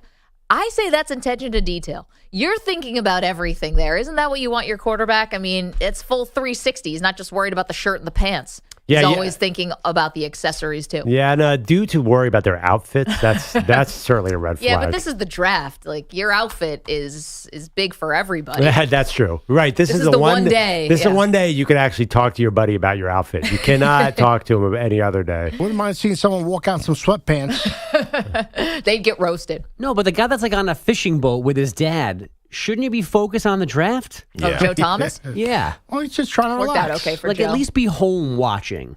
I'm like, I don't care about the draft. Pick me, I'll play. He's trying to relax. He probably The has a lot of irony, nerves. Joe Thomas missed the draft, never missed a snap the whole career. Playing for the crappy Browns, never missed a snap. But I don't know if you guys are like me. If I was a draft prospect, there is no way I would ever show up at the draft because my worst nightmare to be an Aaron Rodgers and fall. But what if you're, top 5 pick? After Caleb Williams, I'm not going. He's the only person, maybe Marvin Harrison. After that, no, I'm not going. Why not do something cool at home with your friends and your family? Why risk being that guy? That is the worst thing you could do. If I was a 7th round pick, I'd be there. You would go? Yes, I would. What if you don't get picked? Who's going to know? At least enjoy a nice 3 days in the city on the NFL. You can't go. You can't go and root for the Giants at the draft. What are you going to do if you're not getting picked? It's super embarrassing. Wait, this is like a free vacation year. Well, they ain't paying for a 7th round pick to hang out in Detroit. That's ridiculous. They should. No. Also, no disrespect to Detroit. I grew up in a cold place. There's got to be a better place to be than Detroit in April. Well, you're talking to a guy who went to the Hamptons in February. Pete's a big... Oh, you're an off-season guy. Yeah. Yeah. Okay. Yeah, it's cheaper. I don't exactly have 3 more zeros at the end of my check. I get it. I'm off-season going to by Hamptons necessity. Right. You'd like to go to the Hamptons in the summer. Oh, yeah, but at least the spring. You have to take out a mortgage to go there in the summer. Yeah, that's so true. I get it. And listen, you still get... It's peaceful. I think that'd be nice. You don't have to deal with all all the idiots out there that are normally there. Oh, speaking of Pete. Yeah. Got a DM. Yeah. Got a direct message. Didn't even address me by name. Just, hey. And it's someone who I love, so it's okay. Actually, not even a hey. I got what's the address for the show? I got a little something for Pete Bellotti Jr. All right. From our pal Nick in Texas.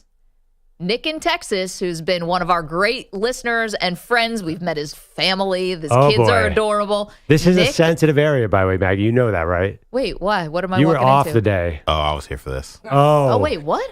Oh, there's more to the story. I thought this was just a genuine, I've got something for Pete. Oh, Perloff can explain this one. Nick updated the Maggie and Perloff bracket challenge and during the NCAA tournament. During the NCAA tournament said, Perloff's here, Maggie's here. We were both pretty low, by the way. EJ's here. I think he gave Bogusch, and then he said, and yeah, that's it for everybody. Yep. Yeah. Oh, no. This is the comeuppance. That's the backstory for whatever you're about to say. He forgot Pete, And Pete was not happy with our buddy Nick in Texas. It was the day you left early. And as we went to break, I said to was off Perloff, for one segment. I said we couldn't produce it better that he left Pete's name out of that recap. And he did include, every time he put it on social media, he included Pete's name. I know. So he just blanked. Well, maybe he tried to send you the DM to get the address, but I bet are you blocking him? Not accepting DMs? No, I don't really block anyone unless you're threatening me. But no. There's a special place in hell for anyone who's blocking people or threatening people, Adi. That's right. They're blocked. Well, I sent him the address. I didn't even think twice about it. I'm like, hey, exclamation point. Nick, good to hear from you, pal. Okay, all right, let's see. He's got a little something coming for you. Yeah, this is a makeup gift. That's what's going on here. I like gifts. Gifts are good. I love Pete just saying that, like, as long as you're not Lex Luthor, you're not blocked. Right. If you're not Dark Side. Well, because I can counter anybody's opinions of me. I really don't care. You know, like if they have something to say bad about me, you know what? I'm gonna come right back at you. That's it. I'll do it all. If you have something nice, I'll be very nice back to you. That's how I work. I love that you just said, I don't care. You care about everything. I do. Were you mad at Nick? Were you mad at Nick when he forgot to say your name? Yeah, yes, I am mad. And Kaplan could also be mad, by the way. Right. And should be. And Andrew Bogut, who keeps getting tagged in those posts, too. And former number 1 overall pick Andrew Bogut, who's sitting in Australia somewhere minding his own business. I didn't win an NBA championship to be confused by that Infinity Sports Update guy. Bogus was actually flattered by that comparison, as I recall. Yeah, I mean, I'd like to be taller, talented, more successful, all those things. I mean, have an accent. Bogut was a key cog. Yeah. And he made money no matter what. Yeah, that's true. All right, so Pete, you got something coming your way big. We've got our bold predictions for the first round of the draft coming your way, but not before this update from Bogusch. And we've got about 10 and a half hours left for all these NFL draft rumors. Colts owner Jim Irsay started one of his own earlier this week. In an exclusive interview with Fox 59 in Indy, Irsay said the team wants more weapons for Anthony Richardson, so they'd love to draft Marvin Harrison Jr., especially since his dad is a Colts legend. But Indy has the 15th pick tonight. Irsay knows moving up far enough for Harrison Jr. is unlikely, but, quote, I wouldn't rule anything out. We're open-minded. I mean, when it's coming from the owner, you feel like it has more weight. But when that owner is Jim Irsay, then all bets are off. And he's at home, and this interview begins with him arguing against the police report about whether or not he was suffering from an overdose when the police were called to his house. Oh, wow. Same interview. Yeah, it's a weird... That's a wide-ranging interview. Yeah, it's an interesting witness to call into the Colts draft room here. I don't know how trustworthy a source he is right now. He wasn't standing in front of a Mayflower truck either, right? Oh, boy. I for one, would love this. I am all for the sons of former athletes or daughters of former athletes playing for the teams that their parents played for. I think that is one of the coolest things that could happen. To keep it going. Although it's a lot of pressure on the child. It's a ton of pressure. But, I don't know. I'm all for, again, I hate nepotism in every other aspect except for pro athletes. I think that is the coolest thing. And if you could even draft the same guy that your dad played for or your mom played for, that's awesome. Like Barry Bonds being a superstar for the Giants. Yeah. I know there's a lot that went into it, but that's one of the coolest things ever. Wait, you really care if Marvin Harrison Jr. goes to the Colts? You're going to be like, wow, that's exciting. I would be so excited. That would be the coolest thing. I'd be out of here. I'd be able to tell, I may be able to tell my future kid, hey, I watched his dad play for the Colts. He was also a stud. Now Maserati Marv is going to his 6th Pro Bowl and has won his 2nd Super Bowl with Anthony Richardson. I don't know a single Marvin Harrison Sr. fan. The guy had 1 million yards, but he was the most unexciting. Well, don't say that in Philly, because Marvin Harrison may pull up on you and tell you better be a fan. You're from Philly. That's the elephant in the room, by the way. I mean, is Marvin Harrison still get the cool? It's not Ken Griffey Sr. because Ken Griffey Sr. never allegedly shot a guy. So I just don't know if this exists. I want to say for the record, I love Marvin Harrison, and he's great anywhere, and I love his son.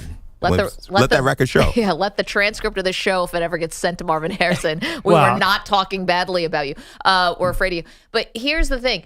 I think about this from the parent point of view, right? You have your child already as your name and an expectation your dad's a Hall of Famer, all these things to live up to. You're going to add on top of it, he's going to play for the same franchise. You're never going to you're not going to have one day go by that you don't get asked about your dad.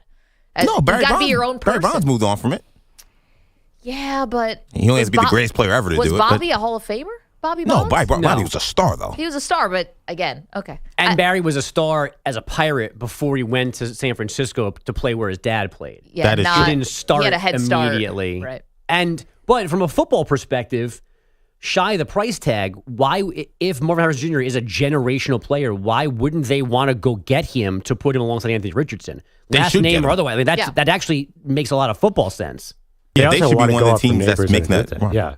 Yeah, they want to go up for the other guys too. By the way, Marvin Harrison, I watched a couple of interviews yesterday. I don't think he cares. He's going to notice one thing or other. That guy's just like, give me a route. I'm going to go right. He has nothing to say. Just like his dad is like famously the worst interview of all time. He's not far behind. So he's just like, give me the football. But this thing about the father and son, you know what would have been nice? Joe Bryant. His kid had come to the Sixers, former Sixer. And Kobe said no thank you to the Sixers. Can't have it all. You guys also booed him at the All-Star game, so that really put that kibosh on that. Yeah, it doesn't. I think it does sound cool, but it they're losers. Rarely works out. I mean, come on, Kobe grew up in Philadelphia and said no to the Sixers. He grew and his up dad there, was a Sixer. spent a lot of time and was like, nah. Bogusch, what else you got? The Thunder now in control against the Zion-less Pelicans, a 2-0 series lead after last night's 124-92 beatdown in OKC. Chet Holmgren posted 26 points, 7 boards, and 2 blocks, then took the microphone away from Allie LaForce on TNT to shout out Shai Gilgeous-Alexander. I got one more thing to say. He's too humble to say it, but this is the MVP right here. MVP of the league. I'm going to say it for him because he won't say it.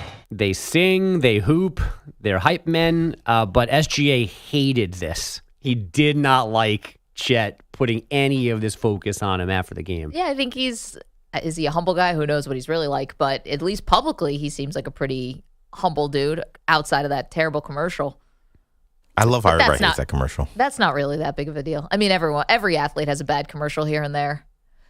I think this is a fun team to watch. The game wasn't competitive last night, but the OKC has changed my mind a little bit. You know, I thought, no way, OKC, Minnesota, these teams are too young, especially OKC, everyone's under 25. I'm starting to think a little differently here. They're real good. Kept trying to tell y'all, Shai is different.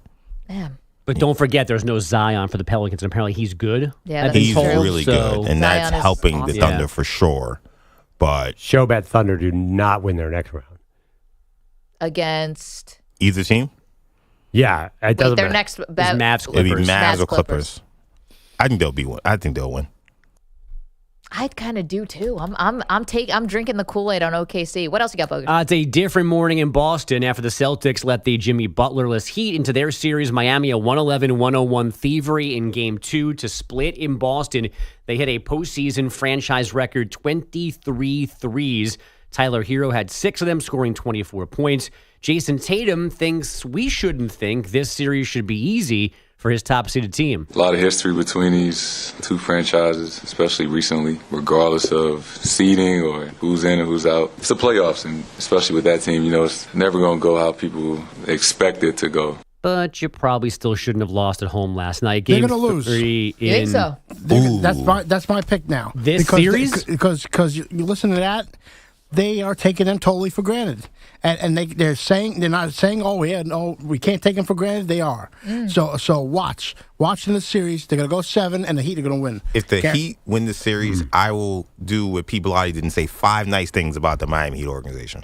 We might need something a little bigger than that. But here's the thing. I no doubt, though, this has to put some pressure on Boston, and they just don't handle pressure well. Exactly. Here's my positive Still spin. only Game 2, though. Yeah. This was Game 5. I'd feel different. This is my positive spin. Nothing has mattered for them for months. They needed a game like this Wake to be them up. reminded of what's at stake. But they've should been they? I mean- coasting. They haven't. When was their last real game? A game has not mattered for them since literally March. maybe last year.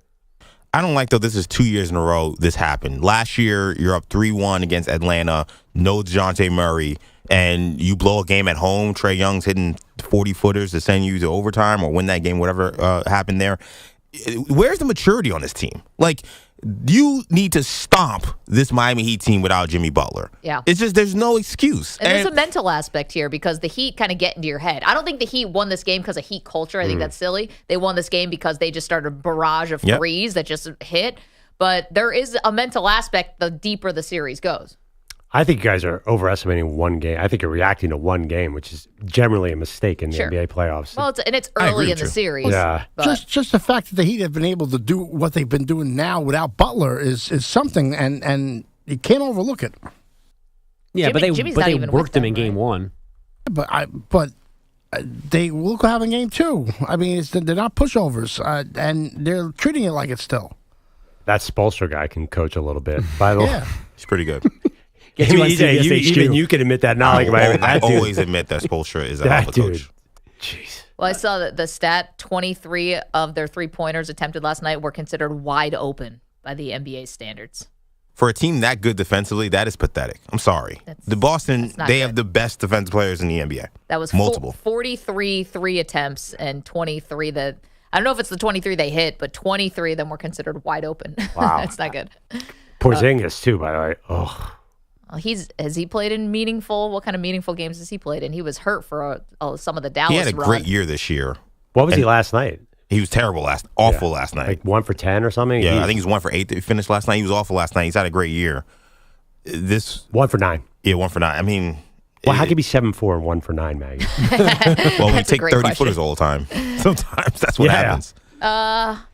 Yes, more. Perloff's a Bruins fan this morning since he found out that Brad Marchand is still on the team. Marchand scoring Boston's final 2 goals for a 4-2 win in Toronto and a 2-1 series lead. Now, the Bees' second goal was scored right after Marchand wasn't called for a trip. So here comes Leafs head coach Sheldon Keefe. I don't think there's another player in this series that gets away with taking up Bertuzzi's legs the way that he does.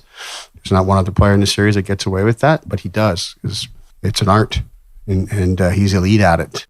I like it. Working the refs a little bit for the next game. Be on the lookout for that. Top seeded Dallas in an 0-2 hole after a 3-1 home loss to Vegas. And the Kings got a split in Edmonton, 5-4 in overtime. The winner from Anze Kopitar. Guys, back to you. Bogusch, thank you so much. Coming up, we're going to get 2 things accomplished in the next segment. One, we will do the bold predictions for the first round of tonight's draft. We will also give you the GM and front office, the team on the hot seat. We will do both of those things next. Maggie and Perloff on the Infinity Sports Network. You're in a 5-minute break.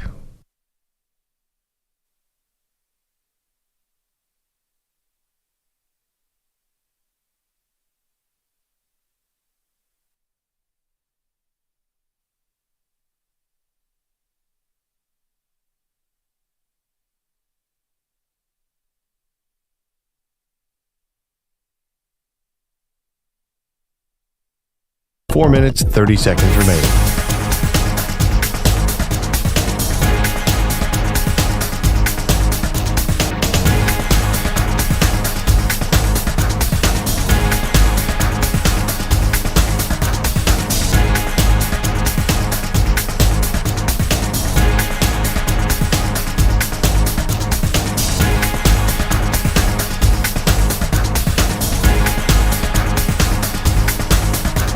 Four minutes remaining.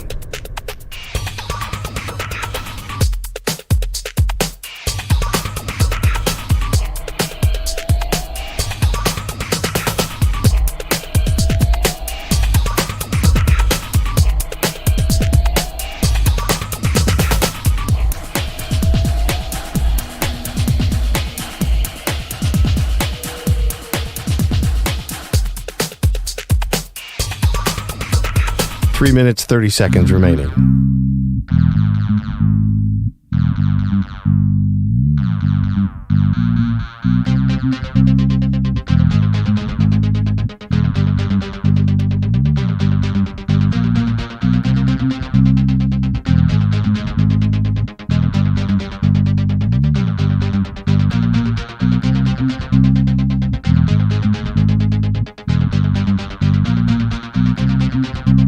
Three minutes remaining.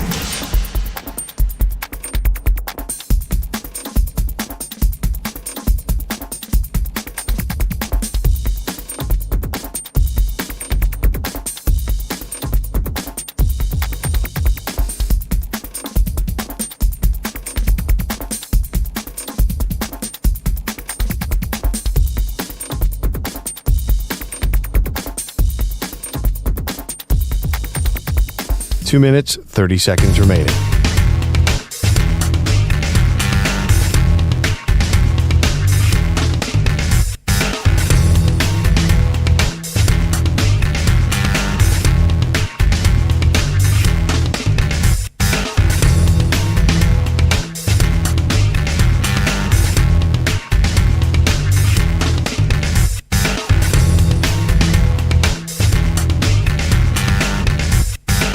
Two minutes remaining.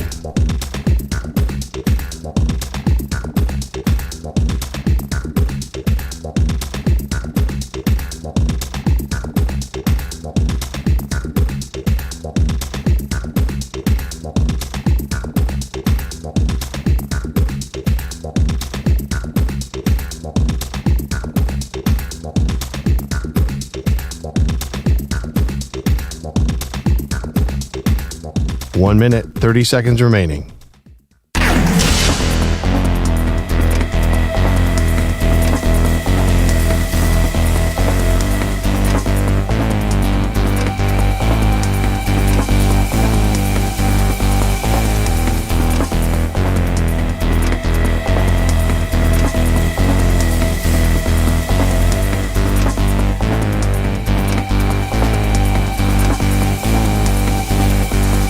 One minute remaining.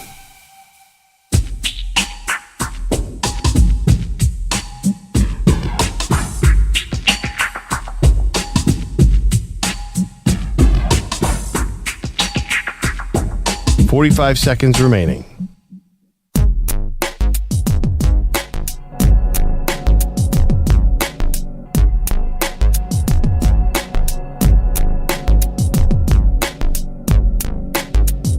$30 seconds remaining.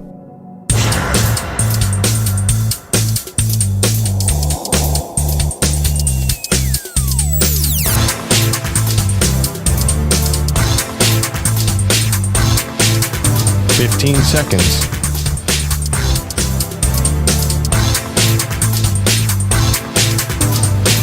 Break ends in 5 seconds.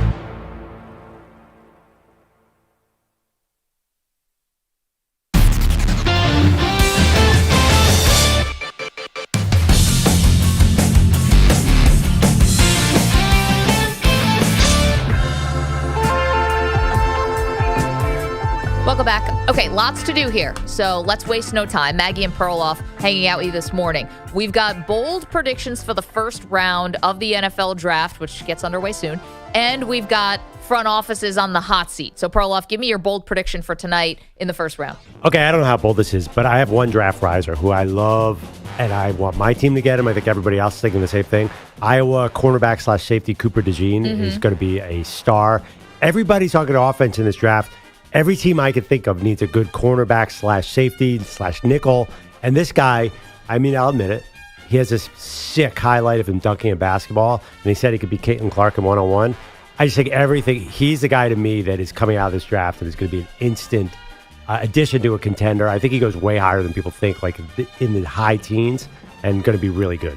My bold prediction for tonight, I think we're getting another wide receiver traded, a la A.J. Brown. I do think Ayuk might get moved tonight. Okay. I think a T. Higgins could get moved tonight. There was some reporting about him requesting a trade, although we couldn't tell if it was a new request or if he was just getting lumped in with Trey Hendricks, who also requested a trade from the Cincinnati Bengals yesterday. But I do think we are getting that wide receiver moving tonight. Or in this draft, but tonight. That'd be super cool. That'd be fun. So that's what I'm hoping for in terms of bold predictions. As for GM front office on the hot seat, who do you have? This has got to be the Vikings. Kwesi Adofo-Mensah. Yep. Huge draft here because they have Sam Darnold at quarterback right now. They got to get the quarterback. They have just much more to do than any other team. They have the 11 pick and the 23 pick. If they screw this up, they have no chance to contend in this really brutal division with a lot of young quarterbacks. Going to have Caleb Williams, going to have Jordan Love, and just have this juggernaut offensively in Detroit. They got to get this right or they risk real irrelevance. And Diana Rossini reported that he's the one GM most on the hot seat. Interesting. He'd go faster. They do not love him there. So it's a big one for him, and very curious what the Vikings do. Okay, as for my GM on the hot seat, I think everyone in New England, this is all a trial basis. I know Jonathan Kraft, the son of Robert Kraft, is reportedly going to be involved in this pick.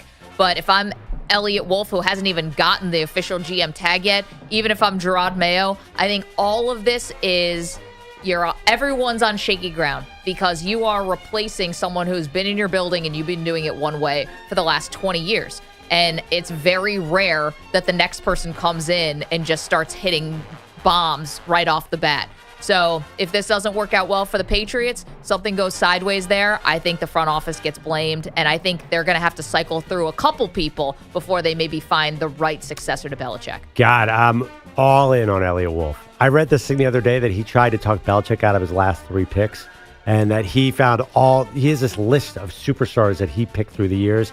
He's supposed to have also a photographic memory. I'm all about Elliott Wolf. Wow, you're buying some major Elliott Wolf. I love that dude. Slant. There's one, I got to find this story. Basically, Belichick's like, I'm going to draft this guy. Elliott's like, you do not want to draft this guy. You want to draft this guy. Elliott was right. Yeah. Somebody's putting out like PR on Elliott Wolf. Yeah. I would love to know how that story actually went.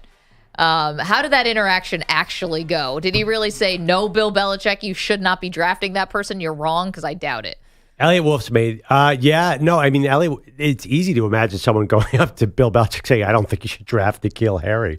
I think everybody probably said that. But Belichick, he's had 4 bad drafts in a row. So I don't think correcting Bill Belichick's a genius move. It just feels like Elliott Wolf has been born to be a GM. His dad was a famous GM. He's been on every good team. I'm a little more bullish on this. What do you think they do, by the way? What's your guess on New England at number 3? Easy. I think they stay. I think this has all been smoke screens, and I think they're taking Drake May because I think 1, 2, 3, Caleb Williams, Jayden Daniels, Drake May. Yeah, I mean, I agree with you, although I would think they could be the most interesting team if they trade from 3 to 6 with the Giants. Giants get up Drake May. They get J.J. McCarthy at 6. I could imagine your face the next day. You'd be like, what are the Patriots doing? Well, I'm not as high on J.J. McCarthy as some others. Quickly, Nolan is in Indianapolis. You are on Maggie and Perloff. Hey, Nolan. Nolan. Goodbye. Nolan wanted to talk about Marvin Harrison Jr., going to the Indianapolis Colts, following in the footsteps of his father, who put together Hall of Fame career for the Colts. But we'll never know what he wanted. How about Brock Bowers for the Colts? That's a popular mock draft. That's pretty good because Anthony Richardson could use a tight end. Nobody talks about the Colts because Anthony was out all last year. Yeah. But that's a really interesting spot. If they got Marvin Harrison Jr., that's another AFC South team I'm all in. I love that division now. And tight ends going higher and higher and higher in the draft these days. Let's update our final poll questions here because we are asking you today, we put on Maggie and Pearl, will the Bears drafting Caleb Williams, is this going to work? 56% saying no, not going to work. Which is interesting because he's the guy being touted as the generational guy. He's the cleanest of the prospects, right? I mean, Jayden Daniels has a lot of good tape as well, but Caleb has more of it. Sure. And I think you look at the Bears and what they've put around Caleb already, you could think, well, he's going into a better spot than most number 1 overall picks who are going to a 2-win team or a 1-win team. He doesn't have to dig them out of the basement fully. But I'm kind of with some of the skeptics. It never goes as perfectly as we think it's going to go, Perloff. Yeah, unless it does.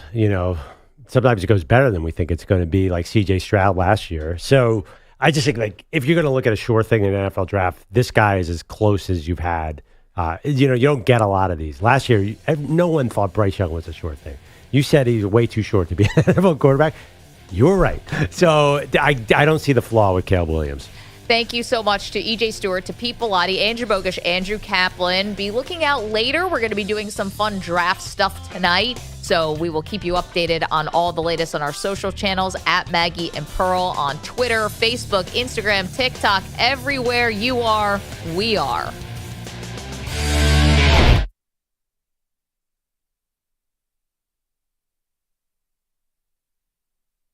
You're in a 5-minute break.